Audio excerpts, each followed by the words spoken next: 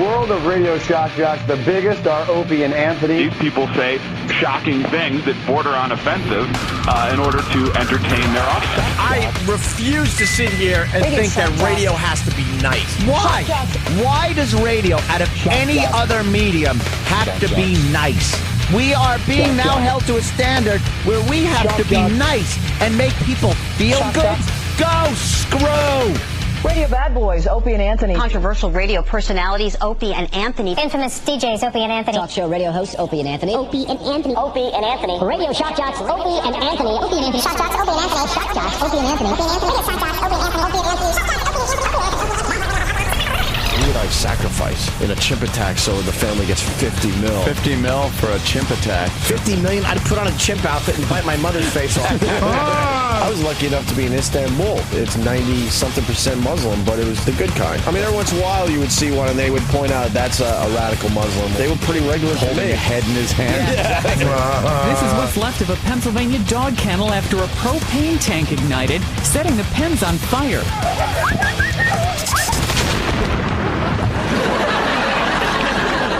The Opie and Anthony radio show, the most popular show in the history of satellite radio. But enough of this palaver.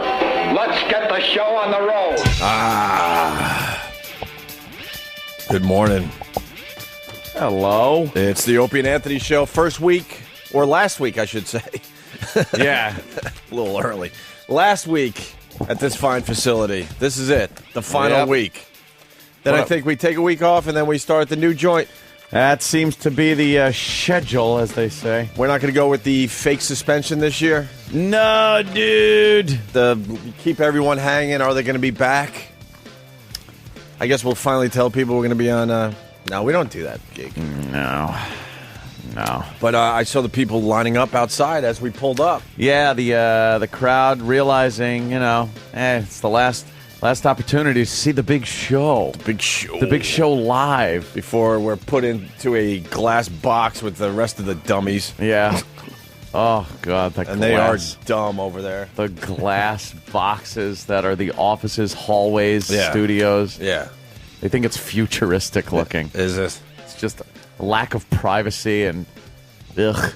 We joined communist radio in 2 weeks. Mm-hmm. We're just like everybody else. Yup. Glass studio after glass studio after glass studio. Wonderful. Into the radio factory. Yeah. We had our own nice little thing happening here. We felt special here. Mm-hmm. And we were alone. We were kind of out of sight, out of mind kind of a thing. Yes. And now we'll just be one of the little children working in the sweatshop. I hope I get to make Nike sneakers. Yeah. I'm a big sports fan. Please let me make the Nike sneakers. I got it. Do you? Well, that's where we'll be. So, yeah, the fans are already lining up. We got, I don't know, we're giving away our office today. Yeah. Or every day this week. Uh-huh. Not too happy with the stuff E-Rock picked. No. We got some old World War II newspapers because, people think Anthony wants to collect them all. Yeah. But he can't bring them all home, so we're giving some of those to the listeners today. Yep. Got a couple Stephen King books over there. Some Ramones, action figures. Oh, well, Sam, you know what? I stand corrected. Sam found the thing to give away today. Wow. Some lucky listener will be walking home with 4 copies of Brocabulary. Well, no, we'll give 4 separate listeners. Why? What if they want to share with friends and family? Then they're going to have to go out and buy it. Yeah. Wow. Actually, vocabulary. We should just force one guy to take all 4 home. What am I going to do with this crap? Right. And prove that you gave it to someone that wants to read the book. Yeah. We also have a copy of David Tyree's book, More Than Just a Catch. Ah, right. The big catch. Yes. But this is more. Yeah. Did he sign it before he ran out of here? I don't believe it is signed. No. All annoyed. Oh, yeah, he was annoyed. That was one of those franchise interviews. Yeah. And then Major League Baseball XM t-shirt. Wow. Yep. And 2 official XM office phones. I see that. Yeah, look at that. I see that. They're old, crusty phones with earwax in the receiver. Yep. I think, you'll find certain people's face grease and earwax all over the receiver. And if that's not good enough, there's a set of broken headphones over there. Really? That I believe have Danny's name on them. So those were actually used for O&A show prep. By Danny? Yes. Wow. Probably thrown a few times, sure. In extreme anger. That's Wow. cool. So that is good. So, somebody would want that. And then an XM flag, microphone flag thing. Oh, look at that. And then you got, I see you got a Chaz Palminteri script over there as well. Yes. And then you're opening up the big poster. What's that, Sam? What is this? A big poster of This actually isn't a bad one. Forgetting Sarah Marshall. Signed by Jason Siegel and Russell Brand. Hey, that's pretty cool. That's not bad. Yeah, we got to have Wow. a couple things that are worth taking home. Yeah. And of course, the mystery box. What's in the mystery box? I see that. It's a secret. Oh, it's a mystery. Wow, all Not right. what's in it, it's who is it? All right, nice. Wow, people are going to be pretty excited today, I think, Yeah. when they take to the bleachers. And they just got to stare at that for a while, thinking, ooh, am I going to be one of the lucky few that gets some of the goodies? I got to tell you, the stuff isn't good enough to play Let's Make a Deal. I think we have to just throw this stuff No, at the listeners. Maybe tomorrow's stuff will be better for a Let's Make a Deal segment. Yeah. This is like we have to kind of force them to take it home. Yeah. They're like our garbage men. Yeah. Maybe we'll throw a couple signatures on there, and then they'll maybe want it. Oh, well. Who the hell knows? Yeah, you should sign the David Tyree book. Yeah, why not? All right, we'll sign the David Tyree book from our famous interview with David Tyree. That we never really did. And now we'll never get another football player on our show ever again. There's a real bunch of dopes. There you go. Yeah, what do they have to offer? They're boring, most of them. Okay. They don't tell you any intriguing stories. So, yeah, tell us about some of the players. Well, they're all great guys. Oh, yeah, really? What was that? Well, I ran, and then I caught the ball, Yeah. and then I ran some more. Speaking of sports, I know you're a big college basketball fan. You must have been Well. all over the TV all weekend. Some great games, Ann. I could not believe it. Which wow, one did my you like the brackets most? were upset. They were just, Really? I couldn't believe it. Who got knocked out of your brackets? Well, I think Villanova.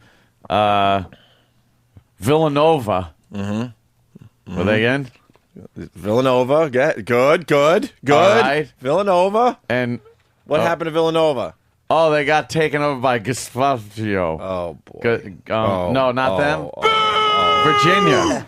Villanova beat Pitt. Pitt, that's the one. No, but you made it sound like Villanova was knocked out. But Oh, see, no, because that's bad. Because I wanted Villanova to be knocked out. Oh, but they... Wow, now I'm confused. I have no idea. Now, Villanova, that was an amazing last-second victory by Villanova over Pitt. Isn't it amazing that I even said Villanova, though? Yeah. Because I had no idea that they were even in it. That was probably the game of the weekend. Probably. Wow. So, not bad. See? Not bad, my If friend. only I knew they won against Pitt. And the Huskies, you're pulling for the Huskies, right? Where are they from? Close to New York. Dare I say, bordering New York. Oh, well, that only leaves a couple of states. That's right. New Jersey. Is that your? Are you? Well, the Huskies are from a state that has a turnpike in it, and they like to play college basketball, but they're from Jersey. Oh. Yeah. Bobo. I was laughing at the Bobo all weekend. Well, Bobo's turning Springsteen into a jam band all of a sudden. Yeah. What happened to just getting to the point? I don't know. Springsteen does get to the point with his songs. Pennsylvania? Oh. The Huskies? Oh. Yeah? Connecticut. Connecticut? Huskies still Why?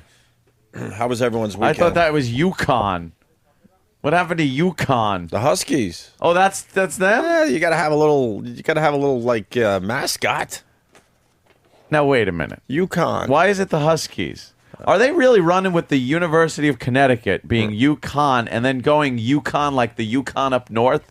The freezing cold Yukon, and the Huskies pull the sleds? When you say Yukon, are you spelling it Y-U-K-O-N? At first, I actually thought they were from the Yukon. Okay. And then I heard University of Connecticut and was like, oh, that makes sense now. Yeah. Because it's silly that a basketball team would be from way up there. Yeah. No, it's U-C-O-N-N.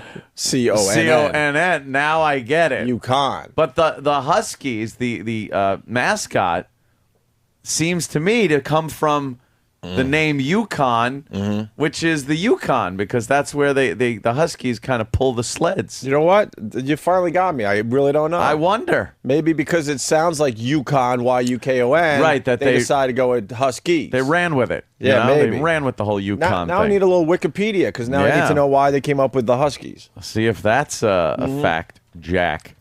And who else?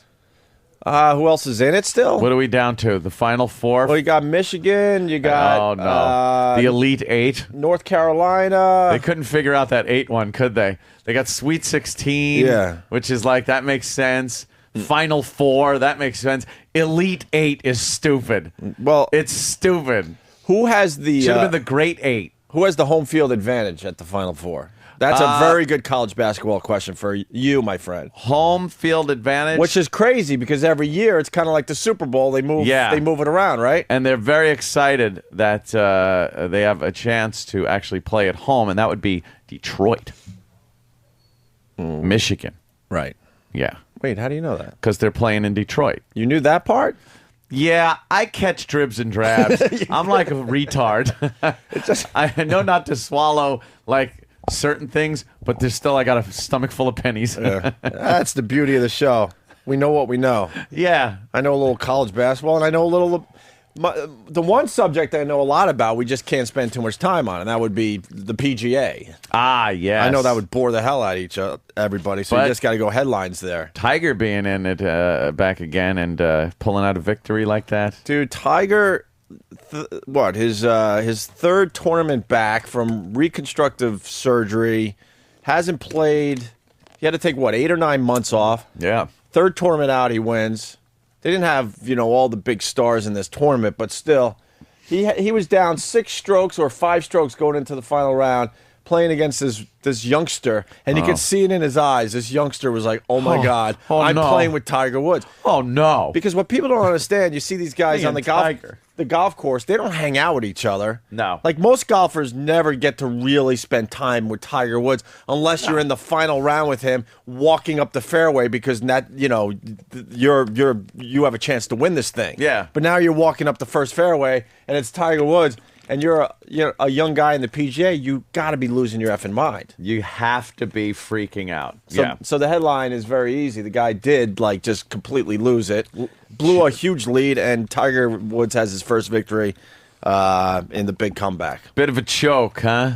Well, yeah. Was it a bit of a choke for the kid? Yeah, so I think the kid shot a 73 and Tiger shot a 67. So oh, wow. On the final round, you just don't do that. Ugh. How many strokes was he ahead by? 5 or 6. I think it was 6. No, it has to be 5, right? Yeah, 5. Poor little feller. Yeah, just the wheels falling off. Oh. But that was I can't get enough of watching Tiger Woods win golf tournaments. Simple as that. You got to play with Tiger. I did? No, he got to play with Tiger, so you could take that home with him. Yeah, that's true. Which is nice. He's a nice guy. Yeah, Jimmy got to meet Tiger Woods. Really? Yes. Lucky ducky. The Yukon mascot's name is Jonathan, named after Jonathan Trumbull. And then this guy, Kent the Movie Guy just writes ZZZZ. But, what is it? What does it have to do with a husky? I don't know. We're still trying to figure that out. And Kyle from Michigan, he's right. It's Michigan State, not Michigan. Well, I said Michigan. That's the closest I'm going to get, Pally. Michigan State, whatever. So the rest of the country is Michigan. To you guys that are a little more local, Michigan State. That's like Texas and Texas A&M. It's not our fault that you have a million stupid colleges named after the state. Yeah. And you just, the difference is naming one state and naming one not state. USC, UCLA. Like, those things are always like, what? Confuses you? Yeah, very confusing. North Carolina has literally 20 teams.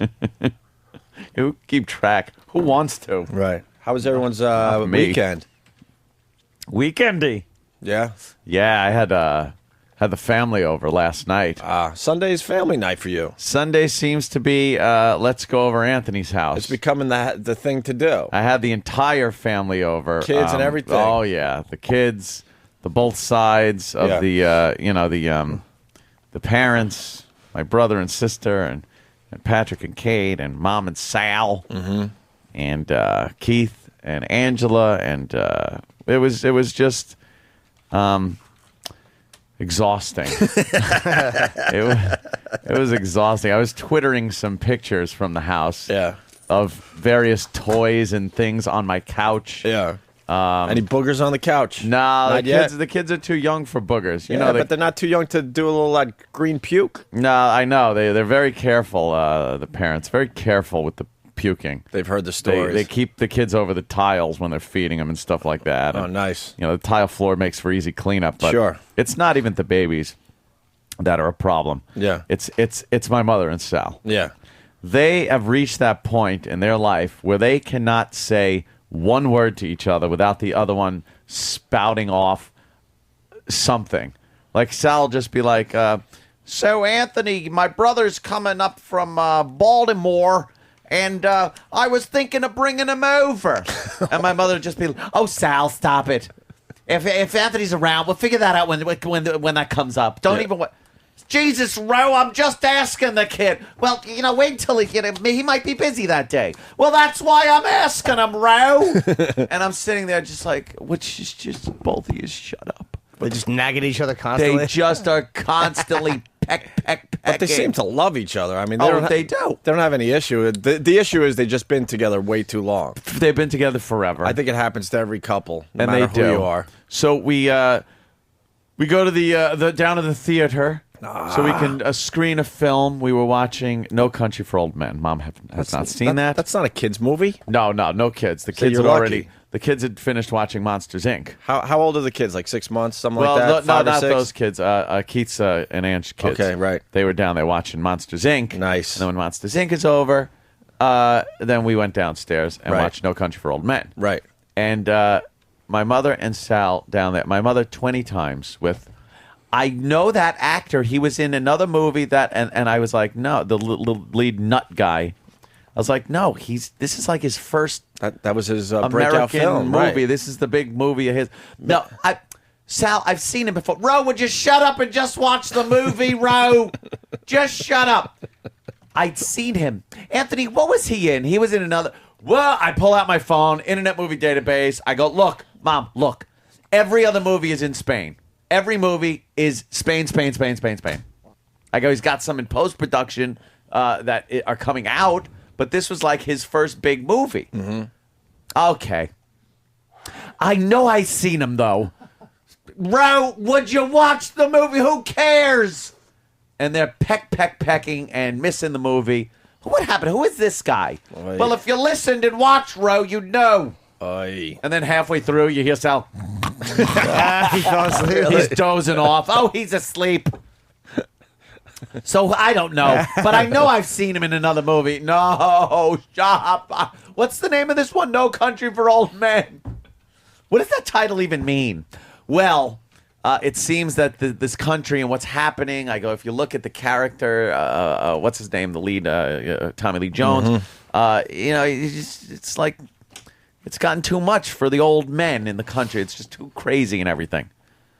I'd seen that guy in another movie. Oh my God! You won't stop. Maybe she loves foreign films.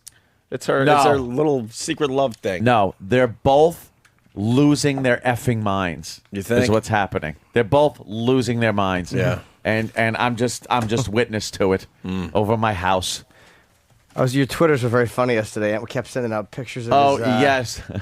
There's one very funny one. Well, there's one I remember. It was just funny because it said, "Aw, it's Sunday. That must mean my house is overrun with kids, but they're adorable."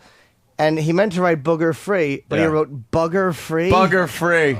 That was my iPhone correcting the spelling. Can't you turn off that feature? Yes. I turn it off on my BlackBerry. But it's really handy sometimes. Yeah. 80% of the time it's helpful. Yeah. just do That's the why I spell go with check. the odds. Do a little spell check. I just got to eyeball it a little. Yeah. You know, I hate that feature. I turn that thing off immediately. Like Jim said, I'm playing the averages, the odds. It works 80% of the time, but buggers.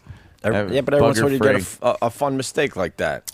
Yeah, and then little Warren, Dean, just looking adorable in a Luftwaffe Nazi officer's hat. Oh, no way. Oh, his big round head you know what? with a little Nazi officer's hat on was hysterical. It's adorable. I wanted to start a new bit today, but after you said that, I don't know if I could play it now. I think I'm going to lose. Because the only reason I wanted to start the bit was because I thought I would win.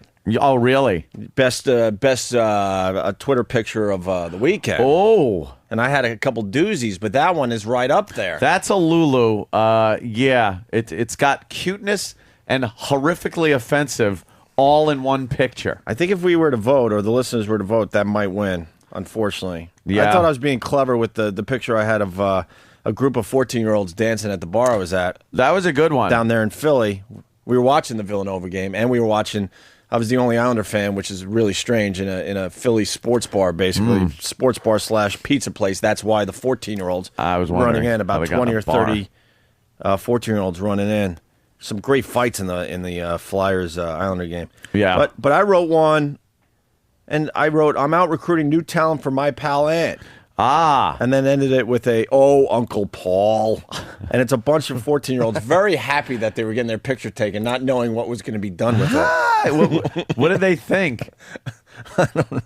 Did you just snap their picture, or did you tell them, hey, let me take your picture? What'd you do? Honestly, I had some help, because I knew if I went over there and tried to take a picture... You'd just be creepy guy taking pictures. Most of my pictures you see on my Twitter, I do. But every once in a while, you need a little help. So it was my mother-in-law. It was all very innocent. Ran over there like, girls, let me get your picture. I hate to tell the people this because they're smiling so nice. They were really and smiling. People are like, wow, why are they smiling so much at you? Not knowing that they're just going to be crucified on Twitter. And then my other one that I would have put in the competition would have been the car crash. Yeah, that was a good one. Cars upside down. Holy mackerel. I was on the Pennsylvania Turnpike. And all of a sudden the cars, we've all been in this situation. You're rocking. We're doing 70, 75, not getting too crazy. And the next thing you know, everyone is at a standstill within 2 seconds. Everyone jamming on their brakes, no other real accidents, just the one. And then we see clear road, literally a quarter mile up the road. I'm like, this thing is between us and that clear road, obviously. Yeah. So I ran up to see this car completely overturned on the Pennsylvania Turnpike. The woman crawled out of her own wreckage. Crawling from the wreckage. And she was just sitting on a guardrail, and her stuff, it was a yard sale. Really? I can't believe how much stuff came flying out of this car. CDs and clothes, and we had to go search for a cell phone on the side of the road. I was right there. Really? I thought I might have to help pull the woman out. But the best I got to do was help find the cell phone, and I wasn't the guy that found it, but somebody else did. But her stuff was everywhere. And we were stuck there for well over an hour as this thing was overturned. You see the slide mark from the hood? Yeah. What did she say what happened? Did you get to talk to her or anything? No, I wasn't one of those guys. There was about 5 or 6 around her making sure she was all right. SUV? Everyone's saying SUV. It was more like a little, kind of like a Honda Accord type of vehicle, but it wasn't a Honda Accord. How long were you stuck for? About an hour. Wow. At least an hour. I mean, it was one of those where everyone's out of their cars, just on their cell phones. No shoulder to go? No, because the stuff was, I'm telling you, it was everywhere. Really? And then someone did try to, start the parade. Yeah. One guy's like, you know what, we could sneak past here. Sure. So he gets in his car, and then, this dope that decided he has to block the traffic going the other way, I guess he was, I don't even know if he was an official, person, starts yelling, no. And ruined it for everybody. Shut up. Because we could have got by that. I'm moving. I got things to do. Wait, why did the guy block it the other way? Yeah, you know how they I'm do. looking for your He picture. stopped in the left lane on the other side of the median. Right. To get out and help. Right. They do that all the time. They don't care that it's going to inconvenience everybody. Yeah. So they bad enough with rubberneckers, and now you got a truck stopping on the the traffic going the other direction. So just complete nightmare. But I don't know. I think the kid with the hat might win. Best picture of the weekend. Yeah, the kid with the hat as was far as adorable. Twitter pictures Warren, go. yeah, it's an adorable shot. Adorably offensive. There he is. Look. Oh my god, that is a very cute picture. Look at that little round face with the little Nazi hat on. I got to tell you, I think you win. I'm going to give you the victory because that is so offensive. Yeah, every white supremacy site in the country would be honored to have that. That's going to be on how many sites? Yeah, is that Jimmy gonna goes. This thing will make the rounds. That'll ruin the kid's political career, no matter what he does in the future. Was this you, Thunk? That picture. Who the fuck is Warren Dean? That was Tweety, you assholes. I think that picture's going to make it to CNN or something. Yeah. Hey, he's a fan of the era. Yeah, I see Sal has no problem with it as he's holding the kid. Yeah. Well, at least Sal's eyes aren't in it. The kid is adorable, man. Isn't he? Yeah, he's very cute. Little cute baby Oh, fist. Sal's eyes are in it. Oh, well. Oh, boy. What are they going to do? He's retired. What are they going to do yeah, now? come on. Leave him alone. Although they might think he's one of the guys they're still searching for. Yeah. I love when they drag those guys out of Queens every once in a while. Yeah. What? I was just a soldier. Just living his new life for the last 50 years, thinking he's safe, and they pull him out of some kind of home in Queens to face his crimes. Yep. Flying off to Israel to be shot. But there you go. Yeah, so I had that going for the weekend, and wow. That was just, like I said, exhausting. Yeah, I can imagine. Wait till they get a little older and they're running all over your house. Yeah. You only got about 6 more months before that is going to start happening. Yeah, and my house is anything but baby-proof. Right. I don't have to baby-proof anything. There's crushed glass on the floor. Yes, I do. I sprinkled crushed glass. I put marbles on the stairs. All kinds of just things to make it fun. You should do that just once, and then guess what? They're not coming over every Sunday They won't anymore. come over. Because, those, little children to parents, they don't care who you I are. know. They'll never come over again if they think it's not a safe environment. Then I threw the old, the Duraflame in the fireplace. Yeah. And apparently Warren loves fire. Oh, that's good. So he's constantly crawling over toward the fireplace. Perfect. I thought it would be I thought that would be funny, one of those old gags where someone gets too high and you're watching the kid and then they come back and they notice that in the crib is a Duraflame log. Where's my baby? Oh, no, man. That's like with the turkey. Yeah. When the mother came home and the babysitter had cooked the turkey and the mother's horrified. She goes up to check the kid and looks in the crib and there was a little turkey in the crib. She goes, but where's the baby? And she smelled like something cooking. Oh, man. Oops. The old switcheroo. Is that an old wives' tale? Yeah. Some chick was stoned and cooked the baby and put the turkey to sleep. Was it the same cook time? Yeah, really. Gotta eat. It's got to be tender. What's up with the mustache on this Oh, woman my on God. TV? Wow. I know it's a visual, and I apologize, but what's this story? That woman had a mustache. I don't even think the mustache is the story, but it should be. Yeah. That was horrific. There's actually a good clip floating around. I think it's on break this morning. I would have pulled it, but it didn't really work for the air so well. Yeah. It was like the New Zealand version of Good Morning America, whatever. And so they were interviewing some lady who had an obvious mustache. And then they go back to the anchor, and he's having a tough time not bringing it up. Oh. And then I guess they have their version of instant feedback. So he's like, I'm just going to read some things that are coming in from the audience. And he goes, well, this one just says mustache. Mustache. Can we see her? Yeah, I can pull it up. Mustache. Very funny. That mustache. Yeah, mustache. Mustache. Hey, we were talking about the old Nazis that they, find. Living, among us. Every so often. I wish I had more info on this one. They recently arrested a guy, Nazi, charged him with accessory to 29,000 deaths. Ouch. You're going to serve a little time for that. You think? You're going to kill him. Yeah, but you know God, what? you think you made it. If you know you're one of these guys that were responsible for 29 deaths, 29,000. 29,000, excuse me, and you got a good 40 or 50 years in without anyone knowing. Yeah. You got to consider yourself a bit lucky at that You go, point, "Yeah, no? Time to face the justice. Yeah. All right. I see they're letting the audience in. Yeah, apparently so. That's good. Yeah, we're letting them in early for the last week, so. Yeah. I mean, they were outside just standing there awkwardly in the dark. It was very creepy to see. Yeah. Why don't we take a quick break and get into some of the really good stuff that is happening? We got another cat story. I love the cat stories. Cats? Have you heard the latest cat story? No. Yeah. A home with a lot of cats. Oh, really? One of these? A lot of cats. The neighbors are always, I knew I smelled something bad. We always talked about the smell. Go knock on the door. Wait till you hear about the one room. There was one room in the house. Uh-oh. Where I guess the cats did their business. Oh, wonderful. I guess they decided to just give the cats one room to A do whole whatever the hell room? they wanted. Yeah. Ew, That's a good. whole fucking room? Just wait till you hear about the one room. Or is it throughout the whole house? I what heard is it was one this? room. How many girls they could fit in a phone booth? Really? Oh, there's guys in there too? What the hell's going on? That would be very claustrophobic. I would don't not you like think? that at all. I wouldn't be able to do that one whatsoever. No way. All right, we'll take a quick break and get things going. I hear Bill Burr's doing the show all week because he's in town. Hey. That's very cool. Why is he in town? Is he doing a gig? I don't know. We'll find out. And we got Ozzy and Sharon Osbourne calling in at 8:30. And Tony Darrow will be stopping by to say hi. Who is Tony Darrow? He's the comedian or the guy. In Goodfellas. He's in Goodfellas, the owner of the bar that they used to go to, the little club. It's too bad. It's too inside. But Anthony said it's the comedian because we still don't know who we're talking to at 7 o'clock. We think it's the guy from Goodfellas, but there's also a comedian called Tony Darrow, right? Yeah. Yes. Sam, have we figured this out yet? It's been going back and forth for off and on for about a week. What? Yes, he's right outside.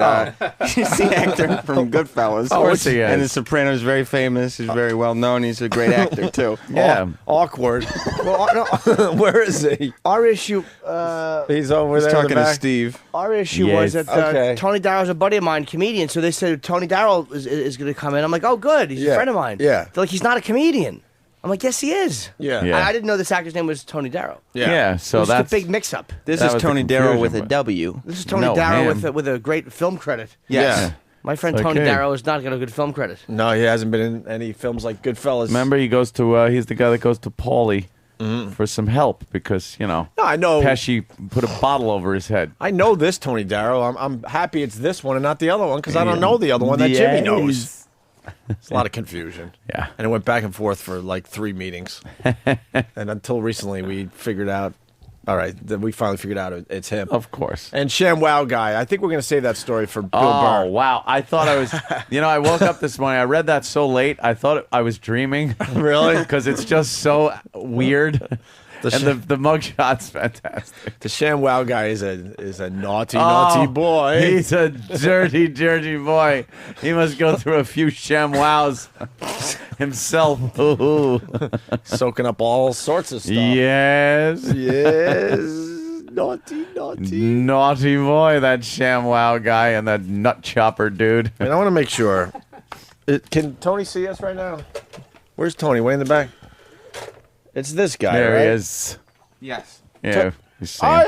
yeah. Of course it's that Yes. guy. Now we see. Yeah. Come on, this guy's worried about it. He didn't want to come over and give the check, It's just, waiting. he could take care of this. Yeah, it's no problem. Tell him to put it on my tab. Of course.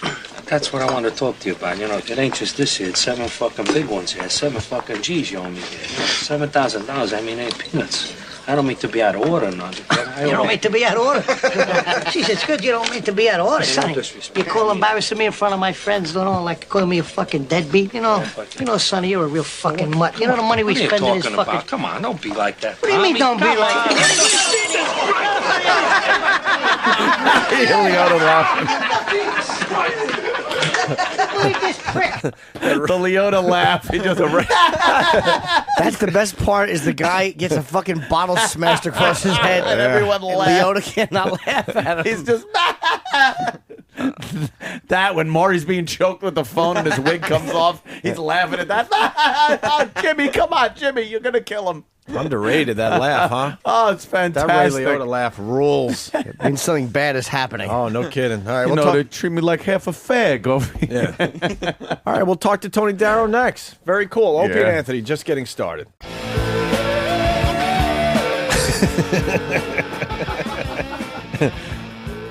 What's up?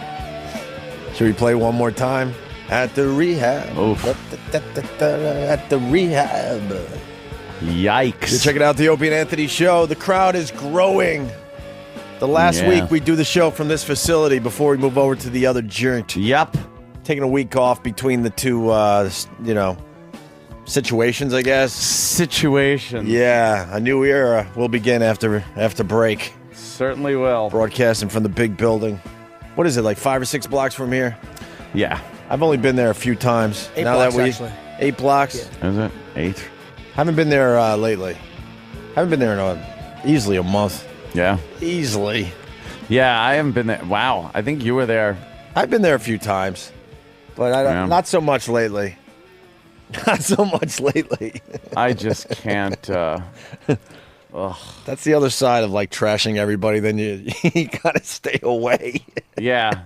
You can't just walk through those hallways and go, "Hey, everybody." Hi. Oh yeah, I said something bad about you and you and you. Oh yeah, you. And then you got to share the glass hallways where you can't even sneak by people's offices. Right, no. It's like, let me just sneak past this office. I just got to get past the doorway. Yeah. What do they call?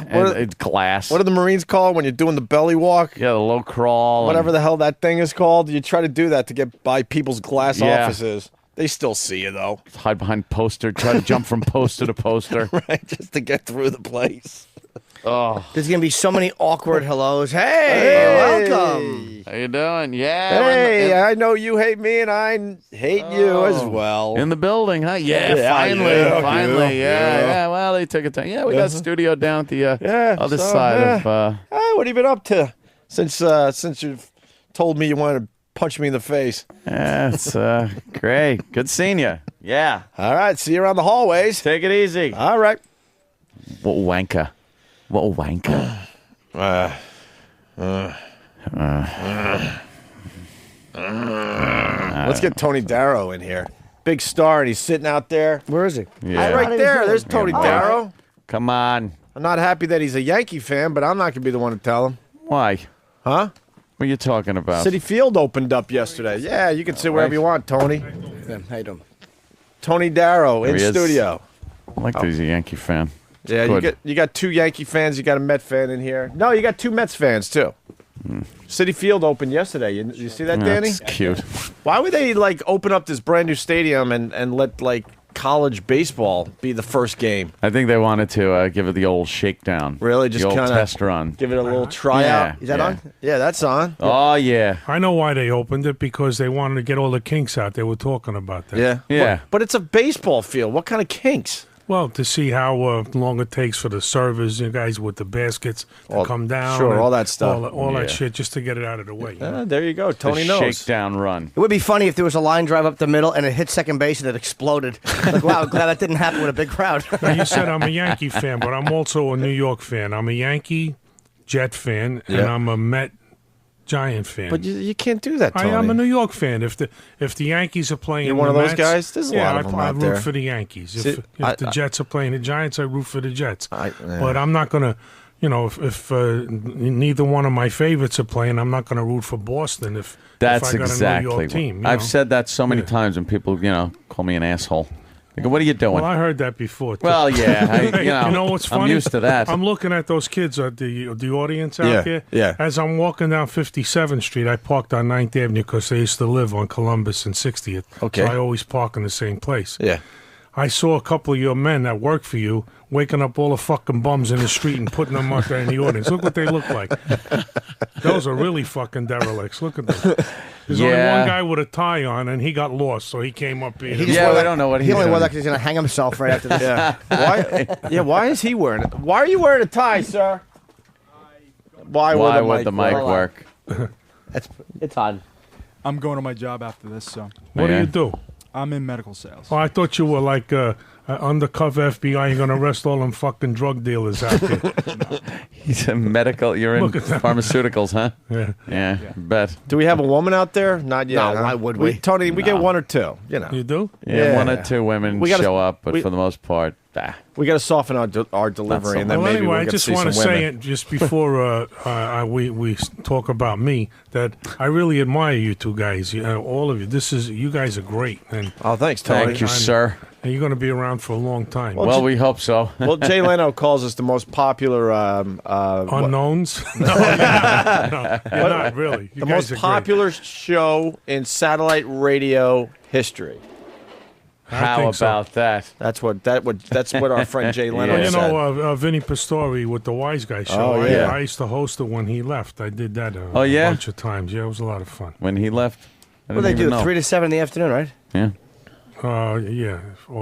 Yeah. Are they still It's doing easy. that 3 show? to 7. No, they're off. They're Are they done? They're done, yeah. I was just talking to Artie Fuqua. He's a black comedian, I know. And he was saying that... How about this? He's a problem too. Oh, yeah, I yeah. Well, love not the anymore, guy. he's not. He's sober. He said that he used to do the Wise Guy show. He goes, "This guy's a fucking ruthless." Like, he, in a good way, he enjoyed actually doing the show. Oh yeah, we chop everybody up. You know, it was so funny because the gentleman, one of your producers, was asking me, all you guys seem to be like started together, and what happened? Well, Frank Vincent and Joe Pesci.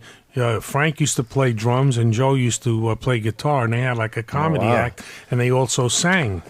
And I sang and did comedy, and there was a place called the Montclair in Jackson Heights many fucking years ago. I don't want to say how long ago, because I look like a fucking Adonis, but I'm not that. I'm not a kid. But anyway, so I walk in. I'm the star. I'm headlining, and they're the band playing there. Yeah. So I got charts, I got arrangements, and I open it up, and they look at me. They go, "What the fuck is this?" And I go, "Well, I got to get it rehearsed." There's no rehearsal. We don't know how to fucking read music, right? Yeah. So I'm singing like, "Si avisa fattuna, degeliga fattami." I'm doing Mala Femmina, and I sing it in B flat, and they only know it in G. So I'm sounding like Anna Maria Alberghetti trying to sing this fucking song, right? And I wanted to kill the two of them, and then we became good friends. And Vinny Pistori and I hung out. He used to own a bar in White Plains, in New Rochelle, I think, called the Crazy Horse. And he was a lunatic himself in those days, you know. And it was a lot of fun, and we all tried one. Danny Aiello was the MC. Sure. The bouncer at the Improv. And I was doing comedy and singing there, and he used to say, "I'm going to be an actor." I'm going to say, "You're going to be my prick. You can't even talk English." You know? And he made it really big, you know. So we all started together, and we all played on the Improv and Catch a Rising Stars softball team, the Broadway Show League. Oh, wow. Larry David was my shortstop. I managed the team. What's his name? Ron Carey. Remember Ron Carey, the comedian? Yeah, he was on. He was on Barney Miller. And also he was Dom DeLuise's brother in Fatso. You know, and he was great. And David Brenner and all these guys. And I managed these fucking bunch of lunatics. They used to play ball and then run to the shrink every day. You know, but we all started and at then the same time. What did Scorsese just go around and scoop you all up and go, you know, hey, well, that's a very fuck fun casting. I'll just grab a bunch of these fucking guys off the street. That's a funny story. I was headlining at the Claridge Hotel in Atlantic City. I started out as a singer. And that when you talked about the little prick, Tony Darrow, the other guy. You know the comedian? Yeah, I know him very well. But I called him up one day because I was rolling. I'm doing this almost 35, 40 years, singing. I just started the comedy. So I called him up. He was appearing in a little comedy shop, I think it was at the Trop.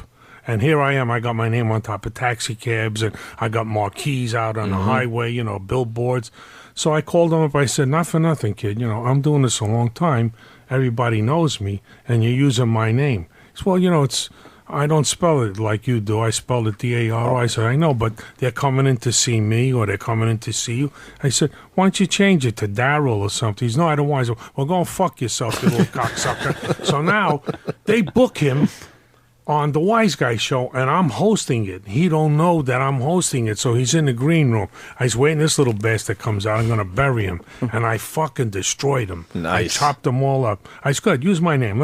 I get up. I'm going to smack you." And I was scaring the shit out of him. He's really a nice kid, right? You know, but you had to do it. Yeah, I had to ask him why he wanted to do it, and then he gave me a legitimate answer that, you know, that's his real name, and I guess that's legitimate enough. It's not my real name. Really? That's hilarious. No, my real name is Antonio Nunzio Borghese. That's my real name. That's a hell of a name to have in the entertainment business. But when I was a kid growing up in Brooklyn, in East New York, where the real good fellas came from, they didn't say Anthony Borghese, which is nice. They said Anthony Borghese. So I thought my name was Borghese. You can't have a showbiz name Borghese. By the time they fucking pronounce it, the show's over. Yeah. You know? So my cousin called me up and said, "Why don't you use Tony Darrow? D-A-R-R-O-W." So I said, "Okay," and that name stuck, you know. So it's not your name, it's his name, but you bust his balls about it. I busted his balls because I took his name, and now I'm using his name, but I'm pissed at him. You want his name, simple. But no, I was doing it longer. Honestly, it does confuse people because I mean, you heard us talking. We weren't sure which Tony Darrow we were talking to until recently. Yeah. How many times? I'm sure you're sick of talking about the movie, but you're in one of the greatest scenes in movie history. I mean, which, you know, it's a nice place to be. How many times did Pesci have to smack you with that bottle? How many different takes did you have to do with that? 15 times. And actually, I told Marty loved me. For some reason, he really fell in love. He brought me over to the producers and everything, and said, "This is the kid I was telling you about." And I was in awe. And I'm a ball breaker. I love people, and I'm always teasing. I did shtick all over the fucking place. And you know the scene with the bandage on my head? I wrote that whole scene. Because growing up in the neighborhood, because I knew the real Jimmy Burke and I knew the real Paulie. I was a kid, but I knew them. Not to say hello to, but they were in the neighborhood, you know.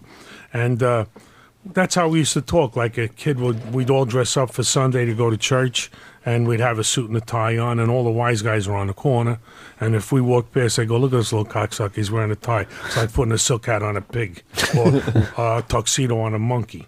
Come here, you little prick. When I tell a joke, you laugh. You want to wind up a fucking MIA? You know, that's how they used to talk. Yeah. He's dressed like a half a fag. What's a half a fag? You're either a fucking fag or no fag. Yeah. So Marty called me in his trailer, and he said, "I want you to put all your street words in there, and I want you to do it." He said, I says, "Yeah, but, you know, Sorvino is a little high-strung, and it's his scene. You know, I'm just sitting there answering." He's, "No, I'll take care of that." So I wrote all the fucking words, and, you know, about the... "Oh, well, what do you want me to do? Kill this guy?" "Well, it wouldn't be a bad idea, you know." Yeah. So gives you a nice now look we after go that in, line. and Paulie's to my left, and Ray Liotta's there. So I go, "But you know, Paulie," and I'm doing. He's going, "Whoa, what fucking movie are you doing?" Right? So now I'm looking at Scorsese for help. I go, I don't want to say nothing because, you know, it's not my place. It's my second movie. So finally, Marty goes over and he whispers in his ear, and he was mad. And that's what Marty wanted him. You notice his face. "Oh, what the fuck you want me to do? What do I know about restaurants?" Yeah. And it worked. Marty's a genius. And the two best directors I ever worked with in my life were Scorsese and Woody Allen, because they hire actors to portray the scene the way they see it, you know, because some people write like, "I meet you guys and I go, 'Oh, it's an honor to be in your presence. I'm overwhelmed by your company.'" I don't fucking talk like that. No, those words are not even in my vocabulary. So I would say, "Hey guys, I'm so fucking excited to be on your show. I never heard of you guys like you never heard of me." But I said the same fucking thing. Right. So that's why when you see a Woody Allen movie or a Scorsese movie, you go, "Jesus, these guys are so natural. Man. Yeah. Where'd they get them?" Yeah, Because they're doing their own words, but they're staying. Like the scene would end with pen.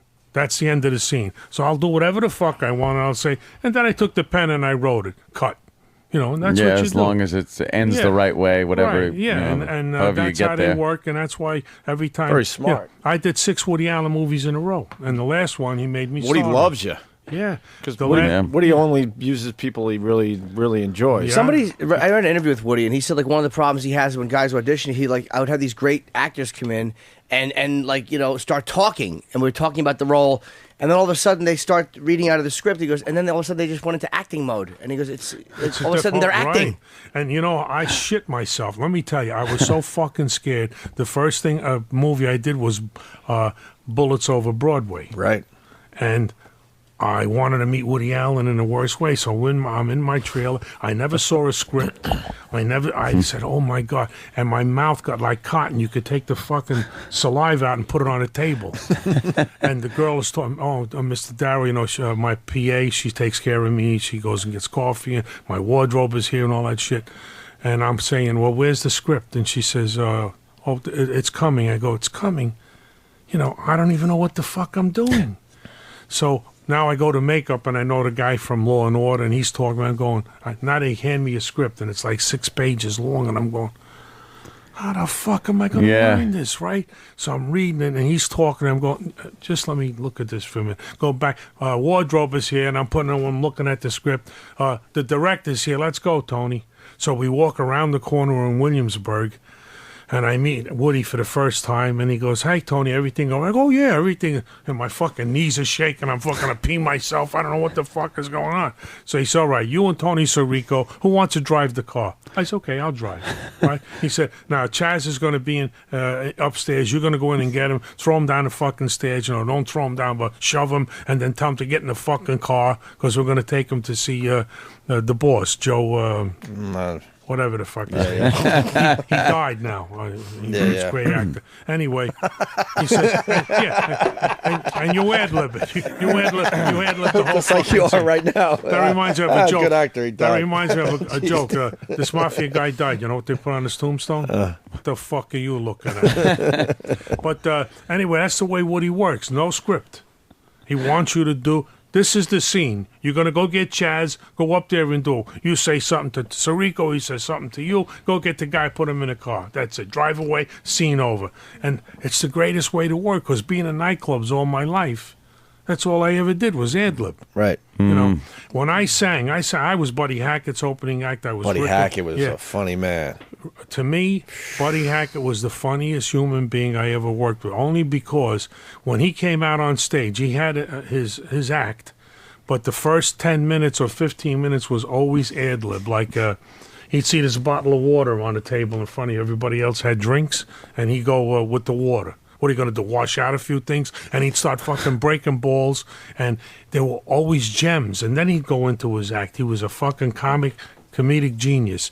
And I'm sitting in the dressing rooms listening to all these heavyweights. I opened for Rickles, Hackett, Foster Brooks. Remember the guy that played yeah. He's still alive? Yes, I work with him. No. He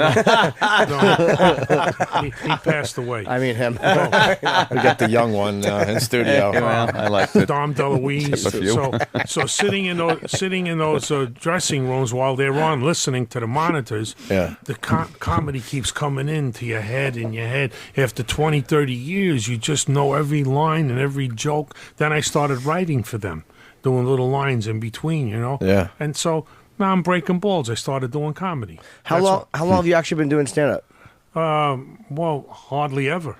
You know, hardly ever. Yeah, well, what I do is I have a major golf tournament I run every year for you. You guys are invited to. That'd be nice. It's for United Cerebral Palsy, and I do it every year, and I have all the comics come in and IMC, and everybody goes, Jesus Christ, you're just as funny as them. Why don't you do it? So I'm going to be appearing at, you got the card there, at the Triad Theater. Yeah, the Triad Theater. On West 72nd Street, 158 West 72nd. And I'm going to be there April 2nd, every Thursday in April, and every Thursday in May. April 2, 9, 16, 23, 30, May 7, 14, 21. You just nailed it. Very good. And I got this kid opening for me, Louis Veneria. He was in The Bronx Tale. He played one of the kids at the end that gets blown up in the car at the end. Right, yeah. And he's a great singer. He sings like Sinatra. And the Triad Theater serves drinks. They serve... it's a beautiful theater. It's got a balcony, great stage, great sound and lights, and like all the guys are coming down: Vinny Pastori, Tony Sirico, Uncle Junior. Hey, did you know Tony before he was? Tony Sirico was a fucking bona fide tough guy. Before yes, he was. He was a bad Did you know him before he was an actor, or you met him as an actor? I know Tony for about 35 years, and he is a tough dude, and he struggled like we all did, playing like whatever his name was in the movie. Hey, Tony, go get the car. Yeah, boss. And then all of a sudden he got lucky, and he capitalized on it. He's got his own cologne out now. He's a great dude. And we all have fun. Like, all I do is pick up the phone. Hey, Anthony, I'm appearing here. Can you come? I'll be there. When they call me for something, I'm there. He has St. Jude's Hospital is his thing. So I go to his thing, And we all always help each other. One hand washes the other. And when I do my golf tournament, or like I'm appearing now, they're all going to show up. Yeah. If you notice on the card, Jimmy Gandolfini gave me a quote. Woody Allen gave me a quote. Jackie Mason, who I opened for him too. I was his first opening act. He's coming to see me. He lives right up the street here. I see him wandering around this neighborhood all the time. And I just finished. Seriously, it looks like he's just kind of wandering these days. I just finished a major motion picture with him called One Angry Man. I don't know if you remember 12 Angry Men with Henry Fonda. Yeah, of course. Well, it's about a jury thing. Well, he did. He wrote this movie called One Angry Man. He gets called for jury duty, and he don't want to go, so he tries to fuck up all the questions, and they put him on anyway. Of course. So now we're all sequestered in this sequestered jury room, trying to figure out if the guy's guilty or not. And he brings in massage chairs, he brings in a microwave, refrigerators, deli sandwiches. He's got to take a piss every 10 minutes, and we want to get the fuck out of here. And for like 2 days, he let us. We got locked in here for 3 weeks, and we want to kill him. But he's so cute and so funny And it was an honor and a pleasure to work with him. Yeah, you know? no kidding. Yeah. A It's legend. ballsy. I like the fact too that you just starting to stand up, but you already got a theater booked. It's fucking. That is balls. Like, I'm having I'm going to do a 2-week run in the fucking theater. I am a funny bastard. I'll tell you that. What I do is I do jokes. I do stock jokes, but I got a great delivery, and I'm cute. I know I'm cute. Yeah, no, I really am. You know, like I remember appearing in Vegas many years ago at the Stardust Hotel in the lounge in the 70s when that was the place to work. And I sang and did comedy. And how that happened was my agent, I was with the William Morris office, Lee Solomon. In those days, he was the king. He thought he was the star. He booked all the big names. So I'm opening for Hackett, and Hackett used to complain that I'm too funny. You got to tell him to stop the jokes. You know how the headliners are. They don't want you doing this. They got to approve your songs and all that shit. So Lee used to call him and say, Tony, you know, Hackett loves you, but you got to stop doing the jokes. Rickles, same thing. Foster. I said, I can't. This is what I do. I'd be singing, whatever, feelings, nothing, and I go, excuse me, so am I keeping you up? You want a fucking blanket and a pillow? You know, did you come here for revenge? Are you having a good time? Well, tell your fucking face about it, because you're scaring the shit out of me. And then I go back, feelings, nothing more, you know, I just fucking do. I was a loose cannon. So I said, well, then you got to put me somewhere where I don't have anybody in front of me or behind me. So they put me in the Stardust Lounge, and I used to do an hour and 10 minutes twice a night. And I do all my shtick. I was a loose cannon. I'd be singing. All of a sudden I say, excuse me for a minute. I walk off stage. I go, Keno, come here. I start playing Keno with the Keno girl. I say, have a drink. I'll be right back. You know, give him a drink and charge it to that table over there. You know, and I'd fuck around, I'd do whatever the fuck I wanted. You know, and it worked. Nice. The Stardust in Vegas. Huh? In Vegas? Vegas, yeah. I did it. I performed in Carnegie Hall. I sang in Carnegie. I sang with the New Jersey State Symphony. Of a career, Tony. Yeah, Jesus. I had 2 albums out with Roulette Records. You know, Roulette Records in those days. Tommy James and the Shondells, Dinah Washington. And I did it all. And you have a Scorsese story, don't you, about Goodfellas? Yeah. I'm appearing at the Claridge Hotel, and I'm headlining. And like I said, I got the billboards on the highway, and I got in on top of taxi cabs, my pictures in all the elevators and tent cards in the rooms. And you know, when you sing, it's much tougher than doing. I don't mean tougher to be on stage. They're both very tough, but you have to rest your pipes when you sing. I used to run on the boardwalk 5 miles every day, and you can't talk before a show too much, and when you're having dinner, and you can't yell over crowds in a busy casino. It's a lot tougher than doing comedy. So Lee Solomon calls me up. He says, they saw that first movie you did, which was a real garbage movie. It was called Street Trash. In fact, we went to the premiere on garbage trucks. In tuxedos, we drove on garbage trucks as a gimmick. Someone thought that was a good idea. Yeah. And the movie was terrible, but my character was very strong. I played a mob guy. No, I'm going to do Shakespeare, right? And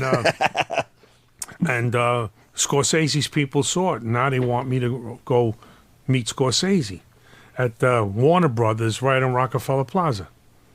So Lee Solomon calls me 2 days. I say, Lee, I don't want to fucking go. I got to, you know, he says, yeah, you'll take the Trump helicopter. You'll land on 30th Street there, and you'll come and walk over, and you'll do the fucking thing, and you'll go back. It's great. I go, oh, nah, I can't. You know, you're going to bust up my routine. I got 2 shows to do tonight. He said, you're a fucking moron. This is a big thing. It's Martin Scorsese. And I know the name, but I don't really know that much about him. Like if you ask me who the entertainment director is at Caesars in Vegas, or who this guy is in the night, I know all about that, but I don't know movies. Right. So I go. Now I walk up there and I sit and I see this palatial reception office and this beautiful girl behind the desk, and I'm getting a little excited here now, you know, and I hear this girl screaming in the room. And she's doing the scene that Lorraine Bracca did, you know, when she throws the drugs down the toilet and she puts the gun in Ray Liotta's mouth. Well, Jennifer Grey was reading for that role while I'm sitting outside. That's so weird when... So now all of a sudden the door opens, Scorsese, Ellen Lewis, and Jennifer Grey walks right past me, and I go like this. The fuck, that's really that kid from Dirty Dancing, you know? I said, holy shit, you know. Now my heart starts pumping, and believe me, guys, you could tell I really never get nervous, you know. And I like that feeling. That anxiety is good for you right before you're ready to go on. So now I get nervous. I see Scorsese, and I see this girl. I don't really know that Scorsese, but I figure it is. And I see Ellen Lewis, and she says to me, Tony Darrow. Well, now I get nervous. When I get nervous, I do shtick. So he sticks out his hand, and exactly, I'll show you the guys the clipping. I got a half page in the Daily News. Because I called my publicist up right away. He says, this really happened? I said, yeah. He says, no bullshit, because you'll get in trouble. I said, everything I tell you is the truth. So he sticks his hand out, and I go like this. I slap his hand. He says, don't give me that fucking hand, you cocksucker. Just like that. I don't get this role. You and this fucking broad are going out the window. You know where the fuck I had to come from for this role? And he stopped. And he stared at me. And my heart went in my balls. I said, oh, you stupid bastard. You blew this. It bombed. Right. I said, this is not nightclubs. I thought, nightclub, you do that. Right? So he went like this. Jesus Christ, this is what I'm looking for. He said, everybody comes in and they can't fucking talk, blah, blah, blah, blah, blah. You tell them to read, and all of a sudden they turn green, He says, come on in my office. And he sits next to me. He don't sit behind his desk. So I go, well, what are we going to read? He said, no, we don't have to read. He said, what have you done before? I said, what more have I done before? Nothing. I did that one garbage movie. He said, all right, you're going to be Sonny Bamboo. At that time, it was Sonny Bamboo from the Bamboo Lounge. Yeah. But later on, he beefed about using his nickname, Sonny, the real Sonny. So we had to change it to Sonny Buns. But it's very funny. I grew up in that neighborhood, and the Bamboo Lounge was on Rockaway Parkway. And 20 years before the movie, I played his nightclub, and now I wind up playing the guy. How hated is Henry Hill now? Is he He's really a fucking rat cocksucker. Yeah. No, he really is, because I grew up in that neighborhood. Look, let me just say this to you. I'm not a tough guy, but I know their code. You do this with him, the three of you, right? And you say something about the executive producer in confidence. Then all of a sudden you get up and you walk out and you go, you know what those two guys said about you? You're a fucking rat. You're no good. So if you chose the life of a mob guy, and you want to do that, and you're earning, and you're doing well, and the Godfather loves you like a son, and then all of a sudden they put the cuffs on you and you become a rat, you deserve to get your fucking brains blown out. You really do. You're no fucking good. You chose that life. It was okay when you fed your mother and father, and it was okay when you were rolling. Now all of a sudden, because you're going to do time, you're going to give up everybody. You knew that before you started. I don't believe in that. Do you put a guy, let me ask you, do you put a guy like, say, Sammy the Bull? Do you put a guy like that, or even in that category, like a guy who was... I certainly do. Even though he said, what I remember... Well, he said that John was going to kill him, so that's why he ratted. Oh, that's just what his story is. Yeah, okay. So, because I'm a fucking, I'm a child molester, I'm going to fuck your daughter? It's the same fucking thing. You're a piece of shit. John took you in, he made you his underboss. I'm not saying that all of this is right, mob shit. I'm just talking about in general. Mm-hmm. Look. That's an honest answer. I like it. Of course. I like it a lot, what I'm saying? actually. In other words, he took you in, he made you his underboss. Now, you heard he was going to kill you? Why? Did he tell you that? You heard. That's like, I remember when I was a kid, they said I was so drunk I didn't know what I was doing. Did you ever get that drunk, really, that you didn't know what you were doing? Jimmy did. I've been in and out of blackouts, but I always have some in kind my of... neighborhood, nobody ever really got that drunk, and they go, so you didn't know what you were doing, so you ratted on me. So then you don't fucking drink. How is Henry Hill still walking around, though? Because he still shows up places, and I think Chuck Zito yelled at him somewhere. Like, he still shows up places. Well, you know what it is? I'll tell you what it is. It's not like the FBI or the police where they have computers and they got this that they could track people. These are street guys who do things their own way, and they've been doing it for many years. If someone says something, hey, I saw him over here, but by that time it's too late. So he's getting away with murder is what he is. You think at some point we might meet his... it's too late now. Nobody gives a shit. Most of those guys are dead anyway. Yeah. Jimmy Burke was, that was Jimmy Conway, right? Jimmy Conway. I knew him. He was much older than me. I didn't say hello to him or hang out with him, but they say that if he was Italian, he would have been a boss. He was a tough guy and a very gentlemanly kind of guy. He was a fucking Mick. Yeah, he gave out a lot of tips, and all the guys loved him. A very tough guy, too. Last thing I want to ask you, if it's cool, I want to ask, what was De Niro What do you mean like? last thing? I'm fucking staying here, you cocksucker. Well, no, we have, I know it's 7:20, we got a break. I just wanted, What about De Niro? What was he like on set? Because I've only met him once. De Niro's a very helpful, kind man, but he doesn't hang out. In other words, Nah. the lights go out, cut, And he's out in of his there. trailer. Oh, really? Right. Chaz and I hang out, Parmentary. When we Chaz did does our Analyze- show all the time, yeah, man. When we did Analyze This, Great he's movie. a great guy. Joe Pesci and I hung out a lot, you know. Just certain guys don't do certain things, and that's, you know, you got to respect it. But Robert De Niro is Oh, you can say Bobby. yeah, You he's know a him. very friendly guy. I like when you guys do that. And he's very helpful, too. Like, Yeah. like, you know, like if the camera's facing my left side and he's sitting on my right, and I look at him, so now I only got the side of my face, and he'll say to you, because I just started, you know, at that time, he'll say, turn your chair and face the camera more so you get your whole face in and you can look at me on an angle. He tells you a lot of helpful things. And he don't forget people. Like, I didn't see him when I did Goodfellas. I didn't see him again until I did Analyze This. He walked right up to me and said, hey, Tony, how you doing? Everything okay? And I went, fucking man asked me how I'm doing. You know, like I couldn't believe it, you know. Yeah. It would have been great though if he said, "Turn your chair at a certain angle," and Get you the said, fuck "Mind outta your here." fucking business." Well, you know, that happened. You know how you got a minute? Or we Yeah, got a yeah, call? yeah. Oh, Don Rickles. When he first started, he was in this place called Mateo's in California. It's a restaurant. Yeah. And Sinatra used to come in there all the time. So Rickles was starting out as a lounge act. So he walked up to Sinatra in the bathroom. Jilly was with him because Jilly goes everywhere with Frank. And he said, Mr. Sinatra, and Jilly put his hands. No, it's okay, Frank said. Mr. Sinatra, I'm Don Rickles, the comedian. I'm working lounges in Vegas. He said, yeah, I heard of you. You know, he said, everybody's buzzing about how good you are. Could you do me a favor, please? I'm sitting out here with my girlfriend, Cohen. I told her I know you. I don't know you, but when you walk past there, could you just slap me on the back and say, hey, Don, how you doing? So Sinatra said, sure. So Rickles sits down. Sinatra walks out, slaps Don on the back, and he says, hey, Don, how you doing? Don looks up and says, get your fucking hands off me. Can't you see I'm talking to my girlfriend? And Sinatra fell on the floor.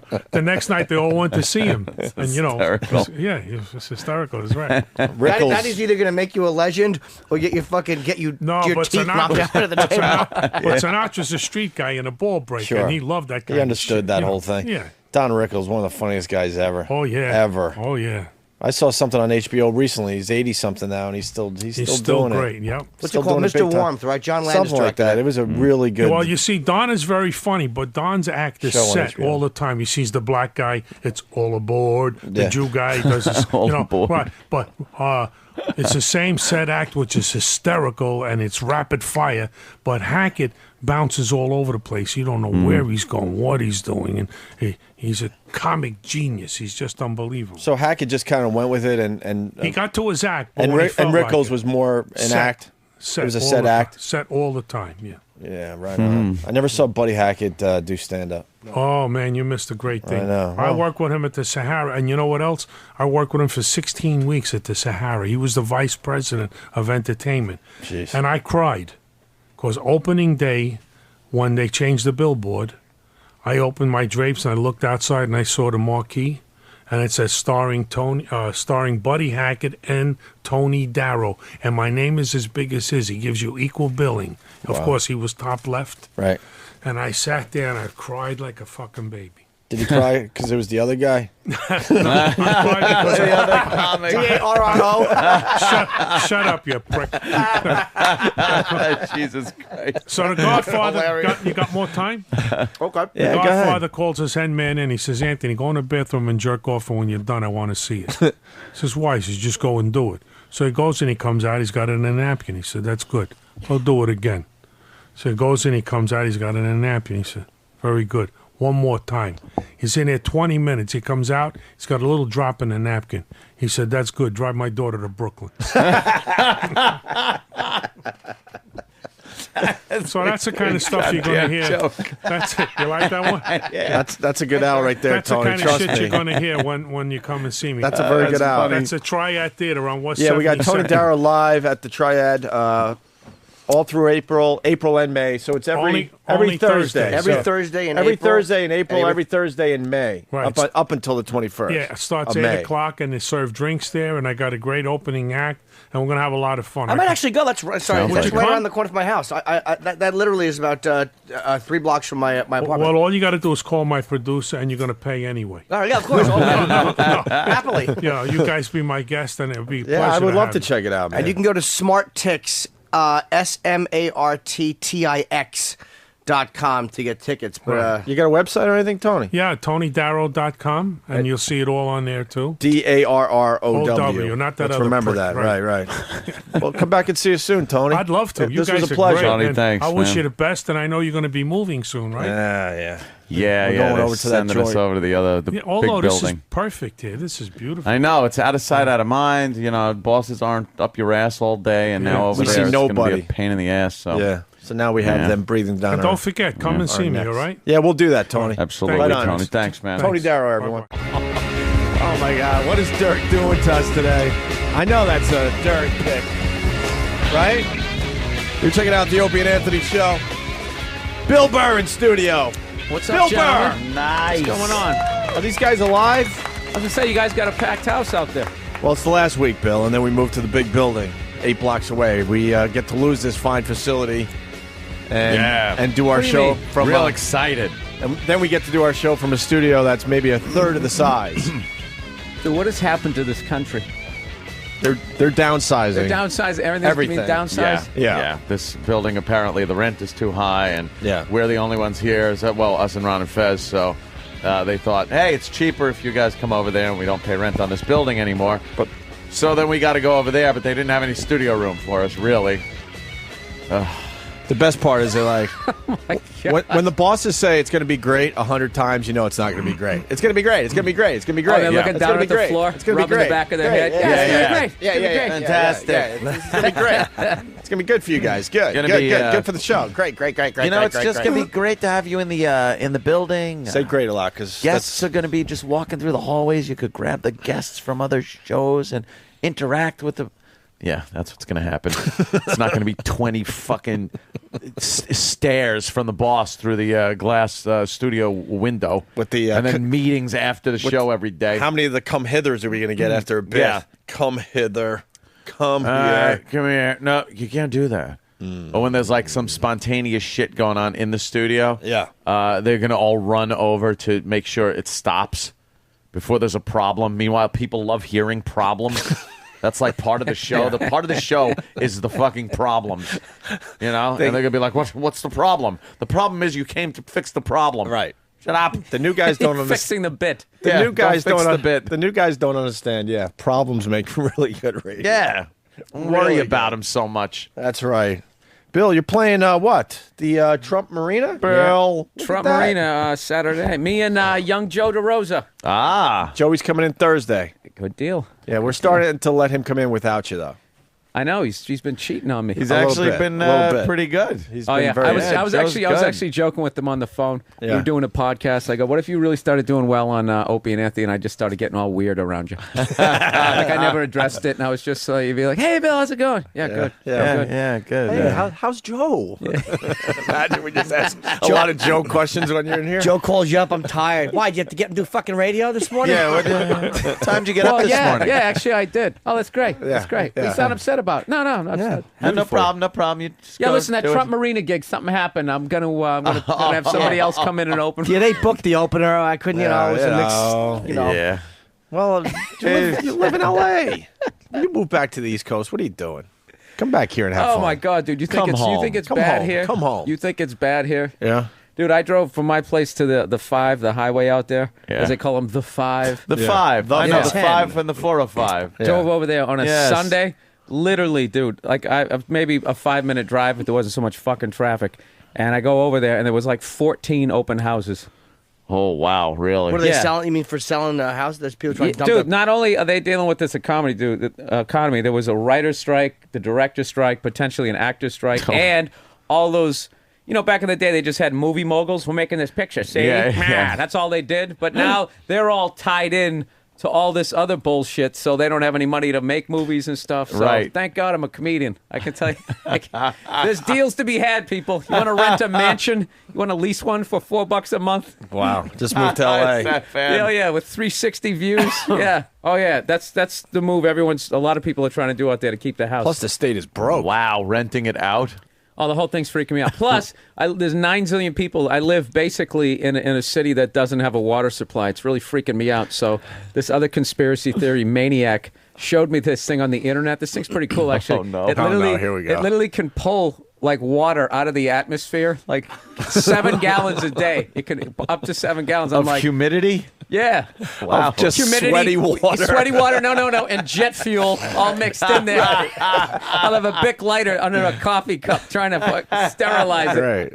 No, it's Wow, I'd like to see that thing. Liquid air pollution, yeah, so basically. it's like See that in operation. It's like $1,300 though. Dude, you get that? You get a bread maker. I don't give a fuck. And you got a gun.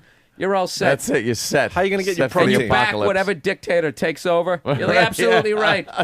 Scientology and whatever the fuck this guy wants to do. I got my water and my Got your bread. water and bread and your gun, you're fine. You're making it through this. Where's the protein coming from, though, Bill? Huh? I got a problem with your theory. Okay, well they got this other thing that can actually pull protein out of. No, I got nothing. Dude, there isn't. Your I own literally cum. sit there. This is why I got to get a dog or something because I fucking lay awake at night like thinking about this stuff and I can't figure out every option you try to think of. There's just another dick in your face. There's nothing you can do. They're fucking people hard in this. Yeah, they got this pipe city of in ours. the fucking water into L.A. Yeah, they steal Like it. they take it. From where? They steal it from the Colorado River. Which Okay. doesn't reach the ocean anymore. I learned that when I was in Utah.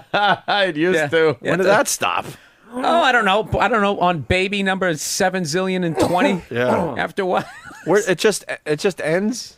Evidently, I don't know. They've been damming it off to make power and to divert it to get water to certain areas of Sure. this because it's the fucking desert. Yeah. They actually, take the Mojave Desert and throw water at it and try to make it into farmland. So they've been kind of siphoning off of it. Taking a piece here, taking a piece there. You take a little bit of it. There's only so much Oh, boy. flowing down there, and then it just doesn't flow. That's not going to come back to bite us. Dude, it's terrifying. Terrifying. terrifying. I love, You'll- I love only- Bill comes in and says that the things that we just look at and go read in the news and go, oh, Bill it's terrifying. I stay up at night thinking about this. What? No, people, you just get lulled to sleep. Like, I'm still blown away like these car companies are in trouble. It's like, how? How are you in trouble? How can I manage my finances, but you fucking idiots can't do it, and then it affects me? I don't understand it. Yeah, and it was just apparently, it was one mistake with the car companies because it was before the economy really took a shit that the gas prices went up, and they didn't foresee this and kept building the big SUVs. Now, I think that's bullshit. Like, people were still buying SUVs when the gas went No, up. it got creepy for like a month, and then it went Yeah. back down again. Dude, for a month, people were actually saying complimentary things about my hybrid. For 1 month, Really? there was this 1 month Hey, window. you must like that, When huh? it got up to about $4.80 a gallon, they were just going like, "So what's the Yeah. deal with that car?" You know. Before Started that, it was asking a lot all of like, "You questions. fucking Right, pussy." right. Yeah. Faggot. It was Beep, just beep. the- Hi, faggot. Yeah. But then it dropped down to 450 and that window closed, right? No, they were then, back yeah, to it hating went you. all the way back down. Then everybody Started hating you again. Yeah, hey, we by the were- way, we got to back up because no one picked up on what Bill Burr was describing with the water in the air thing. That's right. Why didn't we pick up on this? Jared in Oh, my Boston, God. go ahead. Hey, Billy, that magic water machine you have, I got one in my basement, too. It's called the dehumidifier, you faggot. It's called a what? A dehumidifier. Yeah, but you can't drink out of it. It's distilled Why not? water. Why not? You just get a I can little water filter. My plants just fine. I can grow my plants just fine. I'll eat the tomatoes out of my bucket and my deck. I'll be fine for the apocalypse. Dude, email me. I want to learn how to do that. It is like Go to Lowe's. Do they not have them on the fucking left coast, you faggot? You pretty much described the humidifier. Is that what it Maybe. is? I have no idea. Yeah, maybe with a dehumidifier. couple. Dude, fuck that yeah. guy. Yeah, I've never said dehumidifier, that I right. was smart. With I a never few said I was filters, smart. maybe, to keep the water clean, and you're set. Hey, you hear about your ShamWow guy? Oh, I know. Wow. We got to Who get the kisses story. a hooker? What a dirty boy. Dirty, Well. dirty boy. You don't. That's what he puts on his genitals after he bangs a hooker. Yeah, the ShamWow sops up that fucking wet spot on the sheet. Well, Burr bought a ShamWow, right? You brought it to our attention on the show, but And then he bashed it, but he was using it wrong. I was using it incorrectly. Evidently, you have to get it soaking wet, wring it out, and then it'll absorb it. But then still, in the end, you still have to use paper towels because no matter what you're doing, you're wiping the floor with something that's wet. Yeah. So it's not gonna. Still it's not gonna dry. one of the funniest lines ever was Bill talking about his fucking ShamWow and how it would be easier to clean up water with a plastic bag. With the bag that it came in, yeah. Fuck, that really is a fucking ShamWow. Anyone else nervous about the lights going on and off even more than usual? It's been today? happening for weeks. And then what? Yeah, Friday we were yeah. smelling like something burning. For weeks, those fucking lights have been going on and off like On and a off, on and disco off, in this on and off, fucking on and place. off. So I don't know what the hell's going on. Yeah. This whole recession's just making me feel a lot smarter. I always just assumed Yeah. people above me. They were great with money. You always thought they knew you really what they were did. doing, right? Yeah. And they just Don't know shit. fucked it all up. 2-3 months of a bad time, and all of a sudden the whole world ends. Yeah, and they're talking about that, all-inclusive money, the world money. No, But, man, it's just a conspiracy. You're out of your mind. Bill brought it to us before the news did. Bill was talking about this like years ago. Oh, yeah. You know what? There's a bank out there now. It's Chase Manhattan Bank. It's weird. It's almost like there's just going to be one bank at some point. Oh, Bill, shut up. Like it's going to happen. Like they let all these banks just go. Dude, wait, I don't what? even give a shit anymore. As long as I don't end up in a FEMA camp, I'm fine. I don't give a fuck. You don't want to be in a trailer? Yeah, staple a in FEMA microchip camp? to my forehead. I don't care. You beat me. I give up. The only thing you can do is learn how to survive outside. Then you think that you're winning, but then every day you have to bust your ass like a farmer. Or Yeah. Grizzly Adams just traipsing through Cutting the woods, wood and trying to shoot a possum. figuring out how to fucking make a fire. Right. Trying to figure out what you could eat off the damn thing. Trying to find out where to plug in your dehumidifier. Right. Starts raining. You're underneath that tarp. Oh, I don't want to have. I had a nice house. Yeah. I played before the government took it. Exactly. I'll take a mud hut. Let's get the ShamWow story on the air. Oh, I here. love this. This story has sham, don't have a cow written all over it. This has Vince Why hear that Shlomi. again? Did he try to make a funny? You know, I hate when I just don't see the obvious joke like that. You know, Jimmy, The that sham- jewel was just sitting there waiting to be plucked. Especially don't have a cow, because that's such like a young and modern hip way of saying Yeah, don't fucking have freak a out. cow because it rhymes with wow for sham and then Yeah. wow. Well, yeah. I hear there's a lot of ShamWow references in this news story. Oh, good. I Listen love when they for do 'em. this. This story has sham, don't have a cow written all over it. This is Vince Shlomi, the pitchman for that super absorbent towel you see on TV, ShamWow. Well, Vince was arrested in Miami on felony battery charges, ShamRow.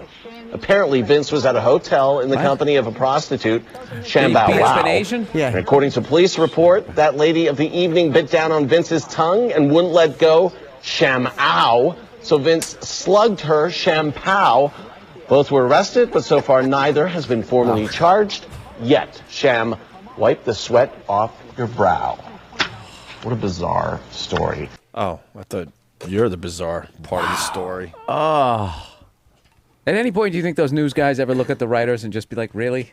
Really? I gotta write this shit? Because, you know, they're renting modern comedies and, you know. They have to be smart to have that thought. One of the things we do on the show, Bill, is like when something happens live and you notice how dumb these people really are because they had nothing to read. Oh, my God, that was brutal. Well, can we play the volleyball one for Bill? I got to say that Friday? you can't start doing stories like that where you're just doing all those stupid rhyming words. I mean, God forbid some kid breaks his Digger the dog. You know, get somebody fired. Nothing on that one. I had higher hopes. You sort of laughed through the beginning of it. I didn't understand. I just thought it was such a home run. Digger the Yeah. dog? You don't remember that toy? Yeah. I remember it, but I missed where was Digger the dog. Well, if you do a rhyming word with Digger the dog, I was just trying to think of other products that would be bad to rhyme the entire rhyme story with. with. Yes. Oh, okay. Wow, is that's that right. the hooker? Yeah. Oh, he fucking punched her eyes, man. Yeah, she's got the. Holy shit! Is her tit bruised? Yes. Oof. What the hell? He belted her in the tit. I love this. I'm gonna Look buy at his her product. fucking face. He fucked her up. It was almost like she was biting down on his tongue. Yeah. What did he like? Did he just take both of his fists and go wham right into her? It's like that's called a defibrillator. Yeah. He just do it once. Clear. Wham! Both fists into her fucking eyeballs. Holy shit! Did he fuck this chick up? I got to admit, I don't advocate that on any level, but a bruised titty is kind of funny. A bruised tit is really funny. It's the inside of the cleavage part of her tit. Yeah. Looks like a bad cantaloupe. Yeah, it's got to rot. You got to cut that slice out. And there's a star over the nipple, so you don't see her nipple. But I like the fact they'll show her bloody black eyes and her fucking bruise, but just make sure the nipple doesn't show. Her eyes are blackened and swollen, and her eyeballs have gotten just burst blood vessels in the whole thing. That picture's called "Bad Day at the Office." Wow. Her arm is bruised Was too. that as bad as Dicker the dog there? That's a tough one to get to. You enter the neighborhood, but I don't think Dicker's going to be topped at all. She looks like she was leaning over, reading the newspaper, like topless. It looks like newspaper print on her boob. Like her tit worked like silly putty and picked up the comic strip, and now you can stretch. There you go. I guess I had to explain Beetle a little Bailey better is than on I her did. tit. Her right arm has a bruise too. If you can see, that's obviously where he grabbed her to probably get her off. Oh, the goon hand. He fucking gave her the goon hand. Gave her the goon hand, and then he probably gave her the arm. goon hand with his left hand, and then like punched her in the eye, and maybe that his arm hit her tit. Mm-hmm. Well, let's break this down here, like a little Law and Order here. Something you're sitting there, you got your head cocked to the side, you know. Yeah. About to make this whore's night, right? You're gonna give her a little special Gonna treat. give her a little fucking little kiss. Like Richard Gere. Yeah. It's special. Oh, I thought that was just a cold sore, but that's where he built her she's in got the mouth. stitches in there. Yeah, she got fucked up. He probably wanted to kiss and she probably didn't, and he probably jammed his tongue in her mouth, being forceful, and she probably kept trying to stop him. Bit it. And then she fucking bit it because hookers don't like to kiss. So she probably got annoyed that he kept jamming All his right, tongue in her Jim. mouth. So let me ask you this: when you look at the That's a cute forensic picture. evidence, what do you think the first hit was? To the titty. The arm. I mean, the first thing he probably did was grab her arm, and that bruise on the tit might be from his hand. He may have just grabbed her tit and squeezed and pushed. Because if your tongue is being bitten, there's no way you're gonna punch her in the eye. You can't. She's right there. And then That was probably when he backed off. He How about probably a forearm shiver? grabbed. I think he still had her arm and popped her in that eye, Yeah, in maybe. her left eye. It's right if we're looking, because that's like the one that really got the brunt of it. I think he just nailed her right in the bridge of her nose. It just bruised up both eyes. It's bruising up and it is cut, but the Bill's broken onto blood something. vessels. But the broken blood vessels are completely too. He Fucking gave her eyes the are old hit. Marsha Brady. Yeah. Oh, the nose. Yeah, right in the nose. And then he had a belter in the mouth too. Jeez, what the hell? All right. Wow, this guy's got a fucking like. He's got an anger problem. really, a huge anger problem. He's got some kind of. Well, you don't know what happened though. I mean, it's you don't. Whatever happens, dude. You don't spend $1,000 on a prostitute and then just fucking punch her. Now, I'm not saying he's right, but something obviously happened because you don't take a girl upstairs to fuck her and then just fucking whack her for no reason. I wonder if other whores are going to come out of the woodwork. Oh, okay. Matt on Long Face. Island has something we didn't pick up on. Matt, go ahead.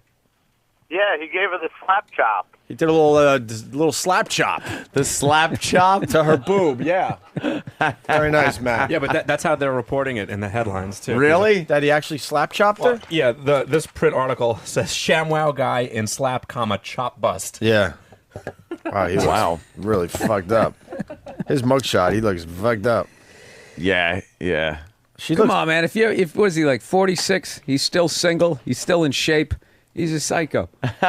Yeah, 44. Yeah, there you go.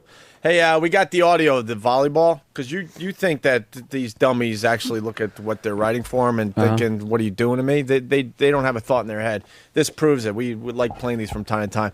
You're gonna see this girl. She's being interviewed for some volleyball competition, Burr. Okay. And watch what happens to her, and then watch how the newsmen handle it, or the news people, whatever. Executive Director of the TDC for just a minute. She's was your answer to the fantastic, trivia by the question? way. Oh, it's Tanzania. Well, no, it's not. But we got some nice parting gifts for you. Thanks so much for playing our game today. Now, joining us is Nikki Allen, who's going to talk a little bit about what's starting today. Nikki? Yep. Well, starting today, we have a collegiate challenge. It's open to any college.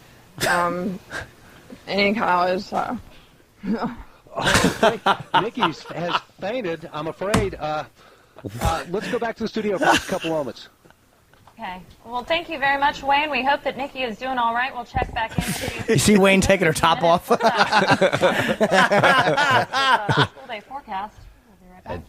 Yeah, he's right here. He's moving in. There he is. Gosh, we're going to say a prayer there. Wayne's Oh, shut up. Gosh. I think that She said, we can see her off. Well, the temperature will be dropping too this evening, so it just segues into his cheesy, his ham-handed segue. They just don't have improv If you skills. noticed the cloud, not a cloud in the sky there down at the beach. Yeah, very Such a big bright. stupid head got out of the way. Did you see her face? Though? She just went. That's clunk. Yeah, clunk. Face you make before you pass out. Very Oh, funny. And she started rocking like Yeah. the inner ear part just went shutting down breakers in your balance section of your brain. We got to shut everything down. We got to go for a hard reboot of the brain. Look, she's wobbling.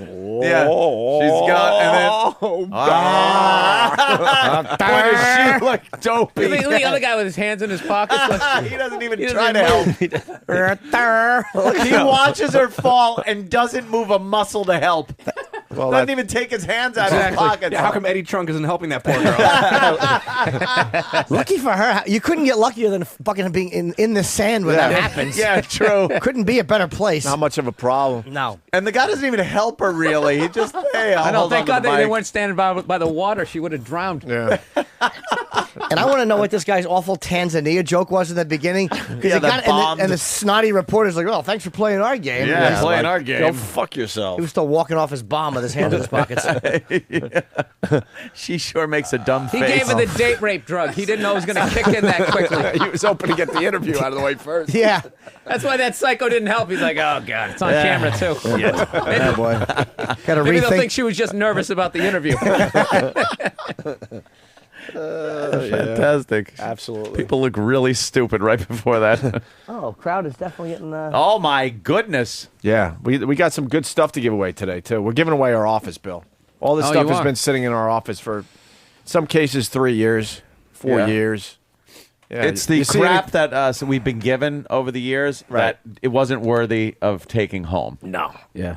So As you know can it's see. good. Yes. Yeah. I have a very good thing to give away. Yeah. A signed copy of my first headshot.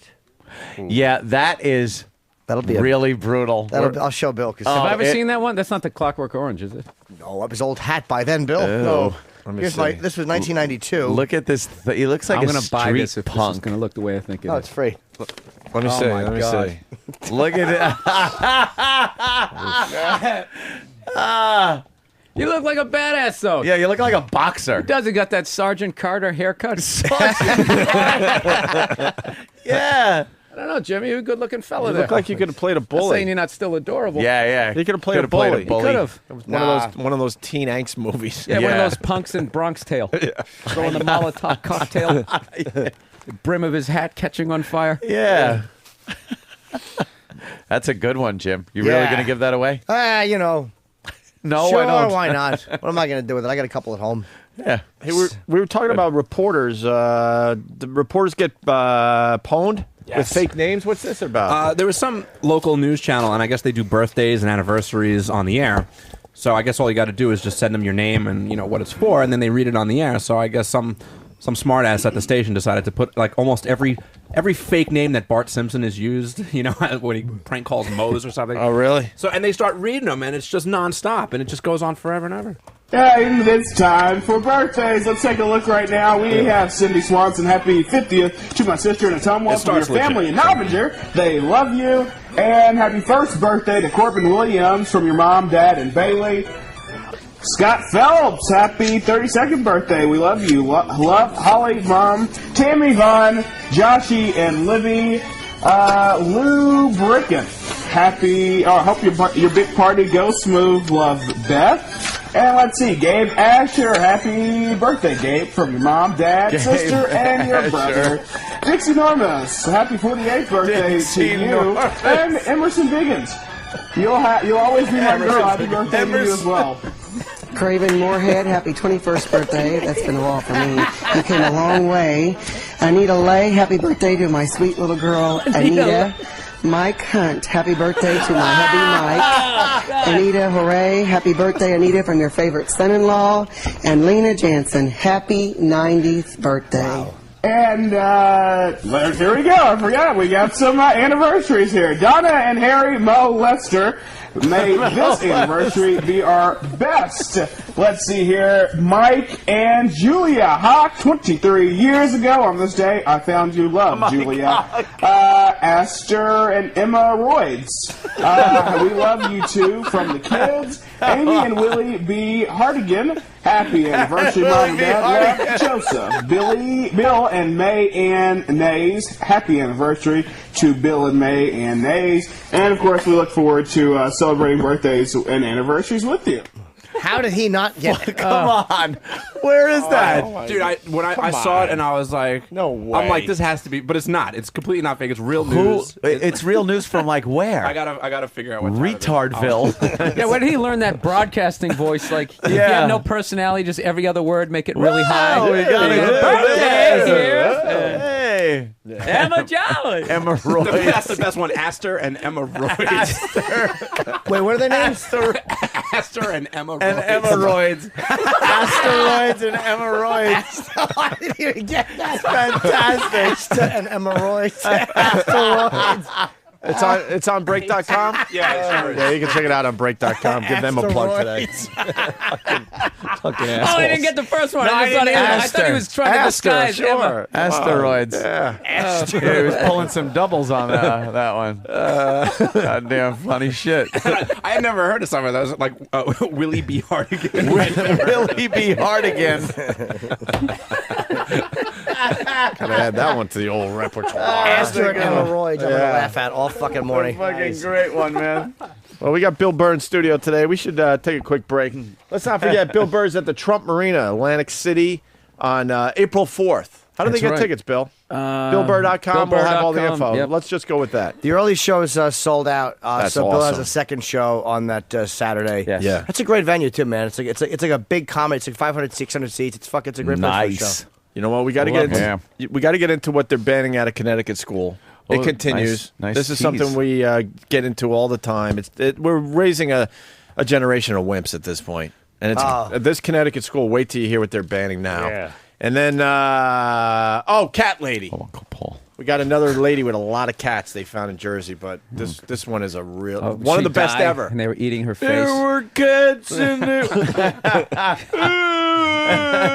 And by the way, that news station, KTVO in North Missouri. Oh, If wow. it was so KUNT, would have been appropriate. See? Still with the joke. You know what? Craven Moorhead. That one gets me all the time, too. Willie B. Harding. Fucking A. That will never be not funny. No, it's doesn't matter how old you fantastic. get. Those fake names will always And get she you. even fell for the Mike Hunt. Yeah, Mike Hunt. Come on, I mean, you never saw Porky, so you didn't see that. Come Mike on. Hawk, too, was come on. added in there. Astor and Emma Royds. That's probably the better. He's the got best the one. hemorrhoids.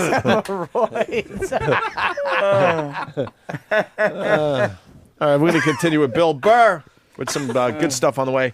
But first, why not? One more time, Dirk and Steve put this together, talking about Bobo Springsteen. They did a little something with Bobo here. Everyone loves Springsteen. And everyone loves Bobo. Except for God, maybe.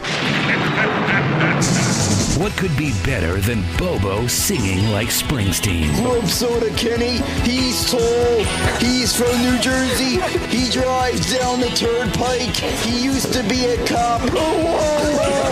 Introducing Bobo Sings the Boss. Improvised Springsteen songs about ordinary people from the great state of New Jersey. Eastside Dave, he lives in Jersey, he's got a kid.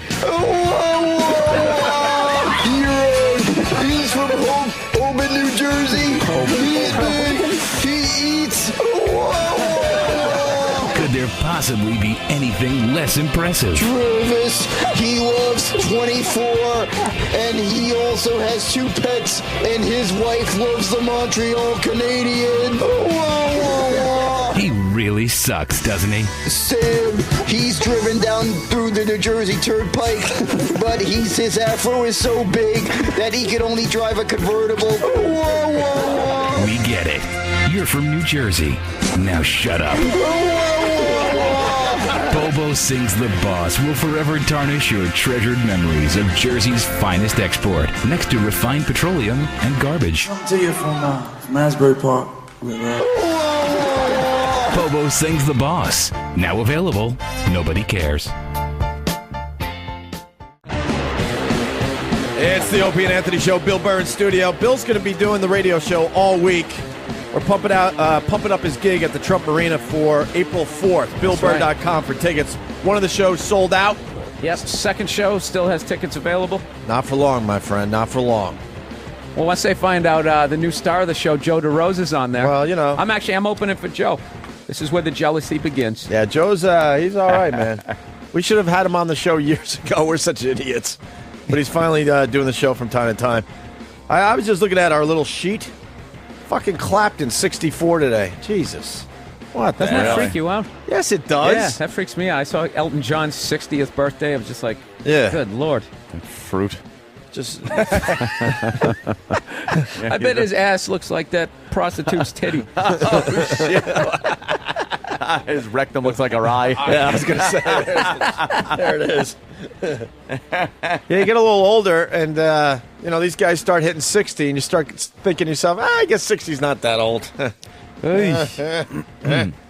Me and Bill were discussing the world. Yeah. And its imminent collapse. So we were just, me who described the dehumidifier, evidently. Yeah. Well, the 2012 thing. I mean, it's all going to come to an end 2012. So we were just discussing how it's just everything's kind of getting a little frayed and coming apart at the seams a little bit, and how all of a sudden, and he brings up a great point. All of a sudden, Mexico is a problem. Like, Mexico hasn't been a problem, aside from the illegal alien shit, Sure. but that's like a given.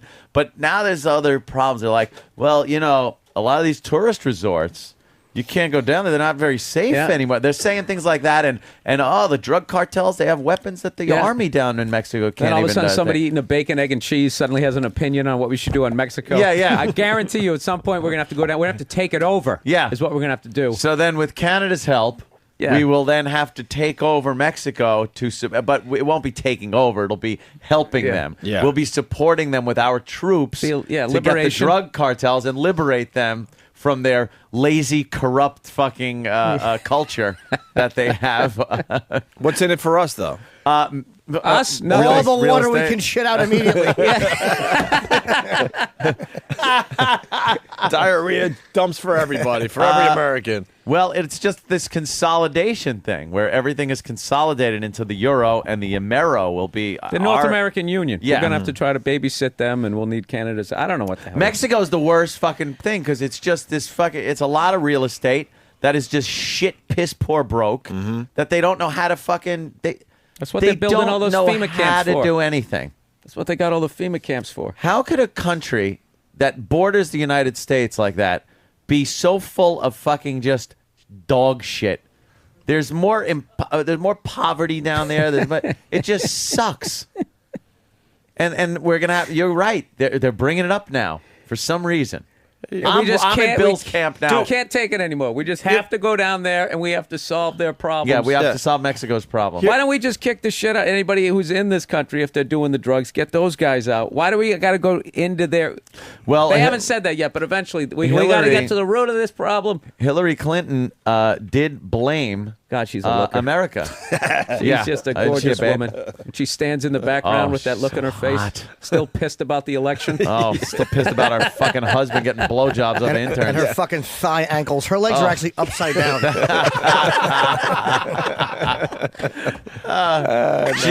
She did say that we're responsible for the drug, our insatiable appetite for drugs in this country are responsible for the especially your cartels getting husband. so much money. Yeah. For the cartels getting the money, and the weapons are coming from the United States, they're saying. So that's a way to, undermine our Second Amendment. And then we got to, eventually you're right. They're going to be like, well, you need our help? So we'll come down there, send our guys down there. And do we have the worst neighbor in the world?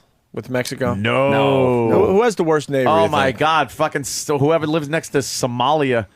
Or Afghanistan. Yeah, Afghanistan. It's a You good take question. a hike up there in the mountains, they hang you upside down and like skin you alive. Like Yeah. they still do stuff from like the Middle Ages. It looks like when they're walking into the Forbidden Zone in the Planet of the Apes, Yeah. and there's just those hanging upside down. It's like, oh, fucking- great. Yeah. How about we turn around now? But there's always one dummy in your group. No, we got to see what's what's out there. What's over that Do we next really? fucking hill? Oh, speaking of that, do you guys watch that show, Arrested Abroad? Oh, yeah. Dude, I couldn't stop watching that show. I'm never leaving this country Isn't again. it horrifying? These guys are like, and they held me for no reason Yeah. for fucking, I 2 spit on the years. sidewalk. It's always for some dumb thing. A lot of them, though, like there always seems to be they some got a bunch of drug. yeah, some ones, English too. guys trying to like smuggle like 10 kilos out Right. in a fanny pack. Right. And I had made it the whole way. Yeah. And then they always get arrested, and then they always goes, "What were you thinking?" Then they play that creepy music. I thought, what have I done? What have I done? What have I done? I'll never see my mother again. Never see my father. What have I done? I'm in prison. What have I done? I got frisked when we were in Brazil, because Brazil scared me because you're traveling with these prostitutes, and it's like I didn't trust them fucking getting By thrown- mule? Their grandfather's pulling in a rickshaw. But I was scared of fucking being set up by a cop. We got pulled over, and I would always make the hooker travel in a different car because this way the hooker can't plant drugs on you. Or throw No, drugs you're by your paranoid. feet, and the cop shook us. He patted us down. He took us out. I was alone. He's like, "Drugs? You got drugs?" And Yes, I do. You want some? it was What do you need? fucking horrifying. You thought it was going to be, what is this? Yeah. It's Pulls it out like of you his realize your how pocket. helpless you are. Yeah, they have no problem throwing some drugs You'd on be you. done. Yeah. There'd be nothing you could do about it. I mean, they want money. You could buy your way out of it, but it's like when you're there, it's like I don't have the comforts of calling people I know on the force or a lawyer. Like, at least here we have some set of a fucking rules. I don't have any pull down there, Jimmy. I'm sorry, Jimmy. You're gonna have to do the time. So yeah, that was Comes down and visits you and puts his tit on the window of the visitor. Yeah. Oh, Jimmy. And he brings Roland's clothes, and I fucking and I sneak out. So they didn't ask you for money? You got out of that situation? No, because when he was asking me, he's like, "You got drugs? You got drugs?" I was just the adamant, incensed tourist. No. No, I don't have How drugs. dare you, sir? Good for you. I will call my lawyer. Yes. I was so obviously not carrying. It's like they'll set you up. But they don't care about that. I think if you got something, they'll really fuck you. But if you're fucking, I'm Mr. Straight and Narrow tourist guy. There's a million guys down there. They could just pull you out of a cab down there, huh? Ask if you got drugs. They were stopping us because we Isn't were that staying at the great? Sheraton, and it was like, I guess, less than a mile. Patrice would know the logistics better, but there was a hill right after that which took you to the project. I love it. This is such a crazy third world story, and then the middle of it. So yeah, I'm staying at the Sheridan. I know the Sheridan and fucking where they drag you out of cabs and ask you if you got drugs. Jesus. We got to get Bob Kelly on the phone. He was the one that went to the worst country ever. Remember all those crazy stories he was telling about roadblocks? Where was he? He was traveling. Oh, that asshole decided to be worldly. Yeah, where'd he go again? It was not Peru. One of the most dangerous places you could go. Guam. Like, Colombia. He was somewhere. looking for oh my God, why can't I think Bob today? is always- He was walking around the ruins and trying to get little trinkets. He got a piece of a trinket, and Bob is desperately trying to find some kind of spirituality, so he's not just the empty piece of shit that everybody knows he is. No, dude, I went down there. It was beautiful, dude. It's the Mayans. Shut the fuck up. The Mayans. And He's we always- found these ruins, and we're just walking on these ruins. It's like, no, you weren't, dude. You know how many people have been there before? Yeah, right. No, dude, we were in the woods. It was peaceful. Shut your fucking mouth. I would have loved to hear him trying to paraphrase whatever pamphlet he just read. Dude, the fucking Mayans, dude. The Yeah. fucking architecture, dude. Yeah. Just fucking, And this do with the sun. You find these things, and they're just thousands of years old, dude. It puts it in perspective. No, it doesn't. He's a fool. Maybe I wish he would have been fucking elephant napped when he was down there. Yeah, if the boys could find a little taste of Bob Kelly being the world traveler, it'd be worth playing today for Bill Burr. Worst neighbors ever. They're saying North and South Korea, and then you got Pakistan and India. Oh, he went to Guatemala and India, Pakistan and India, and North Korea, South Korea. Anybody who's fucking bordering Russia, because Russia is like it's like living next door to like a 6'5" ex-linebacker who drinks and is dying to kick your fucking door in again at some point. Yeah.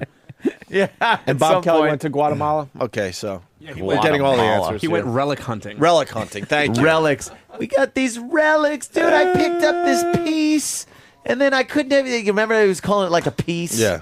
There was this piece, and I picked it up. It's just a rock that might have looked like something. Yeah, you're not What finding is this? value in nothing. Stop trying to find something that value. Right. One of the conquistadors. And I was like, what You did I done? fucking idiot. We have to trash everything on the What show. have I done? What have I done? We have to trash everything. It might have been a really cool experience for the Dude, guys. no. No, it Dude, wasn't. fuck that. When Yeah. you're gonna get like abducted and there's roadblocks. Yeah, you don't need that. He was on one of his fucking I'm going to try to be a spiritual guy treks. Yeah. And he fucking just hopped on a plane with some idiot friend of his who he thinks is spiritual, who isn't, who's probably just not a piece of shit like he is. Anyone who's just not a piece of shit, Bob, thinks they have something really going on. Dude, he knows. The guy's traveled. Shut up. He knows. Fuck him. Anybody with a yin yang hanging off a chain around their neck. Oh, I wish Bob was here right now. I'd like to spit on him. Just smash him.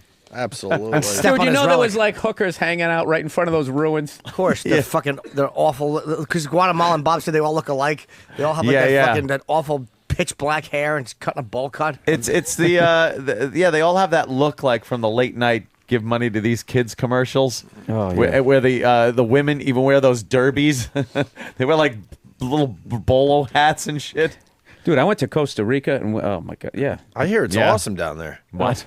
Yeah. Did you go to a resort? I didn't go to the awesome place. Oh, really? I was The on the awesome Gulf place. of Mexico side, and You weren't in Club Awesome, huh? Filthy beach. No, we did another stupid touristy thing. Like let's rough it out. Let's go sleep under a mosquito net. Right? We literally did that, dude. Our bug spray is like I don't know it's like an appetizer for them. Like they have bugs down there. We're just laughing at it. They laughed at Lick it off. It's like barbecue sauce. They just got their insect hand on my forehead as I'm trying to spray them. Dude, literally. How did they get in if you're under the mosquito fucking thing? Because it doesn't fucking work. Really? It doesn't work. And we had army ants took over our bungalow. And we're like, there's like a whole, like literally Tom and Jerry, like a line of 1,000,000 of them. Soldier ants running back, telling the little ants what to do. Discovery Channel shit. And we go to these expatriates who are living in a fucking treehouse. I swear to God. And I'm like, well, there's ants on it. And they're like, yeah, there's nothing you can do. I mean, they're going to be in there for probably about 9 hours. What they do, they clean your cabin. Any sort of morsel or whatever. Great. They eat everything. They eat all bugs. They fucking leave. It's like I'm just saying. I'm stuttering because when Bill said that.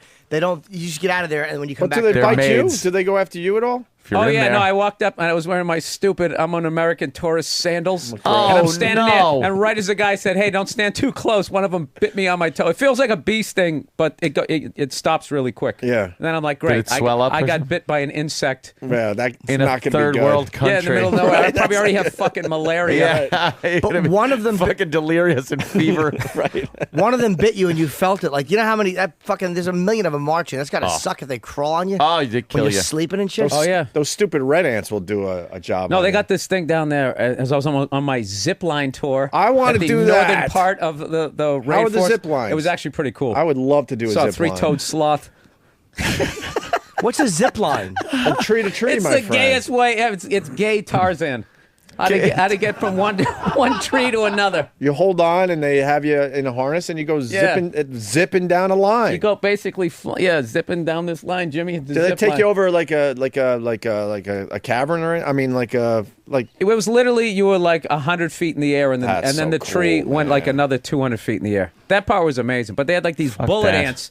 Things were like What the 3 hell's a inches bullet long. ant?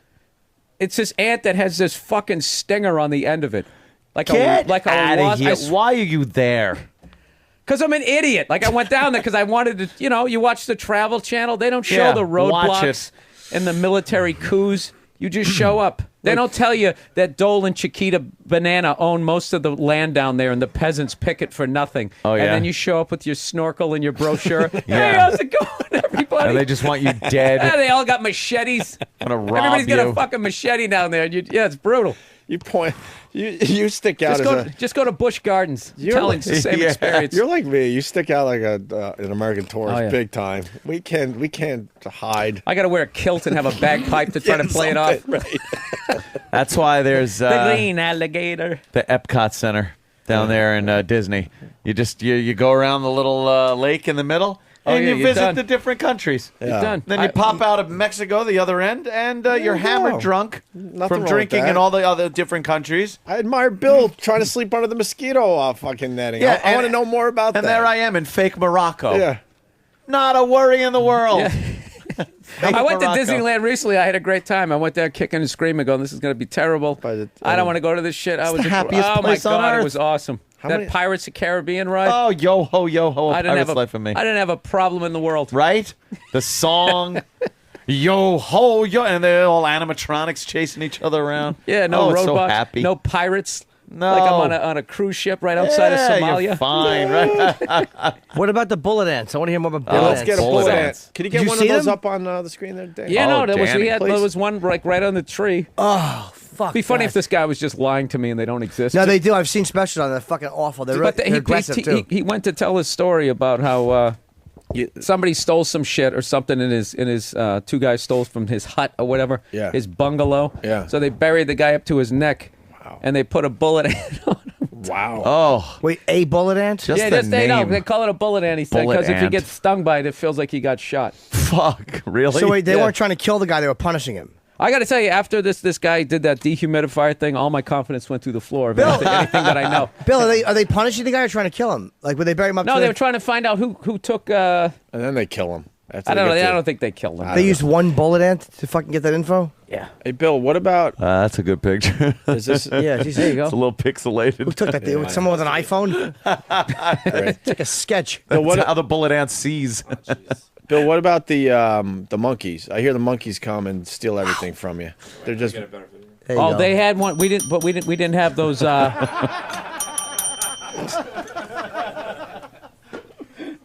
By the way, you missed the bullet ant stinger. Oh, okay. Now Damn I it. got that. I missed that for Ah, a second. right. Yeah, it's Yeah. fucking... But I hear they come right into wherever you're staying. And No, just, Yeah. all that jungle shit is really interesting, but it's also yeah. They had like those those poisonous frogs and shit, and they're just hopping around out there. Those bright blue things. and you're like, oh, look at the pretty frog. You know if something is a weird color like that it's Stay fucking away. poisonous. Yeah, Those yeah. snakes that are like they got the red bands around them and black and stuff like Yeah, that. the gay Coral rainbow snake. Yeah, yeah. Slithering You by. know, if it just looks at you, you're dead. Yeah. Oh, look at these ants. They look like wasps without the wings. Basically, yeah. Horrifying. You should take some like ecstasy and go down there and start playing with all the colorful Yeah, that's it. poisonous frogs and stuff. What are these? Are these the stick dick natives? Do they have the sticks on their wieners? Penis gourds. Penis gourds? Mm-hmm. I'd love to wear a penis gourd. What are they making? Like ant soup? I don't know. The video said it was some kind of weird ritual that involves all these bullet ants. Well, So great. they're letting them bite it? What the Great. fuck? Why don't they stop doing that? Savages. Why would you Oh, wanna- God, look at them crawling all over Why that would you want shit. to piss off these bullet ants What are more? they crawling on? Because They that's what put it in the guys glove. always- This is what fucking Steve-O did this. What? You're being tested as a man. They put your fucking hand in a glove and they dump bullet ants It's in it. a fucking shitload of bullet ants, and you gotta take the pain. Take Get the pain. fuck out of here. Where do they put the ants? in the in glove the gloves that you're wearing. So Oh, in now the you're wearing gloves. 2 gloves, and they're full of ants, and they're biting you. Then you got to do the little tribal dance there. Yeah. I would just not move and hope that they fucking relaxed. They're ants. They're not gonna relax. Put them in your pee hole. Ow. Why don't you just start squishing them? Treat them Yeah, like it's the just- fucking ants that they are. How long does that go on for? Too long. What is wrong with the rest of the world? Bullet ants are biting this guy. How I know. do You know you what's do funny? this? You know, then the medicine doctor comes over with some Yeah. leaves, rub some leaves on it. You're like, okay, can I go to a Dwayne Reed now? Leaves and mud. Pack it in mud with horse urine. Thank you for the local Look at flavor. his hands are all black. They're black. What Yeah. the fuck is the deal? What happened to his hands? Did they coat him with anything first or no? I don't know. No, his arms are black with poison. Holy shit! No, come on, dude. These guys Can't are be black fucking with poison. They out must of have had to control. darken his hands for the ritual. You think? I don't know. These are some I'm just- hurting I'm just motherfuckers. guessing. Initiate can be considered a true warrior until he has undergone this rite of pain, not once, but 20 times. What? Oh. Fuck you. Imagine you do it once and then you go, all right, 19 more to go. 19 to go. 19 more to go. Oh. Get the fuck out of here. How about halfway there? Oh, all right, now I just got to do exactly what I just did. No way. I did 10. You don't do it in one day, though, right? You probably do it. Why am I asking you? I don't know. They're savages. I would have hate that no fucking idea. bullet ants in my hands. Ugh, it hurt. So no more mosquito nets for Bill. You're done with No, that I crap. still like. Yeah, no, there's a bunch of stuff like that I'd like to see, like that Galapagos Islands. But you have to go through Colombia. It's like, okay, well, so Yeah, much that's for a that. nice spot. Yeah, fuck that. That's what you got Discovery Channel for. It was never safe to go to the Galapagos Islands, even in the No. olden days. Like, it was never a safe place to go. Why is that? Because of pirates back in the old days, and shipwrecks and storms, and then just fucking thieves, and now Colombian drug lords. You can't How go the there. fuck did pirates find people out there? Yeah, right. That's what kills me about that Ocean's whole huge. thing. How do you find them? There's got to be just a place where the shipping lanes. Yeah, I think it's like pretty close to where you got to come into port. Maybe. I what don't a- think it was what like a the middle. terrifying Of, time. Imagine the middle of the ocean. You're like, what are the odds of fucking pirate Yeah. ship? And there he goes, arr, what a stroke of luck, mateys. Yeah, you just beat out some typhoon in your wooden ship. Yeah. You're with sails and your wood, yeah, and there you are in the middle of the ocean. It's like, what is that? A pirate ship? Bunch of pirates. They all look like Motherfucker. Alfonso Soriano. The fucking Yankees. Now I got to deal with pirates. Oh. Great. All right, fire the cannons at them. Let's see if this works. Yeah. Ancient technology. Still happening today, though. Somalian pirates Yeah, are the like Somali pirates with their fucking little holding the world hostage. I think Zodiac that should have boats. been one of the keys that the stock market was going to go down once pirates came back. Pirates That making a comeback. Yeah, the world economy might be in trouble. yeah, Yeah. and it's not that they call them pirates is insulting to pirates. They're like these fucking emaciated Africans with rocket launchers on a little Zodiac fucking speedboat, just flying up to a giant tanker and going, "Give that to me." They're shipjacking, basically. Yeah, Exactly. yeah. And then they go, "Yeah, okay." And then a couple of like cruise ships have done the old zigzag move and gotten away from them, where they just gun it and they're faster. No, that's going to be the future. Yeah. Once they put that cap Waterworld. on the 250 grand a year or more, you got to pay 90% tax. That's Yeah, it. That's yeah. when we all become pirates. Yeah, because the upper class, the rich people, they'll just leave, dump their money somewhere and leave, and then you'll be stuck with lower class and a taxed middle class and anarchy. I'm going to be coming up through the floor in about 2012 with like a hat with like bells on it, doing corporate gigs. Court jester. Hey, we got one more thing on the bullet ant before we move on. Mike in Newark. Mikey. Hey, what's up, guys? Hey, Mike. Hey, Dad, I've seen a few different specials on like that pain scale, and they said that the bullet ant is like far and away like the worst thing that you can have happen to in terms of getting bitten or anything. It's like they said it's like getting shot. That's why they call it a bullet ant. Yeah, it's a marshmallow ant. Let's get a bullet ant to bite E-Rock. Yeah, I wasn't trying to be a dick to that That guy. would be Just great. remember that the guy on the zip line tour. Yeah. Good old zip line tour. And then they take out the machete, Opie, and then they hack up a fucking pineapple for you. You know.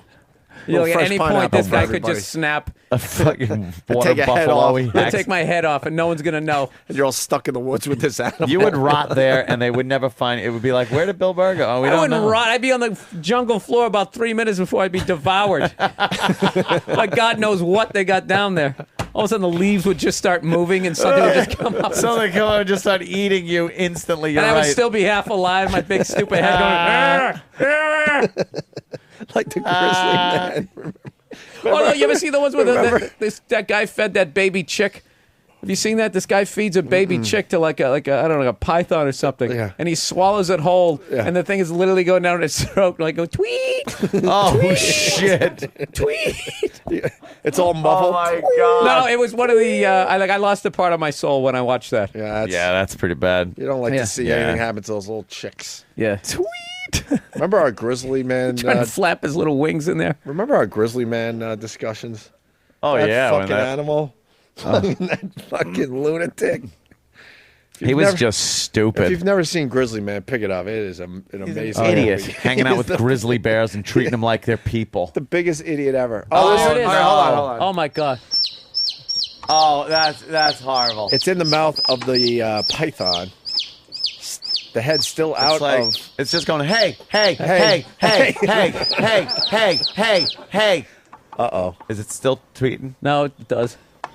Uh-oh. It's pretty much in the snake now. You can see its head popping out a little bit. Oh, he almost made it out. Oh, he almost made it. This is the worst. You start rooting for the thing. Come on, man. Come on, Sean. make it. Why did I bring Come this on, up? get out. Come on. Open your mouth one more time. You got a shot. His at head this. is hanging out of the snake's mouth. Come on. You can He's do this. trying to get out. You can Come do on, this. baby chick. You Come can on. get it. Right there. Go. Go, fly away. Oh. It's unhinged its jaw. It's hinging it back now. Oh, boy. You can hear it getting squished sound a because little when weaker. it cheaps, when it doesn't. That's a shitty death. Well, yeah, at least it's fast. Jesus. This thing is just... Uh-oh. Oh, look at his little wing is hanging out of its side of its mouth. Why doesn't he just bite it? What a dick. Oh, it's still tweeting. No, you wait. It's like all the way The down am- in his stomach. The amazing... Oh, no, look. Oh, there he goes. It's gone now. It's totally going down its wait, throat. wait, listen. Still chirping. I hear the chirping. That's it saying, is that acid? Yes, is that stomach acid? Imagine if your food yelped all the way down. That would blow. Oh, yeah, you wouldn't eat as much. Wow, look at that thing. You could see its beak like... Oh, my God. It's halfway still down, chirping. and it's still And the chirping. muscles are just pushing it down the snake's body. This is horrific. Where do we find this one, Danny? YouTube. YouTube all right. actually put that on? It's a Yeah. little violent for YouTube. It's called Snake Eats Bird Alive. Oh, God forbid you put a boob on YouTube. But, Yeah, don't put a titty on there. Yeah, but this that'll is that'll disturb acceptable. the children. Right, right. Yeah, no, there's some bad ones. That's with the horrific. snakes. Did you ever see the one with the goat? No. He's still chirping. That thing's As gonna you guys are chirp talking about the goat. till you it's see him fucking shitting it gone. out. It's still chirping. This thing is easily a foot down its throat at this point. Yeah. And those muscles gotta be like fucking squeeze. There's no way it's still chirping now. Yeah.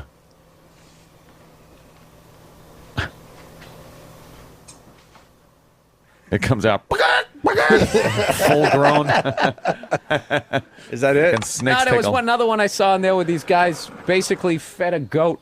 Wait. I still hear it. Yeah, it's still tweeting in there. All the way in the middle of the stomach. Yeah. Oh, my God. It's in there. I would fucking use that stupid little beak and just start pecking What at do you- its I'm guts. sure it is. Yeah, you think it is? What do you think he's doing? Being careful? I don't want to poke the snake. You think you'd chop the snake in half and take that thing out? It lives at that point? I was just Yeah, wondering that. Probably. Nah, Unless you don't know. It might have fucking busted it had up. acid all over it. You'll and- have a chick that behaves after that. Yeah.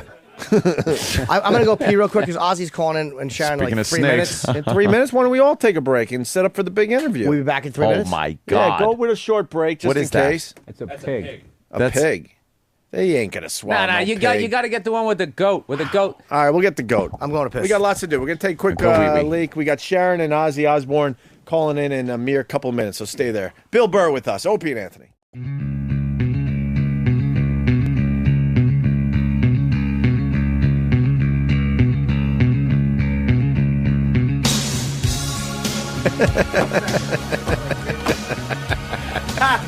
You got to retell that. We're waiting for Ozzy and Sharon Osbourne to call. They should be calling in moments here. Opie and Anthony.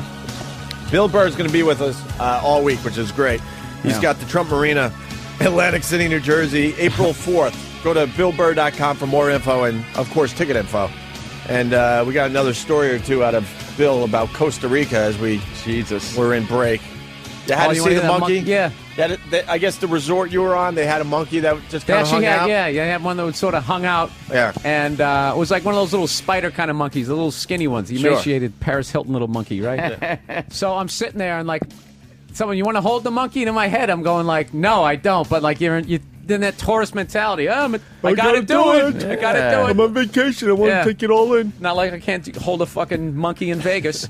So I really reached my hand out, and this thing jumps on me, right? And within 2 seconds, he basically turned upside down, wrapped his tail around my neck, reached into my pocket, took my hotel key, and then just took off and went into a tree. Literally in about 0.5 seconds. And I was just standing there just going like, really? Yeah, great. Really? That just fucking happened? Yeah. So I forget I somehow had some food, and I had to trick him to somehow put the food over there, and he put the key down, and I threw the food, and then I had to grab the key and run away because he had a rope around him and get out of his reach. Since I'm running away, the monkey figures out what I'm doing. He just goes like, ah! He just screamed at me. I was fucking freaking. I thought this thing was going to jump on my back, claw my eyes out.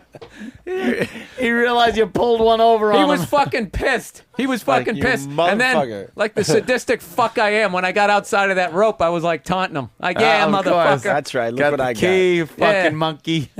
Even though he faked me out. Of course he He did. basically mugged me, and I got my key back.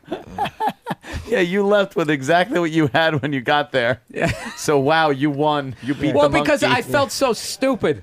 I felt so... Should have stole something of his. You outfoxed something lower on the evolutionary chart. Yeah, I know. I never... Like I said, I'm a moron. I put the food up and the turtle went for it and I fucking sucker punched him. Yeah, take that, you fucking turtle.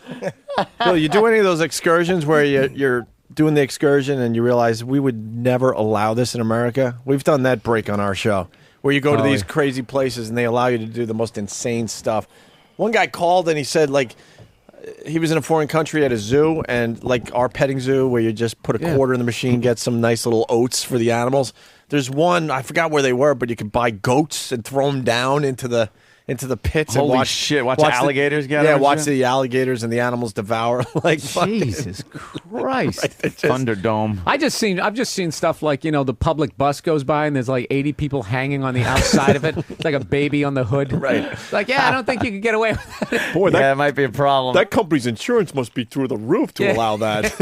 I love the excursions at the resorts. Insurance down there is it's on you. Yeah, Oh, what the fuck were you hanging off the back of the bus for? There's always some shit on the pamphlet when you go to the resort that says, we are not involved with the recreation down to the beach, like the jet ski rentals and things like that, and the parasailing and stuff like that. It's like, hey, you're on your own here. Oh, yeah. Because everyone thinks it's part of the resort. It's like, what? No, they wouldn't let anything happen. There's a reason. There's those Berlin walls around the resort. Yeah. I went to the Dominican Republic, and that's what I did. We got on the bus, like, hey, welcome. And then they just drive 90 miles an hour, blowing by some of the most unbelievable poverty you've ever seen in your life. People chasing chickens and shit in tin shacks. You're like, oh, my God, what the fuck's going on? Then all of a sudden, you're just in this bar pool next to some guy from Wisconsin. Hey, how's it going, right? And then there's like these 10-foot walls around you.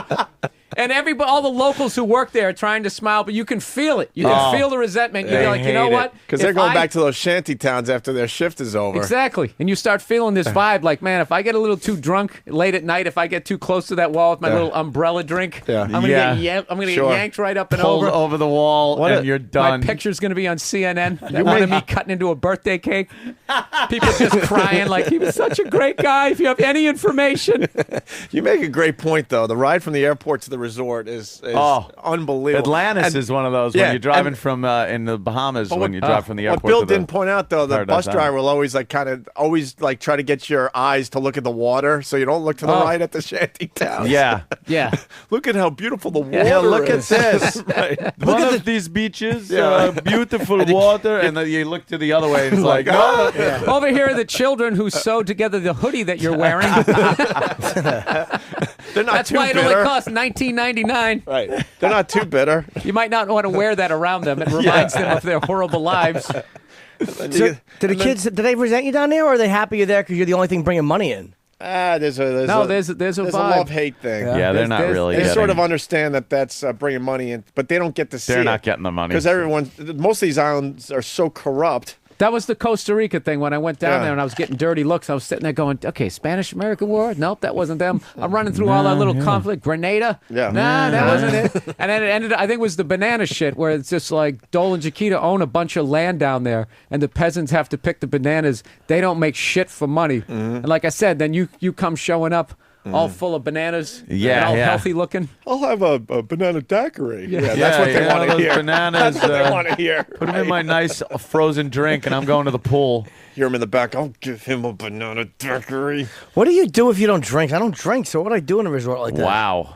I That's would tough. definitely then like if you're into that sort of Discovery Channel stuff, it's this that kind of stuff is really cool. But I'm telling you, like it freaks you. Yeah, I don't fuck with the ocean, man.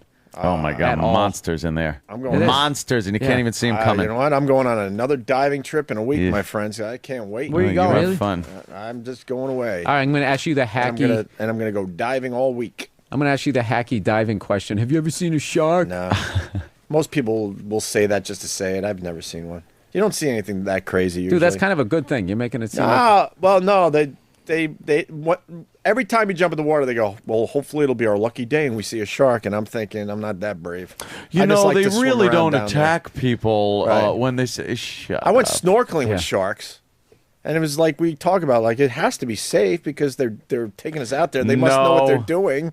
They didn't know what they were doing. They leave They were people. just taking a chance. They fucking go back with the boat and leave people out there to tell die. you when they tell you to take all your shiny jewelry off before you go in the water with the sharks, you got to think they haven't really thought it out. Because it looked like perfectly a yet. fish scale. You're a glinting lure. in No, the that's sun. no Yeah. lure. Like, yeah. No, yeah, that's- well, yeah, you're Oh, right. okay. You're right. That's because you're if right. you get eaten, they want to keep your jewelry. They divvy it up. You just leave your Get shit in the back. boat in case there's a problem. You know what? And then we get on board, back up on the boat with no incident, and then they do a feeding frenzy with the sharks. And you're like, what? I was just in the fucking water with these animals. What are you, nuts? Oh wow! It was scary, man. And they do it there every day, so they're Every already day. getting excited. Well, they assume they have like a box at the bottom of the ocean that they fill up with fish. So the sharks stay down there and just kind of feed off the box. But as all the people in the water, they start getting curious, and you watch them start spiraling upwards. And then the guy, he times it out perfect. He goes, I think it's time to get back in the boat. And the last person is getting on the boat as it's pretty much nipping at its feet. Fuck that. yeah, I'm sure that's that really... was one and done. We're like, we'll fucking never do that one again. Because then you start thinking, they haven't thought this out. No. It's a foreign country. They live by their own fucking rules. Yeah. Oh, yeah. Dude, you're risking getting two of the worst deaths ever in one: getting eaten alive and drowning. And drowning. all at the same Right. time. What's got to be worse than when you feel the shark pull your fucking foot down Oh, and your my mask God. shoots off from the momentum, so now And you you're just can't like, breathe? oh, I can't breathe, and I'm being eaten. Like, and you would try to hold your breath as long as you can because it's just a reflex. I would think that a lot of air is escaping your body. Oh, as you go, yeah, as you're being bitten in half. First thing you yell is "fuck!" Oh, no air. Why did I yell that? I should have just thought it. That What have I would done? suck. What have I done? And I thought, what have I done? I'll never see me mum. And you think Never you see me leg again. What have I done? I mean, like, what have I done? That's gonna make That's a great response to everything. Absolutely. What have I done? What have I done? Hey, did you see the special on that girl in Australian girl who got caught in Indonesia with 10 pounds of pot in Oh, a yeah, boogie the- bag? Fucking La Chapelle, her name was, or Yeah, something. I saw that whole thing. It's Did really- you watch that documentary on it? On what? Yeah, they called Yeah, it. on the documentary. It's called Ganja Queen. Oh, you can tell I wasn't even listening. Like halfway through it, I'm already thinking of the next joke I want That's to tell. the one. That's the Sorry, one man. that had the. Such an No, idiot. I was like, did you see that thing on the thing? Goes, yeah, You're there was a documentary You, on go, you did you see that documentary about that woman? I go, yeah, they made a documentary about it. Did you, I did think you it see made that? the documentary. A documentary about the documentary. Yeah. Enough about the documentary. I was watching that. That was that bitch that got caught with the drugs. And Yeah. apparently her father, though, was into, like, drugs. The more What I the read fuck? about it, I'm thinking she's guilty. the more I read about it after offline, like online, the more I think like, wow, she did it because Yeah. there was a guy who was really like they said that there was a baggage handler, like the baggage handlers that they said in Australia would put pot in people's fucking luggage, and then it would go under the, go to the next place, and when it offloaded the plane, someone on the other side would fucking Yeah. keep the pot. And they said hers was a connecting flight to Indonesia, so somebody missed fucking taking it out of her bag, so it went right through with her. So that's what their excuse was. Like, we didn't fucking pack this. Holy It basically shit. carries a death penalty. In Yeah. Indonesia, it's a death penalty. So, I'm sure it's a nice civilized death, too. yeah, it's fucking. Painless and quick. And Bury No, you, no, bury you probably- where all your head's exposed and they take 9 irons to your And- fucking scalp. And after years of appeals, I'm sure it's not like right when they fucking put Yeah. that gavel down, you're fucking let out to a horrific No, this death. girl, like they actually, they're sympathy towards her where they just gave her life in prison. No, 20 years. She got 20 years. Oh, 20 years. I'm sorry. 20 She got years 20 in an years. Indonesian prison. That's got to be wonderful. Easy. That's an easy ride. And they said that Dude, that's stand on my head. after the case, the fucking the guy who was accusing the baggage handler goes, the more I've learned, I apologize to the baggage handlers because he really thinks that she did it now. And they said she could have probably bought her way out of it if she had just her people had shut the fuck up and not went public and not challenged the prosecutor publicly and called him out publicly with the press because then he had to do his job and.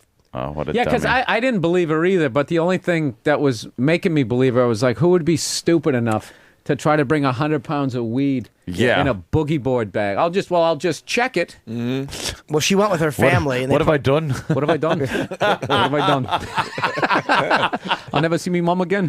What have I done? They probably assumed that I'm going with my family, and they're not going to search a fucking girl with her mom and dad and brother on the fucking trip. Yeah. Fuck. And they did. And then when you talk to the guy, when you listen to the guy who actually found the pot, you believe him because he worked at the airport in Indonesia. And he goes, before I opened it, like she knew. Like she panicked or she said something. Really? He's like, yeah, but when you listen to this guy, you're like, no, he's not lying. He just opened her bag and found fucking dope in it. Amazing. We got you know what's the worst is that you're going to you're going to the plane, you're going right down the jetway, and then you get stopped that's what always happens. You get stopped at the last second, and then next thing you know, you get dragged into that room. And there's some sweaty guy screaming at you with a cigarette. You're just like, oh, God. That's not good. Yeah, no, that isn't good. The top button of a military Passport. uniform open. Yeah. This is not good. He's looking at your passport and looking at you, and it's just hot, and he's cigarettes in his mouth. Yeah. Dried blood on the table in front of you. Just like... I think we got to break into this conversation for the Osbournes, but okay, maybe in a second or two. All right, and we got some good phone calls coming in. Friend vacation in Belize. Natives let you stand 3 feet away from the alligator. See, that's good. And you just assume, oh, all right, they know what they're doing. And then another guy, I went to a shooting range in a bar in Bulgaria.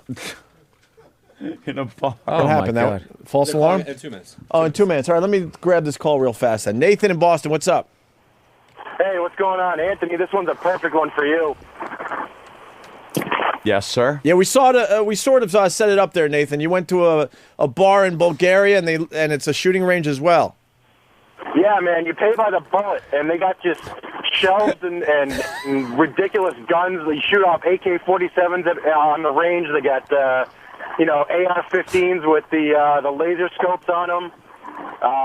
Like 6-foot tall shotguns. It's the most ridiculous thing I've ever seen. It was just in a bar. You go get a drink. You go shoot. Yeah, get nice and liquored up. That's great. That's why you got to go on vacation, because it's all the stuff we used to be able to do here. It wasn't official range, like, those bulletproof glass and all that kind of stuff, but... Yeah, I wouldn't assume it was. Amazing. Oh, that sounds like fun. Yeah, right on. Why not? But it's Bulgaria. That's the problem. Yeah. Gotta go to Bulgaria. You can put that part aside. All right. Isn't that where Butch Cassidy and the Sundance Kid got killed? Wasn't it Bulgaria? I think it was. Let me ask Nathan this. Last stand. That was the coolest thing you did. What was the second coolest thing you did in Bulgaria? I bet you there's a drop-off. Huh? The second coolest thing was packing up and leaving. There you go. All right, that's Nathan. Let's say hi to Sean in North Carolina. Sean. Yo. North Carolina's going down, my friend. Going down. Oh, you think so? Go Huskies. I don't know, man. It's going to be a dope game, I think. A dope game. Nice. Everyone's going to be smoking. What do you got on Belize? One of my friends just got back from his honeymoon from Belize, and one of the things they did, during the day was they were able to walk down to the river. These alligators are just, right out of the water, 3 feet away, just throwing food to him, and the natives were laughing at him because he was standing too far away. The guy that was laughing the hardest was the guy that had one hand, and he was laughing at him. He was like, you can get closer, you can get closer. He's like, fuck that, I'm not getting any closer to that. I just can't foresee that at, a crocodile farm in Florida. Yeah, no shit. That's another thing, too, is how cheap life is down there. Yeah. There's always going to be a guy with, a stump looking at you. With his teeth all rotten out. Stump. Still can find something funny. Yeah. Because he doesn't have to pay taxes. No mortgage. Of course. He's enjoying life, even though he has one less hand. Now we're in this weird zone of waiting for the Osbournes. Maury has young teen girls addicted to sex and violence. Really? That's Maury's show today. It's do you think he's doing this to help? Yes. Or do you think the title of the subject is titillating enough to get people to tune in? Just feel bad for Maury. Ugh. You know he wanted to be like Cronkite. Yeah, Maury. He started on that road. Well, we have young teen sex addicted to sex and violence. Amazing program. Yeah, Walter Cronkite finally sells out and just does that shit. Well, on our stage is a Ku Klux Klansman and some Negroes. Then battle it out here on our stage. Yeah, if he was still alive, he'd be hosting like a reality show. At least like 20 whores in a house fighting over a has-been rapper. How did you feel when you saw Jeff with Jessica in the hot tub? It hurt your feeling. Like, oh, Walter, what did you do? How did it get to that? I'll take this moment to whore plug myself. I'm going to be on Hannity tonight. Nice. So I don't know who I'm going to be on with. I have no idea. Hopefully some interesting people. Very good. Yes. I'm just going to spout my communist views. Yes. Your commie fucking... Yeah. Obama's plan doesn't go far enough. Knock the rich down. Just say that. Sean will enjoy that one. We'll go with that. You should change your opinion each time you're on that show because you're on a lot. One time, just be like a bedwetting liberal, and then just be a religious right-wing conservative. No, what I should do is change it every subject tonight. Yeah, what? You know what I mean? At one moment it's God and country, and the next it's like, and I don't want prayer in schools. I should be an inconsistent asshole. Agree with both of them. You're absolutely right. You know what? I changed my mind. That's a damn good point. We really are a disgusting country of capitalist pigs. Change your mind, guy. The badass teenagers have just hit the stage with where they're taunting the audience, and then mommy cries. Like, here they go. Oh, you don't know me. Hell. I just remember that Cartman episode. Wow, she got some nice boobies. She's fantastic. Nice big nice, tits. I do what I want. Boobies. Yeah, because they're 14. Oh. They're 14 years old. Awkward. With fucking giant tits. Where's Sam? We got to do a little killing time. Maybe we start giving away the stuff from our office before the Osbournes call in here. By the way, Anthony, Bolivia, not Bulgaria. Oh, it was Bolivia? Coming in a lot there. All right. Thank you for... Sam, why don't you work the crowd with some of the stuff we found in the office? Bastards. All right. Of course, it's the last week before we move over to the big building with everybody else, and we're clearing out the offices and finding stuff to give away to our listeners that show up. What are you laughing at, Bill? I haven't seen his fucking ponytail afro. Oh, isn't that great? Yeah, he looks like he should be just one of those old like archive footages of those naked hippies at Woodstock.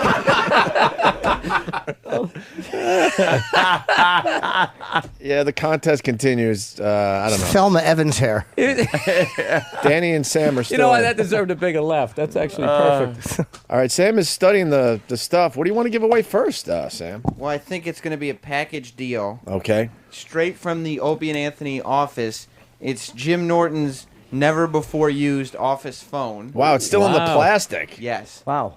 Hey, with this new stimulus package, this is what the Wheel of Fortune is going to look like in about 3 years.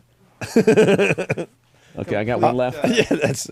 Wait, Ed, you're taking that paper after all? Yeah, I want to read about the first photos of Atom Blast. Yeah. Japs installing. Yeah, it's a newspaper, obviously. Oh, we got Ozzy on the line. Hold on, Sam. They were stalling. We'll get back to you in a second. Nuked them. Ozzy, Sharon. Stop stalling. Hey, we got Ozzy and Sharon on the phone. Welcome to the Opie and Anthony Show. There they are. Hi. Hi, Sharon. And Jim Norton, How of are course. you? Good. Where are you guys? You still in the hotel, or are you in the car on your way to Regis? No, we're in the hotel. Say hi to Ozzy. Hi. Hi, Hey, Ozzy. Now you guys are going to do Regis. How hard is it to do Regis and not drop F-bombs? Because you kind of curse a lot, which is I think what people like about you. How hard is it to do that show and just not drop a fuck once in a while? Well, it's easy for Ozzy because he's too busy staring at Kelly. He likes her? I'm going to be doing my staring at Regis. This time, age bracket, I'm getting there quite...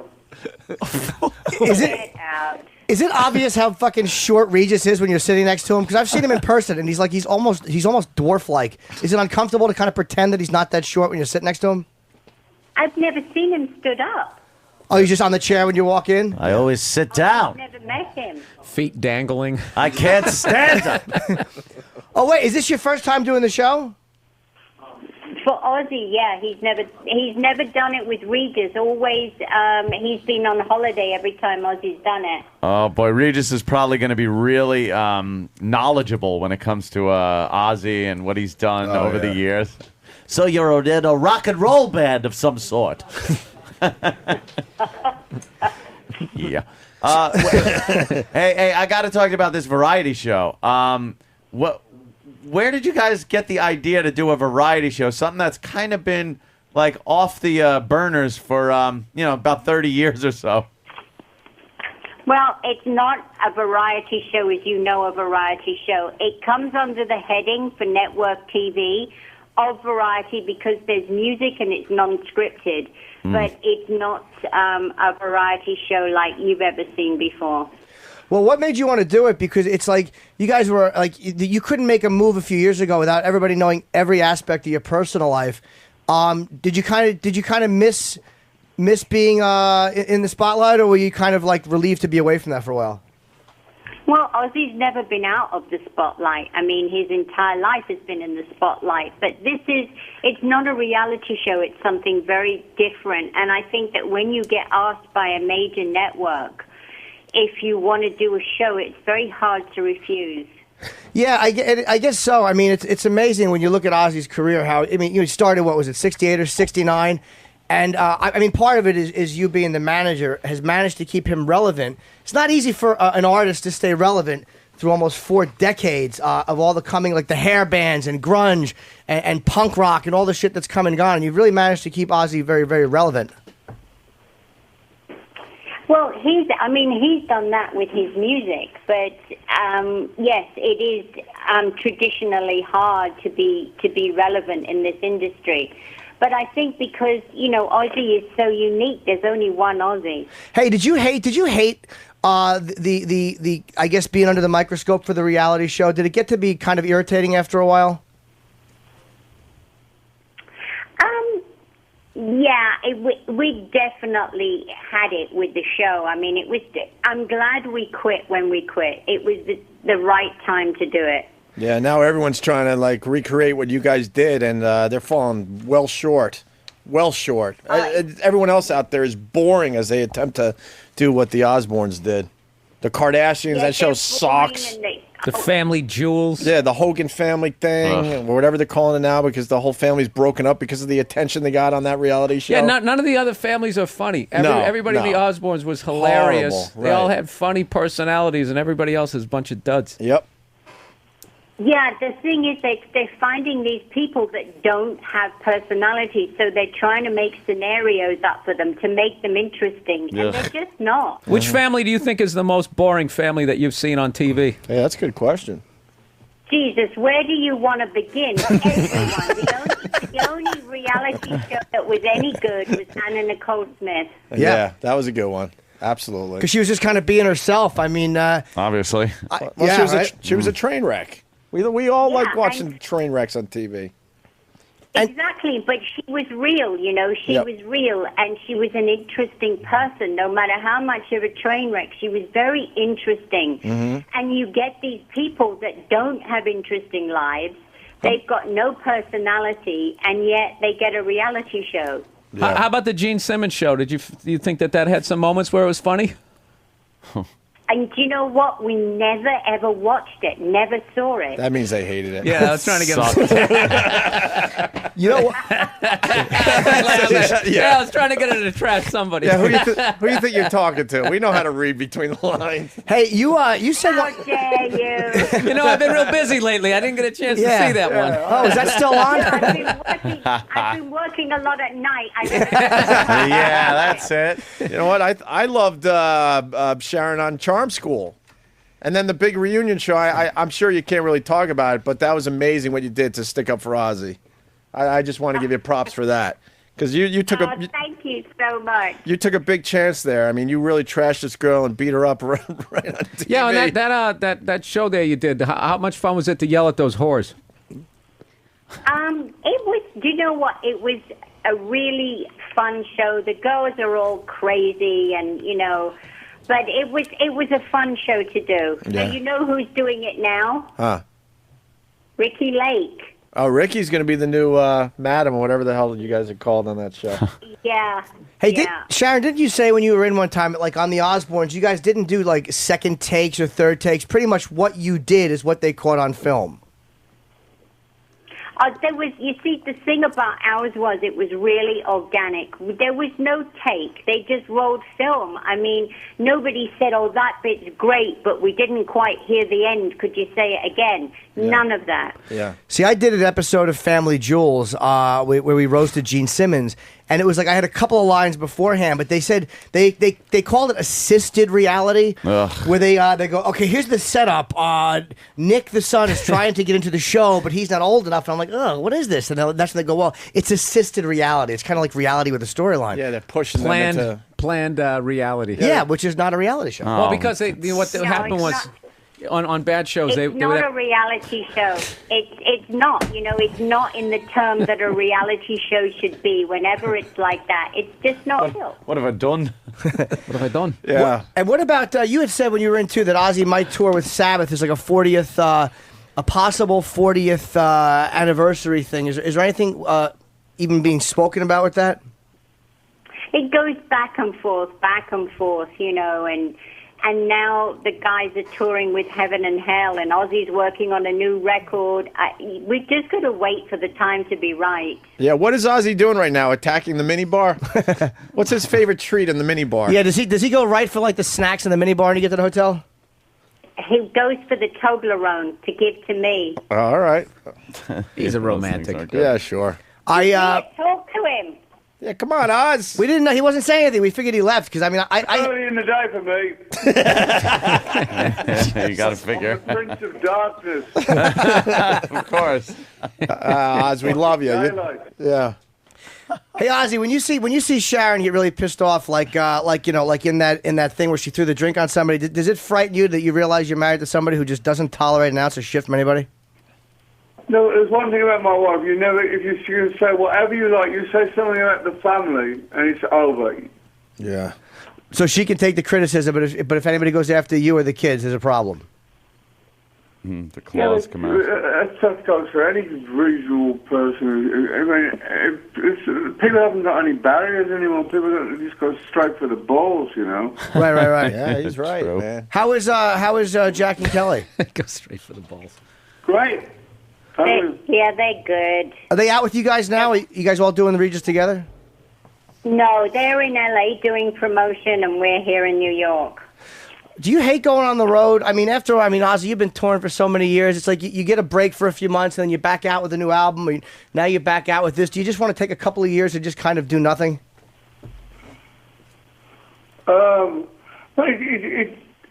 like it's not like a job. I've tried that retirement thing, but it sucks. How can I retire from what I do? It's not a 9-to-5 job. In some respects, it's more than a 9-to-5 job. But I couldn't see myself doing anything different. You went through a bunch of. Okay. What? No, go ahead. I almost interrupted you. No, he lost. We couldn't hear you. Oh yeah, I know. On the phone, it's kind of hard with the speakerphone. I was saying that Ozzy had gone through so many retirement tours, like I guess from like the mid '80s on, it was like this is it, and I fucking bought it. I went to everyone thinking this was the last time I was going to see him, and here it is, 2009, and he's still doing a new album and going back out next year, which is just great. Well, it's what people do, and it's like I don't get when people say, "Are you going to retire?" It's like when I read an interview by Paul McCartney one time, and they said, "Well, you've got all the money in the world. What are you going to retire?" And he said, "What's all the money in the world is one thing, but it's what I do, Yeah, exactly. I wouldn't mind slowing down the schedule somewhat, but I can't see. I don't want to retire quite yet. Yeah, no, you shouldn't retire. I just mean because the schedule is pretty grueling. I mean, with gigs and with all this other stuff. When it all boils down to it, it's a job, It's what I do, and I love it, Yeah. I'm looking forward to. My father works in a factory most of his life, all of his life, and then he went for voluntary retirement, and he died. He had nothing else to do, you know. Right. Yeah, they say a lot of old people get like really depressed when they quit working because they just kind of feel like valueless and like there's nothing Happens going all on. the time. No purpose, yeah. All You're the just sitting time. around waiting to die. What have I The done? thing is, I think somebody put it best when they said, you know, how can you retire from life? Right. Well, what would you next? What would the next thing be? I mean, obviously, if you're doing music and you're doing TV, I mean, does production have any interest for you at all, or does that hold no interest for you whatsoever? Production means. For you, record production. Oh no, I mean, I can't stand being locked in a box with no daylight for days. You know, it's not for me. I want to see Ozzy start like Get out. I want to see Ozzy start like a country music career, Sharon. Get out of here. Yeah, that would wash. You guys are tonight. You got a great spot after American Idol. I mean, 9:25. It's actually it's Tuesday night. I'm sorry, tomorrow night. And it's on Fox. And they don't know when the other ones are going to air. No, because I think they're too scared. They want to wait and see if this one's accepted by the public first. Okay. Right. I'll see if people like it or if it gets some and then kind they'll- of. and then they'll figure out where to put the thing. Are you surprised? Go on. Are you surprised because Rosie O'Donnell did and Rosie you think would be the perfect one to have like even though this is not a variety show but this kind of show, and hers did not do well at all. Does that bode well for you, or do you think that bodes like really badly for you guys? Yeah, because our show is nothing like that at all. I mean, you know, it's... Yeah. God, you couldn't be further apart. It's like saying, you know, there's no comparison at all. Right. Yeah, there is a confusion out there because Rosie O'Donnell did the basic 70s variety show and it bombed horribly. They only gave her one. And the Osbournes Reloaded is definitely not a variety. There's a lot going on besides some of the variety show elements. You're doing skits and... No, it doesn't even have any variety show elements. You know, I think people think that we're going to have a door that, you know, oh, let's see who's at the door. Yeah. You know, another celebrity comes walking out. Oh, and let's see, you know, then they break into song and start, you know. That's not what we do. Yeah, it's a variety show. Yeah, there you go. She nailed it. Yeah. So you guys... You know, but that definitely isn't us. So you guys do... You know, it's more pranks on the audience and pranks on each other. It's just really, you know, irreverent fun. Cool. Was there anything that you wanted to do that they said no to? No, not really. They didn't. They were really good, you know, to work with. No, we were, you know, we had, you know, the license to do what we wanted. Mm-hmm. Well, we hope it's a success for you. I know phone interviews are a pain in the ass. I mean, I hate calling it. I mean, I'm on the show every day, and I hate when I'm on the road. I have to call in. There's the delay, and people stepping over each other. But, you know, we appreciate you guys calling in. And Absolutely. We definitely wish you luck with the show. I mean, you know, I'm happy that you're doing something. Anytime you guys are on television, I'm happy. I think it's great that you're part of mainstream America. Well, because they do things very differently. You know, they got you guys got balls, which is refreshing to see. You don't sell out. Thank you. Yeah. Hey, is Jack still climbing mountains? I just need to know. Oh, my God, yes, and he's leaving tomorrow for New Zealand, and then he goes to Dubai, and he's starting again. And he's just an adventurer now, huh? Yeah, he is. He's like bloody Indiana Jones.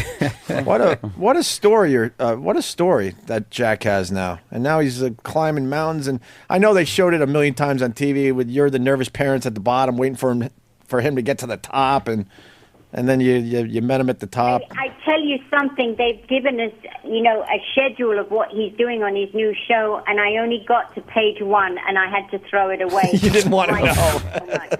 Hey, is that going to be on? Is that going to be on TV somewhere? Yeah, it's coming here. I think it's going to be on the Discovery Channel. Oh, right on. I'm looking forward to that as well. So don't you wish he would just kind of stop with the extreme stuff and just kind of like be an accountant or something really safe and like relaxed? Yes, I do, and his dad and I say it every day. Why? You know, it's just. But you know what? Is that how you say it, or are you really like, what the fuck are you doing? I know, it's like you can't take your kids and wrap them in cotton wool. I wish you could, but you can't. Yeah. And Amy, once again, didn't want to be a part of the show. She just doesn't like the public eye. She just kind of likes to hang in the background and live her life quietly. Yeah, she likes to have her freedom to go where she wants, and nobody knows who she is, and she's a regular person. Cool. All right. Well, listen. We good luck today on what time are you guys going to be on? Because we shouldn't promote something that's against the radio show, but I'll watch it. 10 o'clock. Yeah, so they're heading over there. What time are we on, dude? You guys are going to be on in about 45 minutes. In about 40 minutes. Yeah, we got to get them out of there then. All right, guys, thank you so much. Ozzy and Sharon, always a pleasure. All right. Good luck with the show today, Big kids. and good luck. We'll see you soon. All right. Yeah, absolutely. God bless. All right. Thank you. Bye, guys. The Osbournes Reloaded, premiering tomorrow night on Fox after American Idol, 9:25. Wow. Phoners are tough, man. They're a pain in the ass. They are. Yeah, that's 'Cause there's- stupid delay. There's always a delay I because, like, know. you say something and you're like, "Oh, they didn't hear me," and then you start talking and they hear you, Oh, and they Lord. start talking. What? And then there's I didn't No, hear I what was you going were to say that saying what happens is there's a because weird delay. I was What? listening to the other part of the Yeah, conversation. well, I was listening But then too. there's a speakerphone All right, element we that, get it. What? Huh? Who's talking? Oh, no, you go. What? No, you. What? No.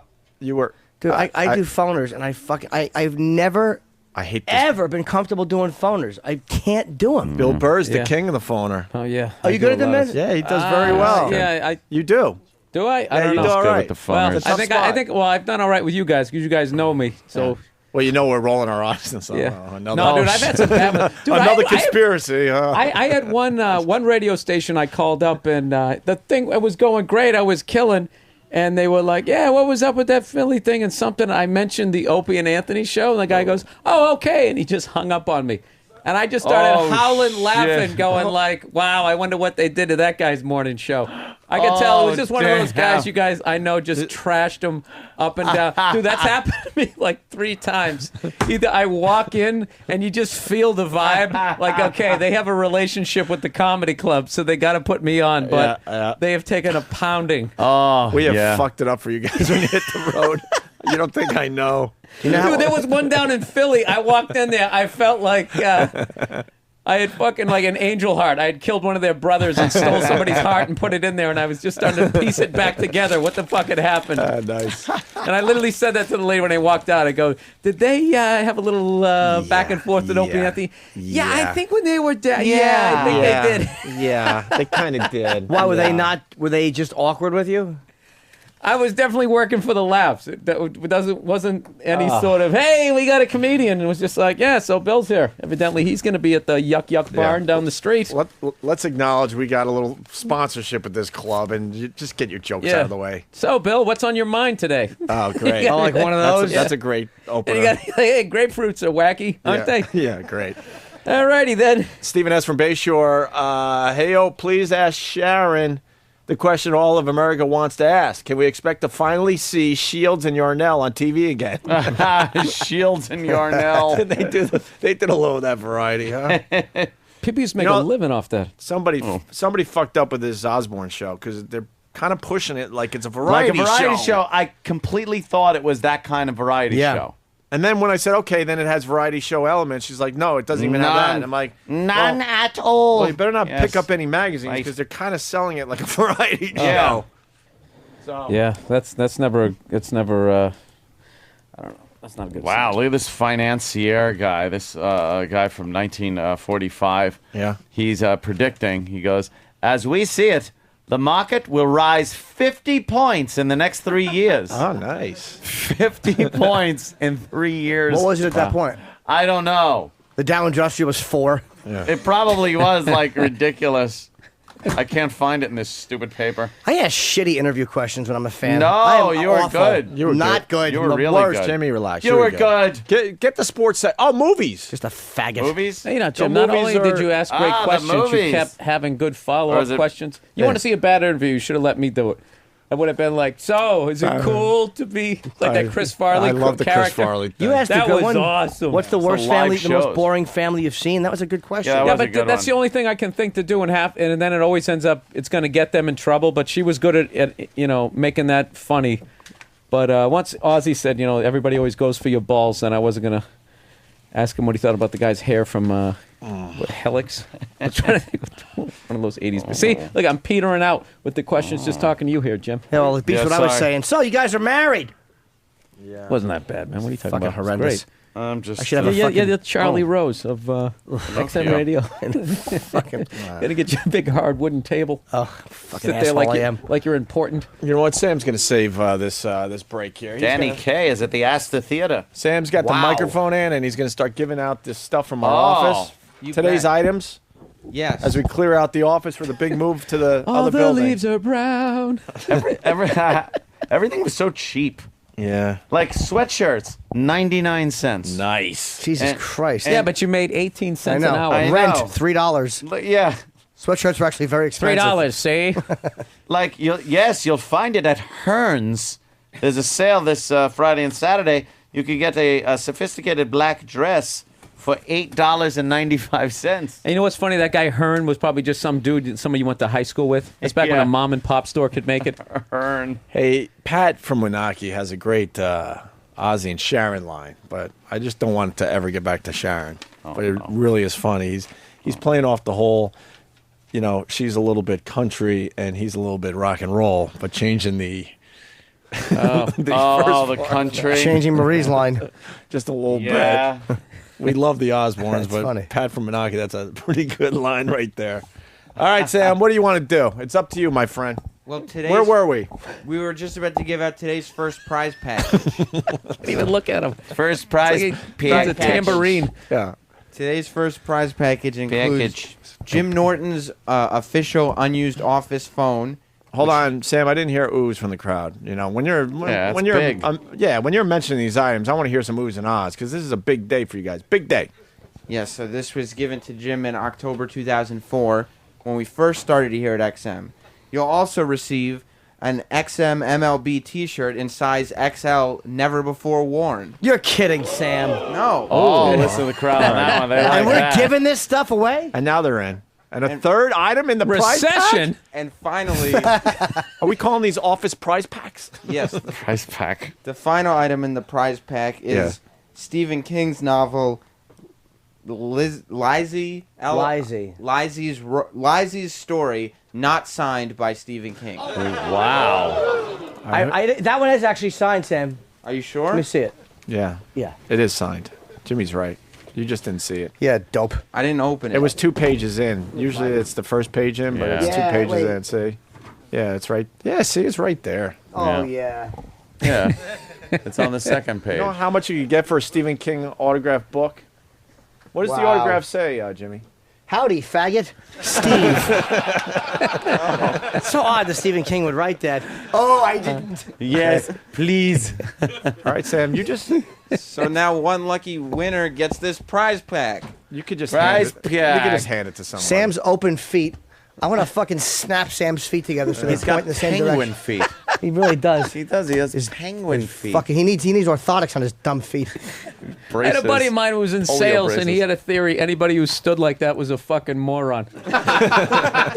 So one time he was trying to teach me how to sell this guy, and this guy's sitting there saying all this dumb shit, and as the guy's saying why he doesn't want to buy a health insurance, he hits my elbow and he points down at the ground. I see these stupid wingtip shoes pointing at different poles of the universe. And I was just like, this Sam's out there with the audience. A big audience today. Today's first lucky winner is this guy in the green hat. Oh. Yeah! Wow, there you go. no. That's good. Doing great things here on the Opie and Anthony Show. Sam, give another prize pack away before we move on to something else. 2-in-1 break off. That's crazy. All right, the next prize pack is We're out of our minds. Yeah. We're giving it away. who likes teddy bear figurines? Who doesn't is the question, Sam. This prize pack consists of the Killer and Buzzy, which are 2 teddy bears, one with a chainsaw and one with a machete, and a limited edition box set of teddy bears dressed up like the Ramones. Oh, wow. Dude, that is. Ramones! I'm dead. Sam, spread it out. One per customer, because we have a lot of audience members. I own one Oh, of those you're teddy right. bears, by the way. Not Yeah. the. I have one with this. With he's in a little tub, and his wrist is slashed, and his fucking arm is hanging out bleeding. It's actually from the teddy bear. It's really a cool little porcelain series. You know what's funny? That background music actually just made me happier. Yeah. Doesn't it? Took me back to a simpler time. No Yeah. job, just a paper route. When you'd Happy. fake being sick and have chicken soup at home, and fucking The Price is Right was on. that was the shit. It always yeah. reminds me of not being where I'm supposed to be. Yeah. You're right. with a. I want to have that on my iPod. Just With the walk down fever. the street listening to that. with the ball bag fever. Yeah. That's your- Oh, yeah, the taffy bag. yeah, your little taffy bag. Yeah, fever sack. Your tiny little ball bag stretching out. Mama's sniffing it to make sure you're getting better. And then it would suck when school would let out. Because then it's like, well, my day's over. And now it's just a regular day. Now I got twice as much work to catch up on. Yeah, it's like Fuck, now yeah. this is what I'm used to. Yeah. Fuck. But you still got to stay in. Yeah, Yeah, now now you have you to can't stay go while out. everyone's playing outside. You made that like little Yeah. negotiation in your head. Sacrifice. Like, fuck. Yeah, but that time Wasn't smart. from like 9 the morning, 9 9 to right up 4 to or noon whatever. before you start seeing Yeah, like yeah. man, they're at lunch right now, they're at recess. But that first, And that you're was the just greatest. watching TV Yeah. on the couch with the blanket on you. And then, Yeah. And, Nice. and then it Mighty has Mouse. then it has that freak snowstorm. You're like, they're all sledding now. Fuck. What an idiot. Why didn't I check the weather? We're fucking. It's after it's after school, and your friends are all playing Ring Around the Rosie, 'cause that's what you do after high school. But your friends in a circle. Retarded? Oh, the retarded girl's name was Rosie. Yeah. Yeah, well, of course. Right, they put a cock ring around her neck. I like your cock Sam? ring. Oh, you like the cock ring pictures. picture? Yeah. And it did look like the wheel of a ship. Yeah, I know. Sam? Well, the limited edition box set is going to this man in the tie. Why? Just because he Oh. has a tie, you give him the best gift? Yes. The fuck's that about, Sam? He looks like a collector of fine things. Again, why'd you give him that? All right. Collector of fine. Fine Sam's such a things. dick. And Buzzy is going to this gentleman in the striped hoodie. Yay. And the killer will go to this gentleman with the cat hat and the leather jacket. I like how you're giving this out to the closest people to the door. Yeah. That's pretty much it. So if you're really spreading it around the bleachers, aren't you? So if you're coming this week, just sit close to the door and you'll Yeah. get a prize. We still got lots more stuff, and don't forget about the mystery box. What's in the mystery box? I Well- didn't take a peek. At the end of today's giveaways, Yeah. if any of the fans are unhappy with their prize or prize pack, they're allowed to trade it in for the mystery box, which has mouse shit on top of it. Wow. Oh my God! Look at his feet. What happens when they all traded it? On a new Don't gift? fix them. There you go, yeah, his feet are They're fucked up. crazy. Yeah, you're fucking- You know what? You're gonna get hammer toes. That's what happens. That's what Yeah. happens. You get hammer toes out of that. Yep. Why didn't your parents do What the have I right? done? Why didn't the What have I parents? done? Why didn't your parents do the right thing and get you the And shoes? abort you. Get you the shoes with the bar. There's nothing wrong. I'm I had still a standing up. family member that had the shoes with the bar to straighten that shit out. You need fucking Forrest Gump braces. Yeah. To straighten those feet out. They're price- horrid. You already have his mentality. You know what's funny is he's trying to straighten them out. And that's I as know. close as he can get It's them. not even working. Now his knees Thank hurt. you. He straightens them out. His fucking ears flop out more. I'm gonna He's definitely pulling some fucking ligaments out. I want to get him on a ski slope, man. Just fucking snow plowing the entire shit. day. Jesus, dude. I think Enough that's with the snow plowing. I'm telling you, when your Get some feet speed up. when your feet point out like Little that, ski joke for everybody. Thank you. it means you're in pain of some sort and you're avoiding pain. Like your body's just doing that so it doesn't hurt. So what you need is some kind of corrective orthotics, and that will help your feet get straight because you're obviously with your arch or something's all fucked up. Dr. Norton. I'm telling you, because I went to a podiatrist and she made me walk, and she looked at me and she knew what was wrong. She's like, "Okay, you having problems with this one?" I could tell because it Yeah, kicks because you're out a little. fucking limping. Yes, and I kept going, "Ow!" and pointing at my right foot. And she said, "I bet it's the right one." Why don't we then do- I fucked her She's face. a Sharpie. She sure is. Why don't we give Sam like the Kathy Bates thing? Oh, hobble him? Yeah, let's hobble you. We can hobble you. Just to get him back straight. Why? All right, I Sam. don't want to be hobbled. Does it feel weird to stand like that? Yeah, His really feet weird. straight, like All like right, a human. Stand normal, like you don't normally They would. go- You're a bow-legged No. zilch too. He's got like fucking lasso legs. No wonder he wants to open her. Hey, fucking cowboy Sam. You look like one of those plastic cowboys you took off the horse. Yes. You know, And they could never stand. They could never stand up once you He's took just them off. standing there, he's all fucked up. Hey, He's got Captain Morgan legs. Sam, why don't you give out? It would make me very happy. Could you give out one of the copies of the Bromance book, please? I thought we were giving one person gets all of them. Don't correct Ope on I the just air. want to make sure these people all walk away with something. All right. Unless Exactly. E-Rock It's can not- find more shit in our office to give away. No, this What, is, explain the Give away Bromance. himself. Yeah. Explain the Bromance book to Bill Burr, please, our guest in studio. This sounds great. well, You're gonna this love is like it's At the almost Trump Marina Saturday night. Yes, he is. it will Sorry, help you. this Saturday. Yes. It will help you gain a BillBurr.com. bromance. It's called Brocabulary, Yeah. and it's called the New Manifesto of Dude Talk. And it kind of. Why don't you willy nilly just open it up and give Bill Burr Any an example. page is a treat, I so don't love, even have to I look. love like these kinds Don't of you books. They are kind of fun, right, Bill? Yeah, oh, yeah, my God. Oh. Anytime they're up by the cash register, they're a hoot, Jim, as you would say. Impulse buy. Like if I was like, damn, bro, you're a real flirtuoso. That would be like a virtuoso when it comes to flirting, but it's for dudes. I'll tell you, that street slang, it's like I can never unbelievable. quite pick it out. It's amazing. A flirtuoso. This is just like talking like the black guys. And you talk to it's your beautiful. You talk to your bros like this, right? Yeah, right. All right, give us another one there, Sam, please. You could say climaximum overdrive, which is the point just before you come when you start doing her in double time. Oh, shit. Oh, You're a man. bro. Yeah. Fucking shit. Yeah. Is this the one I Good peed stuff. on? Yes, this would be the This is the famous, not this exact book, Yeah. although that would be a hot. That's what's in the mystery Do box. they have cues in there where you're supposed to high five after you say that dumb shit? Yeah, motherfucker. Come on, brah. Up top. Bill, we had the author on the phone, and while he was still on the phone, I peed on his book. It's mic'd, and all you hear is the fucking piss hitting I a really book. miss doing this show. I got to get that shit in my car. I swear to God. And then, of course, we had to go, are you hearing this? You hearing this? Fucking just being animals.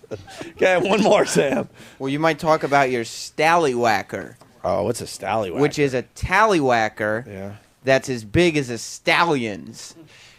So it's like you have a really big penis. Holy shit, is that awful? That's a book? Why Is that is the a published anti-pussy fucking book? Is that what it is? Yeah. And why is Sam closing the book when this is going so well? What's Sam, wrong there's with some you? big laughs in here. Let's go. We Some got more. some laughs going. The gang's out there enjoying them. And you're a fan of the gang. bromance. We all learned that. Because his knees are swollen from actually having his feet straight for half a second. Because his feet are broken. Broken.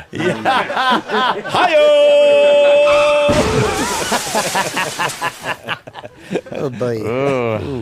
Yikes. We'll be back after these messages. Oof, that joke was broable. What's that supposed to be? Some kind of sick joke?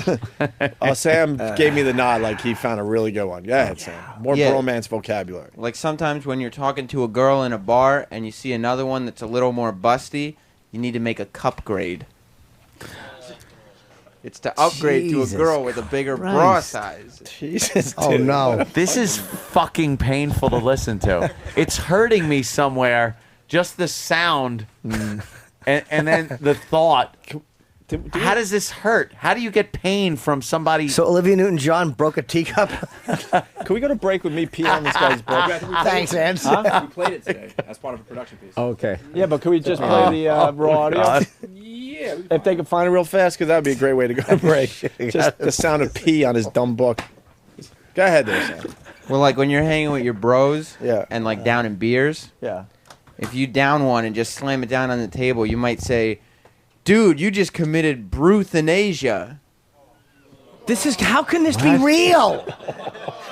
It's like, I want to guys, hang out with this guy just to see if he tries to use it just to try to get yeah, like some yeah. sort of... Conversation about his book. Yeah. Yeah, and like get it into the culture, popular culture. How many pages of this shit? I don't know. One is too many. If it was a leaflet, this would bother Dude, me. you should have a listener memorize as much of this book as they can and actually go out to a bar and just try to hang out and meet, And go, hey, man, you just committed Bruthanasia. And the guy would probably, like, unless he punched you right in the face, he would probably just, like politely go, ha, yeah. Yeah, go and fuck then yourself. the second you did another one, it's like, all right. We get Like, it. it wouldn't take more than one. Most people would punch you in the face. After one, right? But after one. But if you kind of just pleasantly chuckled after one, the second one, Looks like you gotta go make a cup grade. cup grade. Hey, dude, I think you should make a cup grade. Yeah, but you might want to not hit a guy who's saying this stuff because one of his Vincent Van Bros might be with him, which is a bro who is so loyal he would cut his ear off for you. Dude, you're my Vincent Van Bro. I know that's what I want to do after hearing these. And I'm not saying it was a gem, but it at least deserved a Vincent chuckle. Van Excuse me, Bro. I had to scold the audience. I didn't like the fact that they stared at my clever joke. Yes. Well, a Vincent Van Bro would be opposed to just some silly wanna bro. Some what? A wanna bro, it's as described, a dork who tries to be a bro but is nothing but a wannabe. Well, how could you be a wannabe if you're using this language? Then you're a bro. Yeah, but he doesn't know the language. He just probably picked up the book and it just, you know what I mean? Like he doesn't live No, the bro I life. don't know. He doesn't live the bro lifestyle. You like this stuff, Sam? I do. I do. I don't even know what to believe in anymore. I don't even know. Ass. But you know something? This is a great country that you can actually, make a little bit of money doing that. Yeah. I actually thought that when Ozzy Osbourne's kid is climbing those fucking mountains. Hey, this is a show. Yeah, just climb up there, my ass cracks hanging out. Film it. Well, let's see if T-Square Feet has anything else. Thank you for saving me there. I just really T-Square Feet, huh? That is good. Yeah. Well, a lot of my favorite things to do with bros is just relaxing or whatever. Sure. And so sometimes you need some colloquialisms for when you're just Chillin'. chillaxing. Chillaxing? Yeah. And so, like, you might say you need to make a chip trip. And that's a trip to a convenience store to pick up chips for the game. Yeah. Oh, is that what that is? I wasn't sure. I couldn't figure that out. Yeah, what the fuck That's was really that? going deep, man. I thought that was taking the lead ones out of the retarded kid's mouth. This is another good one. Yeah. You and your bros might want to play a game of Chilliards. Chilliards? Which is billiards when played for the purposes of chilling with your bros. Oh, my God. Holy shit. Who's this? Is this book for like 12-year-olds or something? This makes my teeth hurt. Yeah, it's physically hurting. And if you're using this with another guy, I'm sure a bro job is in their future. Those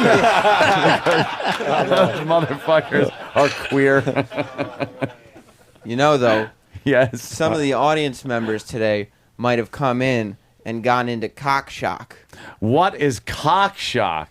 Well, that's when you go to a party expecting a breast fest, but walk into a meat hang. A breast fest? Cock shock? So you're talking about any O&A It's when you pick up a transsexual and she's post-op.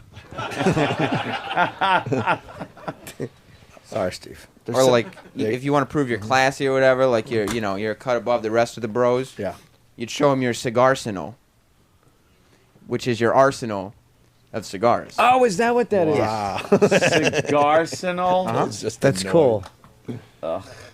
And one more, I guess, and then we officially give the first copy of the Bromance book out to somebody. Give. What? Let them fight over it. Yeah. Who's not going to want this now?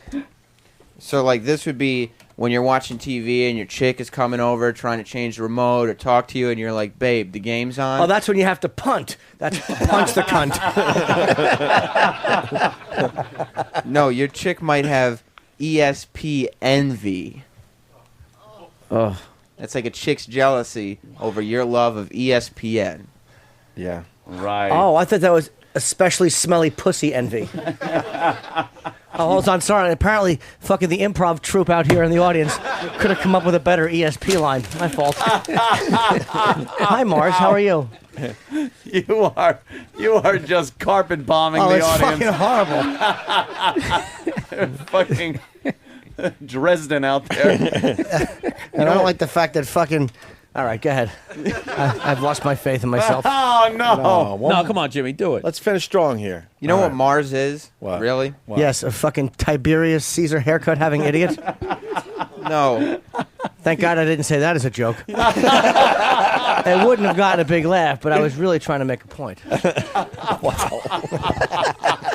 Go ahead there, Sam. I've seen this guy work out, and he's a total gym poster. In that he shows Is that where he up. pretends to be a guy bombing? Yeah, you're not bombing. You're doing well. Jim Foster. Well, he shows up to the gym just to be able to tell people that he goes there. But he doesn't do much besides sit at the juice bar, hitting on the counter chick, of course. Well, the chick, God, yeah, right, Sam. dude. He's such a fucking man. Tank Hankerus would do that. Yeah. All Hank this Hankers knowledge- knows This all is a these. book of puns. That's Yeah. all he's done. By the way, good job by Sam. Mikey G in Boston writes, Sam's really wise and informative today. A regular Obi-Wan Kenobi. That's right, dude. Oh, wow. That's Nice. a good one. Is that one in there? Nice. I'm sure it's in here somewhere. Does it go from A to Z in that dumb book? Or No, is it- because they're all the different sections. Oh, well, yeah, you Yeah. know, break them up into... But all Holy this shit. knowledge can go to one, or I think 6, lucky fans. today. Well, why don't you know, whoever wants this book should raise their hand. How about this, Hope? Whoever comes up with a good one gets the Yes. first copy. Yes. How about that? One of you guys has to have a bromance. Since I haven't, obviously, maybe one of you can come up with a good one. And this is the copy as read on the air. Oh, wow, that's It's famous a famous now. book. That book is famous. I heard he signed it too. You should write as read by Primetime Sam Roberts. I can't, what page did he sign this on? I don't remember. Second page again. It's weird. Usually you just open up the cover and sign it, but these I guys. think that's a new thing. Okay. Yeah. It's a new thing. What does it say, Jimmy? I can't read. I can't even find it. Well, it's right. One more page. Yeah, right there. Okay, what does it say, No, you missed Jimmy? it, Jim. Go back a page. Go back a page. Back one more, and it's right there. There it is. Right? What is that noise? It's almost like there's a pen writing on paper. No, I don't know. What's going on there? I can't find it. I don't know. All right. Is that one signed? Oh, there, here Sam? it is. Oh, did you find it? I'm like, how could I not find it? What does it say, Sam? I'm an unfunny. What's this? Can you read that? Looks like he wrote shitbag. I'm an unfunny shitbag. Daniel. Too bad the cunning linguist wasn't here, or he would win. The show itself. Yeah. Our show. Come on. The Give it to me. Brophy and Manthony show. Nice. Dude, right? Come on. Air high Up five. top, man. There you go. Yeah, we're high-fiving. With your shemale loving friend Shimmy Norton. Shim.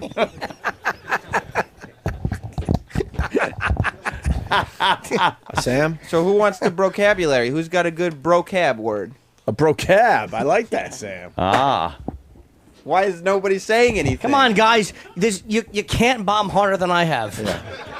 I've set the bar very low. Let's go with a brocab. Let's go. You guys are a bunch of queers. That guy with You the must not glasses hang is out with thinking. bros. The guy in the second row, is he nodding off? He's asleep. That guy is asleep. Look at him. Oh, damn. Oh, we just Nice woke him work. up. Fucking narcoleptic. My word is broner. What? A broner? A broner. That's when you and your friend is wrestling around and your dick gets hard. Yeah. You get him. Accidental though. That's the point. Yeah, because it'd be queer if it was on purpose. The fact that the man's fucking leg rubs your dick and it jumps up makes it fine. All right, we'll give him that one. That was good. A broner. Mr. Broner gets the book. Oh. Yay! This is good. Jimmy's jokes have been made front page of the paper. As Ed holds up the Wait, let me see. Atom That's- Bomb picture. Atom Bomb from Hiroshima pictures. Yeah. Oh, I was hoping it was the ad in the corner. Oh, no. Hey, what other old newspapers we are giving away today after the break? Yeah, we got Anthony decided to keep one of them after all. No, you could take this one. I Really?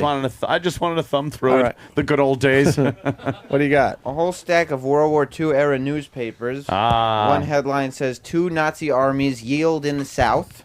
Yeah, I don't like those papers. Oh, this one you're not. Total German surrender. Wow. Oh, boy. Don't let Anthony Hell see that happened one. there, huh? Soviets fight Czech Nazis. God Oh, damn no. the Reds. And no Jap war for 2 front vets. Jimmy just went and got another bromance book. Wow. Yeah, I'm going to keep one for myself. I don't blame you. All right, we're going to take a break. Bill Burr playing Trump Marina this Saturday. BillBurr.com for tickets. The first show sold out. We're going to push and get that second show sold out for Bill Burr. Thank you. He's going to be doing the show all week. But just push Joe DeRosa, the new star of the Opie and Anthony show. Well, he'll be in Thursday. We were There hoping we he would be go. here today, but we have to wait till Thursday for Joe to come in. The bromance author was on the show, and well, this is what happened to the guy in the end. Check it out. How long was it till your bros told you, all right, enough with the fucking puns? Yeah. I'm wondering when you're going to tell me that. Never. Yeah, they Brian from St. Louis, Melissa Lessridge. I don't know why. It's definitely to be taken in small doses. Keep it by the toilet. Read it, one entry at a time. Yeah. Run out of toilet paper. That's good shiterature. That's true. Shiterature. That's the book you put by the bowl, right? 217 pieces of... where are you actually? Are you a New Yorker? Yeah. Oh, Jesus. Oh, no. What did he say? Keep it by the what? And I forgot. What did he say? Keep it By the shitter. Oh.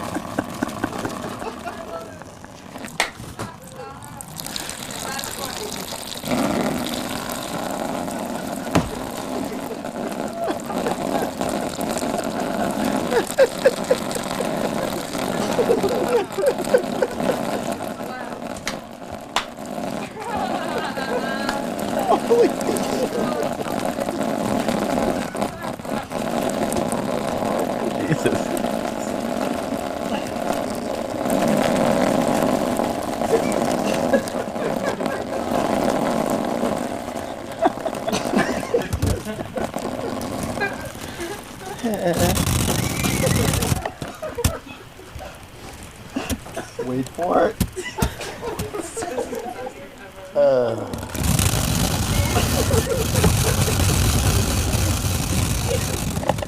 The fuck? All right, ogre. Wait for it.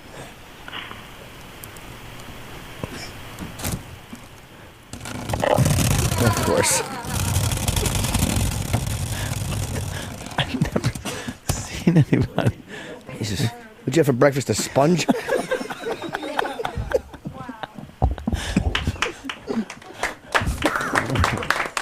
Wow. Oh, God. Maybe that's got to be changed. Wow. Okay, so it's vocabulary.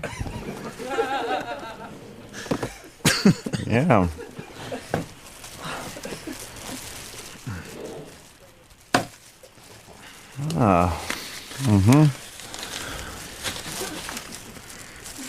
Is he gone? It's known as the urinal book. No, still hanging. Sorry for the interruption. No problem. Oh! Ew. Never seen anybody go that long. It's amazing. Mm-hmm.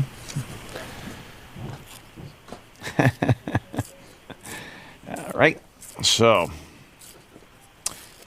what's a slurchus? Slurchus is, when you're at the bar, you're making. Go away. Jesus. Oh, God.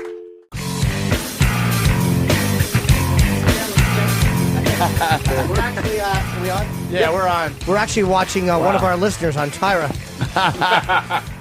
Look at she put a hole in the wall.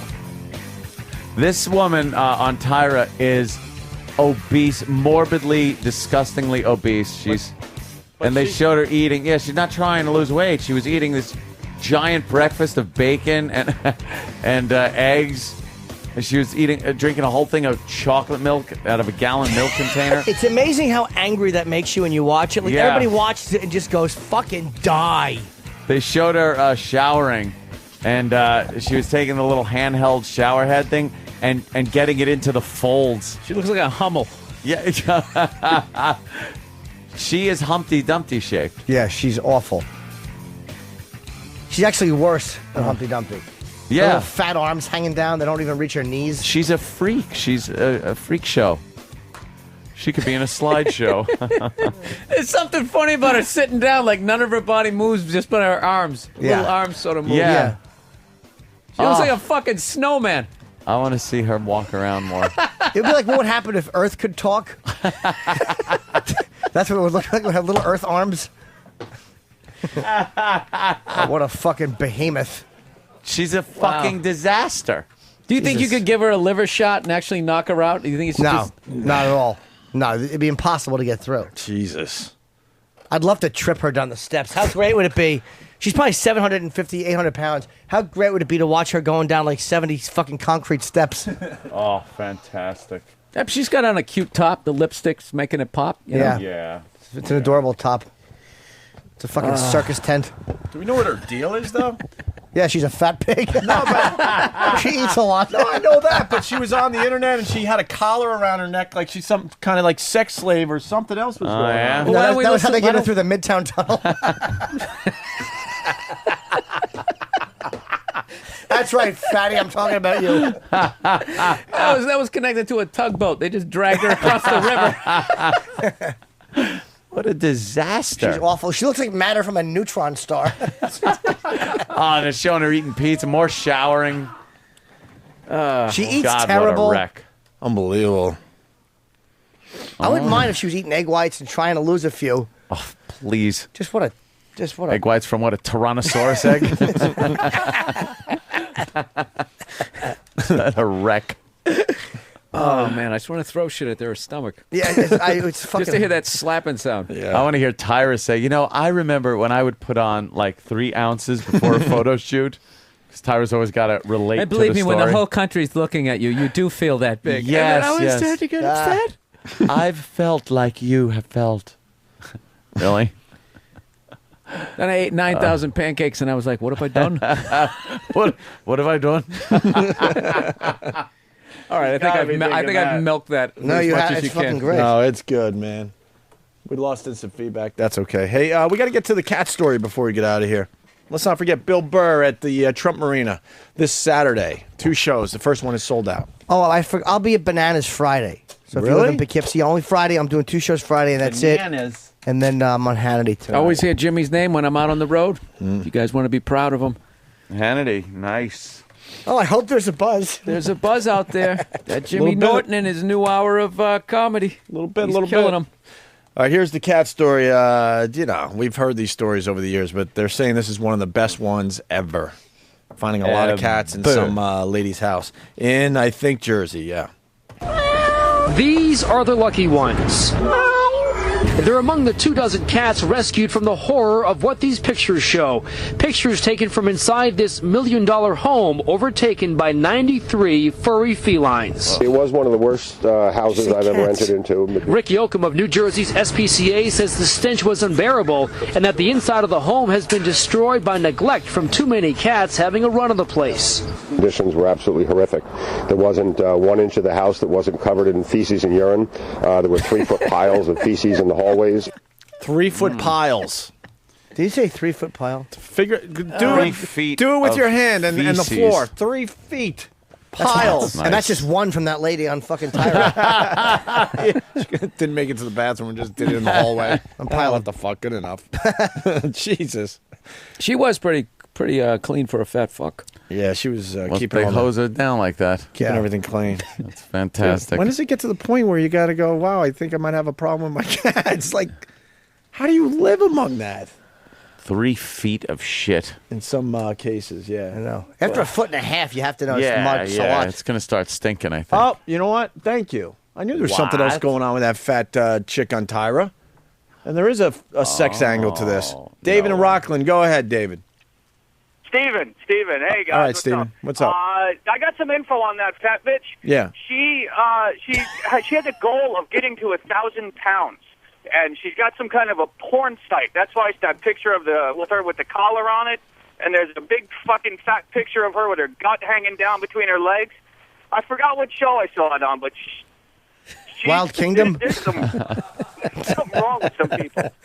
How much does she weigh, though? How far away will she have to lose a few pounds to get down to 1,000? Yes.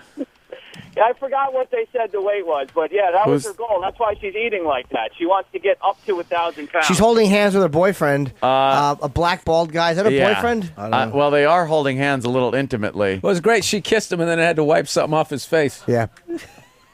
You know something? Nobody's going to jump on that. This- I thought I was going to say I'm half a banana. This is just not helping with the black man stereotype. Oh, they're engaged. Ugh. Engaged? He likes watching her eat and gain weight. Oh, Jesus. what a creep. What else does he do for fun? Turn infants over in their crib?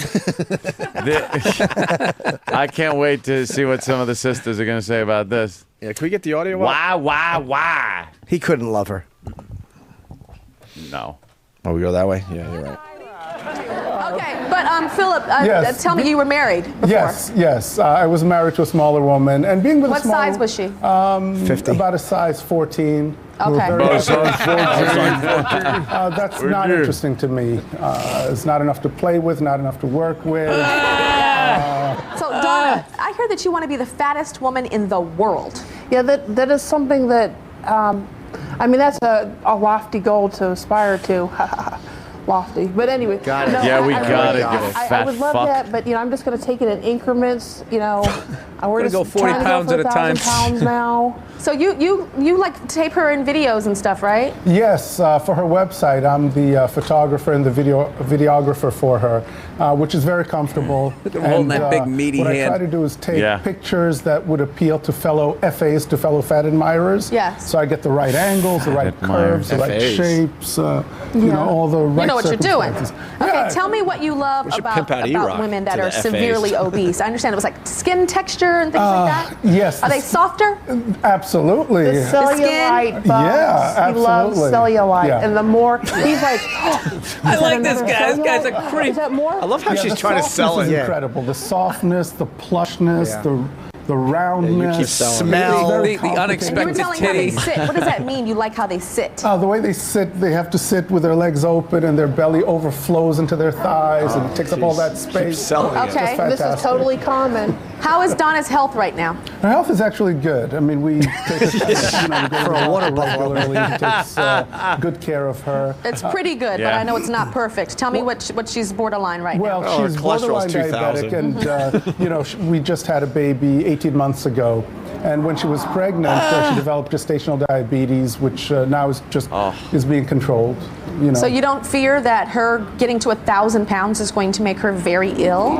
Well, now Oh, stop it! With your flying over the fucking big hairy baby. we fucking have hairy to balance mess the baby. goal of 1,000 pounds with her health and also with caring for an 18-month-old infant.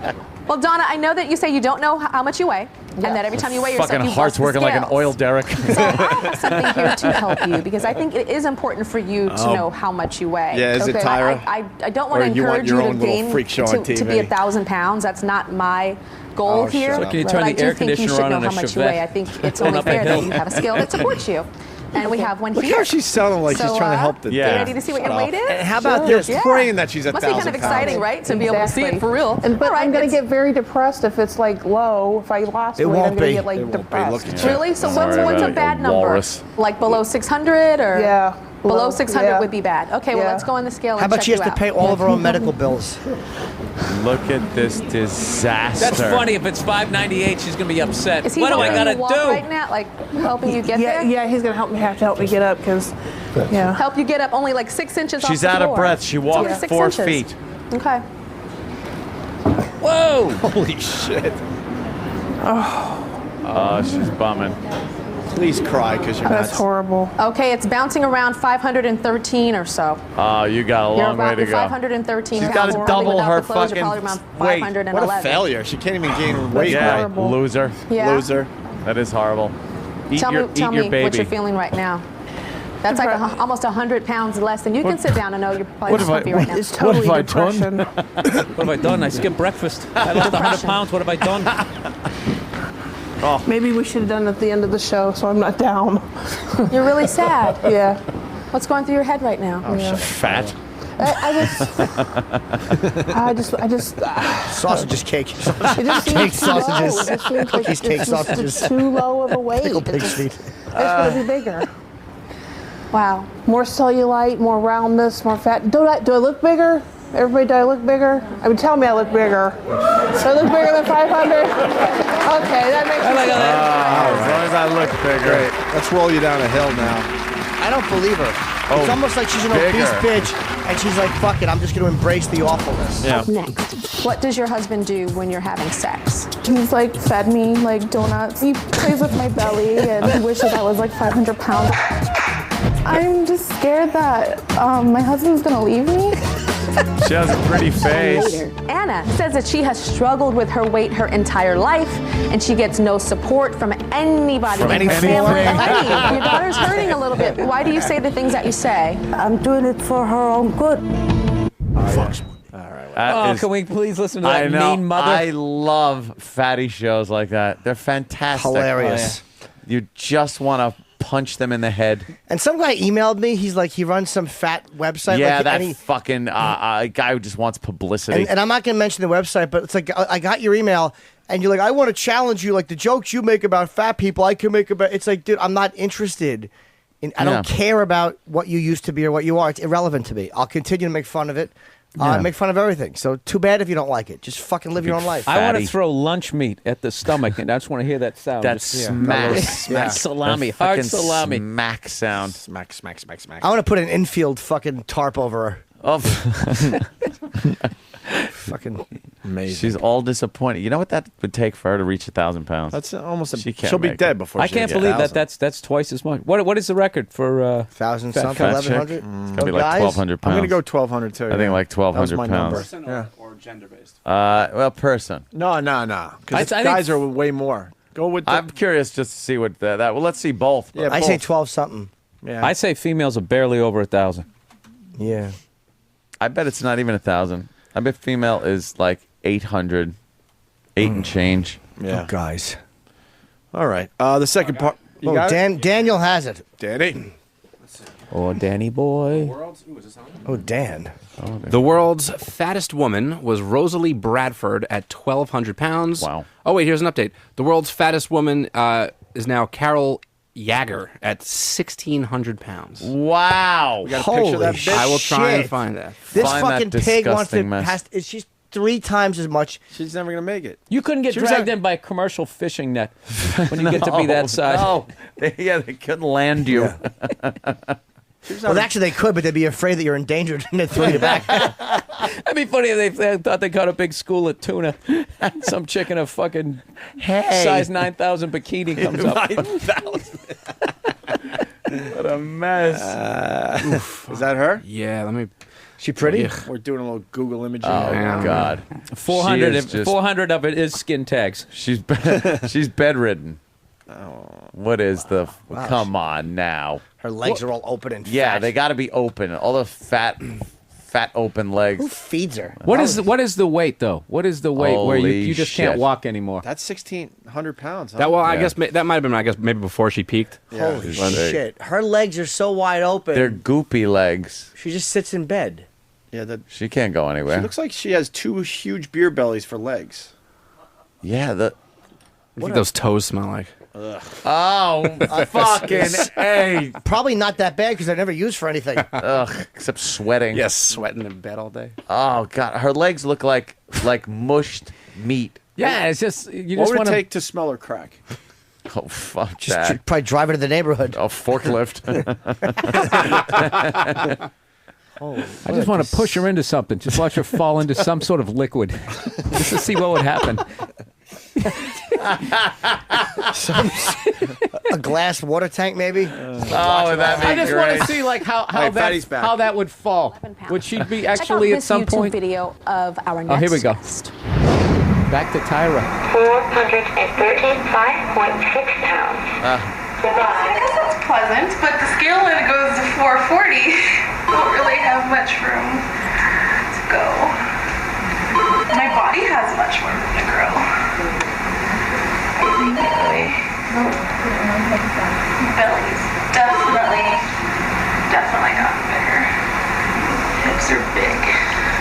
I love it. Oh, my butt got really big. Guess I should eat some more ice cream. Is this Jessica the new angle is with to us go? right now. She's a She said that she flatzo. couldn't have been prouder of her Horrible. size. She's a in flatzo. that video. Look at her. When She's you got look at no that video- tits. When you look at it now, what do you see when you look at that video? That sounds like broman talk. Broman. Yeah, I was doing I don't some know. I broman just stuff. I look at that now and I feel, Fat? that's not me. Like, I feel like I'm leading a double life. Like You are. I'm afraid Two to people. gain and to lose weight. What does that mean? So you say double life. So there's a life I'm that you eating put on the enough for internet that two. you Yeah, you love, dummy. the extra pounds, Make the you're jokes, happy, will you, Tyra? You're celebrating it. Have some fun with this. Bring What's the the other jokes. part of the life? I'm married to a man named Mark, and Oh, he's Mark's a the problem. feeder. He's And a feeder. he would like to see me be at least like 500 pounds or more. I mean, these are things he's told me. What if this is a new way, And I the just don't perfect really crime feel to kill your comfortable wife? with it. No, you look Also, good. you You'll don't have another feel comfortable, cupcake. no. You Would keep you like to lose weight? I mean, I would like to. I mean, I'm really not that comfortable. I mean, I'm in that video I was 435. I'm 420 now. I mean, it's just hard. There you go. There you go. She's lost 15 pounds. She blew her nose. I sense something Loses that like much some when she has her fear. period. Like, are you scared of something? She didn't wear a bra I'm today. just scared that my husband's gonna leave me, and like he's not gonna feel attracted to me anymore. Why? If I don't do it, you know. If you don't what? If I don't like get bigger. So Jesus, you losing lady, even break that up with 15 him. pounds, Yeah. that makes you happy, but nervous at the same time because you're getting She looks smaller like when she he wouldn't be wants that you to bad if she bigger. was skinny. Yeah. She got down to a svelte when you 320. guys are, being Be a real intimate and you're dish. having sex, what does your husband do when you're having sex? best. There's been times where he's like fed me like donuts Jesus. and chocolate and stuff, and Yeah, you while eat you're that having sex. donut. Yeah, and he plays with my belly and tells me like he wants Signs it to life get insurance bigger, policies. and, like he wishes I was like 500 pounds. Like that's really the only thing that gets him going, and it kind of makes me feel uncomfortable. It makes you feel uncomfortable. Who is So the when he's putting complete that food in your failure mouth for when you're parents having sex, that what her are you self-esteem is this fucking low? What kind of when you broad could you feel ever meet who's feel going to let you right, feed her a like- donut it shouldn't be like. It should be intimacy, not like you should be bigger. For, Entomins. or do something for someone. Intimacy. How's your marriage doing right now? It's I didn't pretty dare look much at the on crowd rocks. at that I one. mean, That was a good one. He Good one. I has like that. flirted with other women, and I'm just afraid. He's been with other women? He's flirting, but he's. How does he as far as I flirt? know, he's Yes. never cheated on Fucking me. ring dings. She thought it was a woman who was a Amy's hippopotamus. here. Hi, Amy. Hi. How are you? We're at the zoo and he throws So fish to the I know other that girls. You have some concerns for your daughter. What are your concerns? For her to get bigger and bigger. I'm a nurse and I take care of people that You're are fat 500 too. pounds Exactly, that are on Mom. You're ventilators. fucking They can't- fat. I mean, Ugh. Donna may be That's fat. healthy now, but that's not the way it's going to stay. God, thank God there was a nurse here to tell us that the health dangers that's of. laying Yeah. in bed on She's a a fat ventilator. twat, that's, too. She's a pig. Flesh is rotting. She smells horrible. It takes 7 or 8 of us to turn her to do her wound care. How big is she? For wound She's care. 25. Wow. And I know that you have a history of an Oh. FA in your life, a fat admirer. My ex-husband was like that, and I'm sure that that's what gave my daughter the idea. Jessica's always wanted to feel accepted somehow. Jessica, what did your mom's second husband tell you? He Suck told me that that cock. bigger women are beautiful, and like it doesn't. I mean, he was pretty positive about it. He didn't like shove it in my face, but he was like, it's okay if you're fat. Like bigger women are beautiful. I mean, So that's actually a positive thing, but for some reason that sent you down a different spiral, an unhealthy spiral. They as put opposed to cupcakes a on his big, dick and sexy shoved them down my spiral. throat. Yeah, right. Okay, what do you want to tell your husband today? I know he's here, and you want to tell him An something. unhealthy that spiral. I'm afraid Cinnabons. that he's gonna get bored with me, and he's not gonna be attracted to me anymore, and he's gonna. I'm afraid he's gonna leave me If because you I lose won't gain weight. Do you Or want if I lose weight. I just like how Do you we have wanna lose fat weight? in stereo. We have Oh, I know. do, fat lady but on, I on love Maury. being a And then smaller Maury woman, it you know, isn't like, even about I'm fat. uncomfortable And she's at this giant. weight. Tisha. She always knows when he's been conflicted, jerking which is off because she goes through his history, We're gonna talk to and there's Mark like when we come Mount back. We'll be Everest right websites. Tyra's got the show today, huh? Oh, the fatty show. Hey, part 2 of the Jerks off to a blimp. Being sponsored by the world's strongest couch. Oh, that's her husband. Look at the nerdy guy she's husband's with. a dork. Off, looks like a British Look banker. at him. Look at this guy. Oh, what no, a he isn't. creep. No, he isn't. That guy, I'm telling you, he's a sociopath. Oh my God, he's crazy. He looks like a woman who's got guy Yeah, glasses. yeah. Oh, my God. Part 2 of the cat story as we go back to Tyra in a second. We tried to speak with owner Wanda Otten, but had no luck. Authorities say behind the plastic-covered windows, she and her 2 college-aged children have no running water or working toilets. Despite that, Chester Township's health department, which visited today, says there is no reason for them to kick anyone out, even if there may be psychological issues. These people are not horrible people. Their life spiraled out of control. She's obviously a hoarder. And to hoarders, the animal is the most important thing, more important than their own health. Otten has been charged with 93 counts of the improper shelter of an animal. Investigators tell me they don't want any jail time because they realize this was simply a good deed that got out of hand. 93 cats. Good deed that got out. No, it's How not. many died? 3 feet of shit. Crazy people. Piles of shit 3 feet Dude, high. cats are the filthiest animal. I swear Here's to how God, you take care of them. Go around the house. There we go. All right. Got that one. 87. Do you know how many? Kitty. There you go. 86, 85. Do you think there's any fleas in that house? Oh, my God. Dude, I wouldn't date girls who had cats. Just that shit box they had in there, and it always needed to be cleaned. Yeah. It's just gross. Constantly. Little delicious duties. For hoarders, animals are the most important thing. Yeah. SPCA Superintendent Frank Rizzo says. Frank Rizzo. More important than their own health. Open your ears, jackass. Look, jerky, get rid of those cats. Yeah, let me talk to the super across the way. Maybe he'll take them. I'll wrap your fucking head in with a litter box. Hey, cat idiots. Yeah, dude, take that with you. Frank Rizzo. I got cats all over my ass neck. I tripped on my cat, and I fell down the stairs, and my shoes fell off. Stupid. We're getting ready to wrap up, but there's a great school story. Oh, we didn't get to what Connecticut is banning. Save that for tomorrow. This creepy teacher. They're all over the place, but listen to this. These make me laugh so effing hard, man. Listen to what this creep was doing. Elementary school teacher arrested. Parents a little uneasy about sending their children to school today after a third-grade teacher at the Franklin Street Elementary School in Hempstead was arrested. Police say 32-year-old Joshua Thomas was caught with his pants down, literally, in his car near the school where he worked, exposing himself as children walked past. Wow. What the Yeah. Yeah. It's Josh. Past. Wow. That's sad. Thomas was charged with 4 counts of public lewdness and endangering the welfare of a child. Police say Thomas was not only spotted by area residents exposing himself, he was caught in the act by Hempstead Village Police when they went to investigate complaints. One of the detectives happens to see him basically masturbating while school children are walking on the sidewalk on their way to school. Holy shit, this guy just couldn't take it. And then he has to go in the school? Yeah. Hey, why would you sit outside your job and just wave your dick at people? How bad do you want to get caught? Yeah, that must have just been the end. He's He just had like, to get I caught. gotta. The cry for help, you think that was Well, you're it? relieved. You're relieved you finally get picked up. Wow. Oh, God. You want the nerdy guy from Tyra? Just to remind everybody, Jessica is about 436 pounds. She kind of wants to lose weight. She's lost already, about 15 pounds, you said? Wow. And she's scared that her husband, who is a feeder or FA, a fat admirer, is going to leave her if she loses weight. That is your fear, correct? Yes. Okay, Mark, come on out. Be funny. She's like 406. Christ, you're wasting away.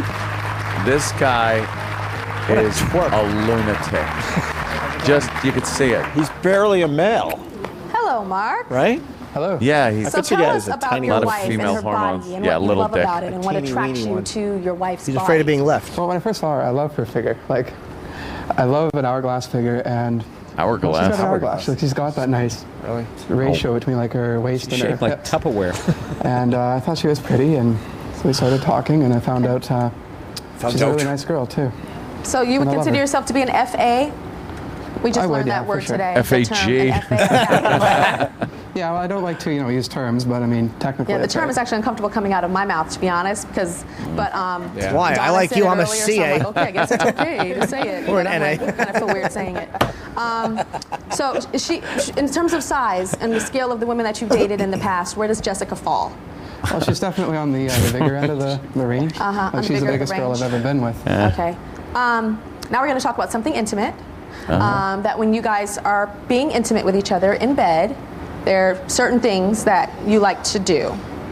Like feeding her in bed while you guys are being intimate. Well, lots of people do that. I mean, it's not just us. I mean, there's Really? probably the infamous strawberries and chocolate and stuff. I mean, it's He thinks he's really doing normal. 9.5 weeks with This 1.5. 9.5 tons. Chocolate on somebody's breast or something is a little A dozen different than donuts. what you do, I think. Jessica, I think you need to. I think it's time you brought your husband here to tell him some things. Yeah. And this is a safe place Why for don't you you to just do sit that. on it?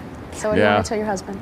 Mark, I brought you here today because, I mean, first of all, I love you. You know that, right? So I brought you because I want to tell you that I'm you want fat. me to get bigger, but I don't feel comfortable with that. That's cool. I mean, you don't have to get afraid you're bigger. I'm afraid you're gonna leave me. I won't. Oh, I am. Very sincere he sounds. Yeah. I won't. No. I won't, no. I won't. He's gonna beat her like the elephant man when he get home. Okay. Tell him what else. Tell him about being fed, how that makes you feel when he feeds you.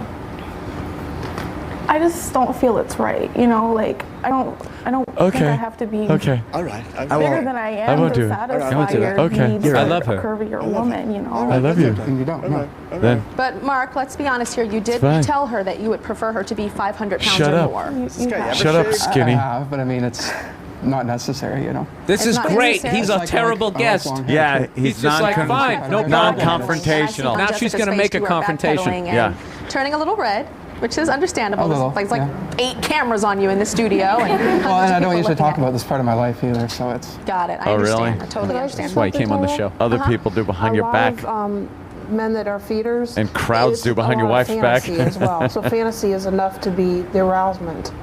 So I feel like his fantasy is getting in the way with our real life, though.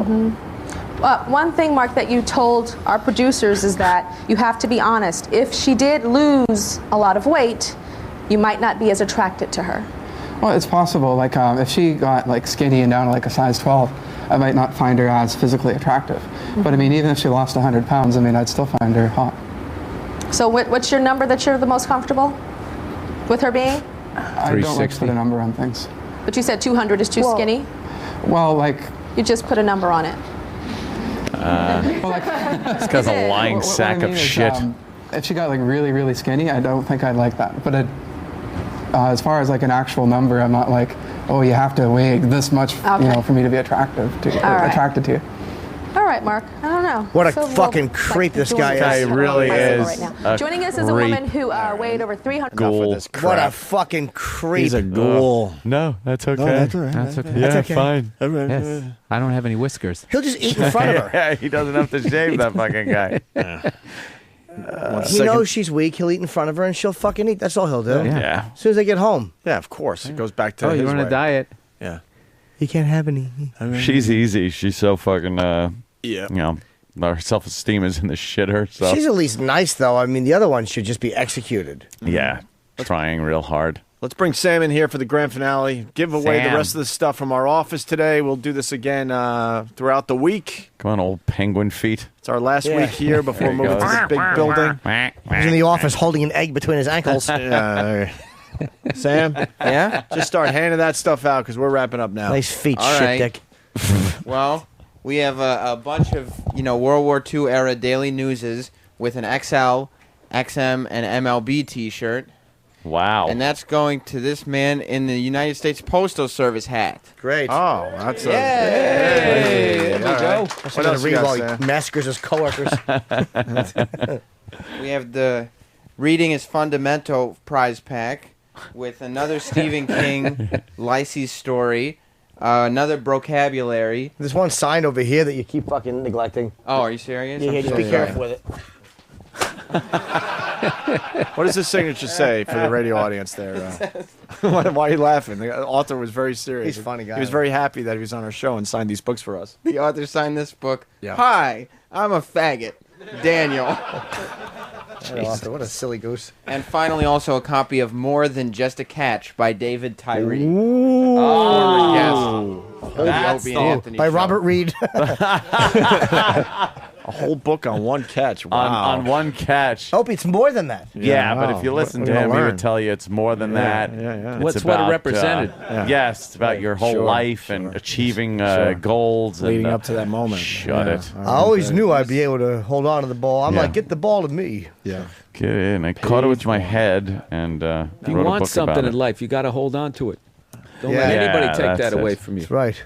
Thank you. Learned that from my That mom. went to a guy on the other side of the room this time. Oh, Wow. work in the So room, there's Sam. no favorites. Really This putting in the effort. Thank you. is an XM MLB t-shirt, Ooh. That's a rare one. a copy of vocabulary, Cool. and a copy of A Bronx Tale screenplay by Chaz Palminteri. Jesus Christ. That's a good biggie. one. All for That's a one. good one. That's a good one. Who likes Bronx Tale? Who doesn't?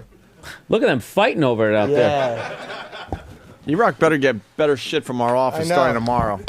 I know it's Yeah. Monday, so Hey, we're David, warming you up really, the week. you really keep a low profile lately. Why? I don't know. I don't know. You're never going to believe this. Yes, Sam. Jersey All-Pro Wrestling superstar Monster Mac is What? here and just received our last prize pack. Who's Monster Mac? What all pro? Jersey All-Pro Wrestling. And he's a wrestler, and he lives in Jersey and wrestles. The Monster Mac? Yes, the Monster what's Mac. up? Also a member of the New York State Wrestling Federation. Oh, very good.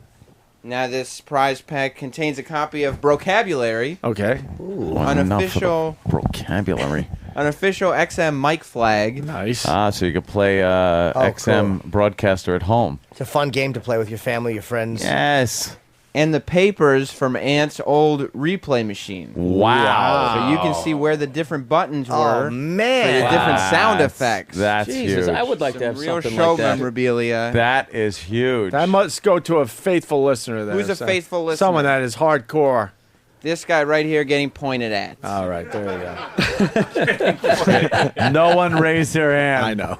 Someone Sam had to make got it look pointed good. at. Sam had to make it look good for radio. How much of this shit is even going to make it beyond the lobby when these guys walk out? We're going to be walking over it outside. Oh, the mystery box. Well, we'll get to that in a moment, but this we is want to get the fuck out of here, Sam. Let's Get go. to my car in a moment, Yeah. you dummy. This is the Office Super Pack, which is a used office phone of Anthony's. Uh-oh. And a broken set of headphones used by Danny to do Opie and Anthony's show prep. I never used that. And as exciting as this is, it's almost as exciting as this man in the sky blue hoodie.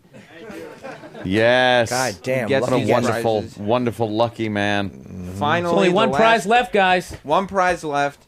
It's an XM MLB T-shirt, size extra large, and a signed "Forgetting Sarah Marshall" poster. I don't there we see go. anyone.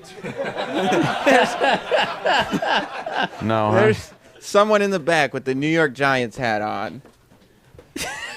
This is exciting. Wow. Now- a thrill a minute. Yeah, but now we get the grand finale. This is what brings it all together, right, Sam? That's it. All right. Show them how it's done. Before we say goodbye, is there anybody who doesn't want the prize they were given?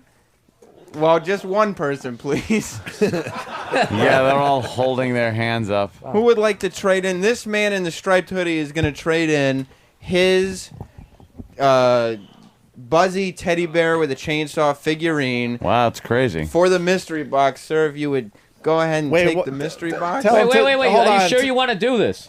No, but I'm gonna do it. Watch out for the mouse poop on top. You could actually get a I'm disease scared from that that. there's nothing but And mouse poop. Huntavirus? Yeah, whatever the fuck. Here in New York. There's a lot of mouse poo Yeah, on the let's top open of He the up has the box. such a box. little face. He's got a big long head. And here comes the big reaction to Looks what's like in the Like a young, mystery awful box. Nick Nolte. It looks like an out-of-shape superhero. Sorry. Why? What is it? Gary Busey. This is a collection of random books that guests sent us that we didn't take. Really? Yes, and they're all yours. What's your name, sir? Mike. Wait, what kind of books though, Sam? You gotta like Give us an example. Yeah. Well, Sam. So these are the books we did not want to talk about on our show. one is Holy Headshot, which is a celebration of America's undiscovered talent. A hilarious book of headshots from people that didn't make it in La La Land. Oh my Wow. Can I see that actually? That's probably heartbreaking. This book. Bunch of people who had dreams and this scumbag's capitalized. on it. Yeah. What other books we? It's a picture of the wall at the Comedy Store. What other books did we say no I to? know. It's not necessarily not the truth. The autobiography of Jamie Presley. Oh, we said no to Jamie Presley's book. To her book, not to her. Not to her, because she probably would have been the one coming in. A copy of Mad Magazine parodying the Chronicles of Narnia. Wow. So that should give you a laugh. That's funny. Hey, don't bend the corners on that. That's Yeah, worth something. come on.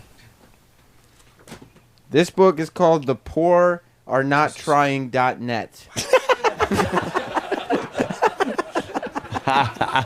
Jesus, I just found LeVar Burton's headshot. Oh, God. It's a fucking black guy with no shirt and a scarf and an afro. That book is actually interesting. Yeah, it is. We do have our friend Ben Mesrick's book in here, rigged. 4 copies of it. Yeah, we talked to him though. Yeah, I know, but he We just was had a good some guest, leftovers, but we sure. had some leftovers. Come on, get a good one. Anything else worth mentioning? Yeah.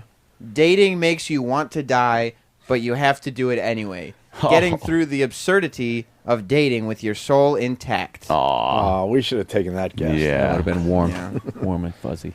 So I mean, that's just some of the fun. that He's our just friend shaking his here is head. gonna get, reading all these books. So Congratulations, sir. You get to carry that. Yeah. He said one's fine. We're basically using our listeners to dump our shit in a dumpster somewhere. Help them move out. Right, just take out the garbage for us. Fuck the radio show you're watching. All right, we're getting out of here for today. Bill Burr, Trump Marina, Saturday night. Yep, that's it. Tickets available for the second show. The first one sold out nice. Nice. BillBurr.com for ticket info. And you're going to be doing the whole week with us, which is awesome. Absolutely. We'll see what Bill's been up to tomorrow. We'll get involved. Yeah, More we'll of my get into- asinine conspiracy theories. Yeah, we didn't do any conspiracy. Well, that's because that guy just Obama completely deception? shut me down. What the fuck did I describe? A humidor? I don't know what the hell I did. We'll do a little Obama deception next time. Oh, I haven't watched that one yet. Oh boy, you better. 16 parts, my friend, on YouTube. It's all the same thing, though. It's all Pretty much. leading Pretty towards much. the New World Order, One World Illuminati, Bank. kinda, yeah. exactly. We're all fucked. Yeah. Microchipped. We all know it. Yeah, And I'll be on It's over. Hannity tonight. And Is Combs there anymore or no? I'm doing something for Combs on his Fox on like the strategy room where I read his hate mail or some shit.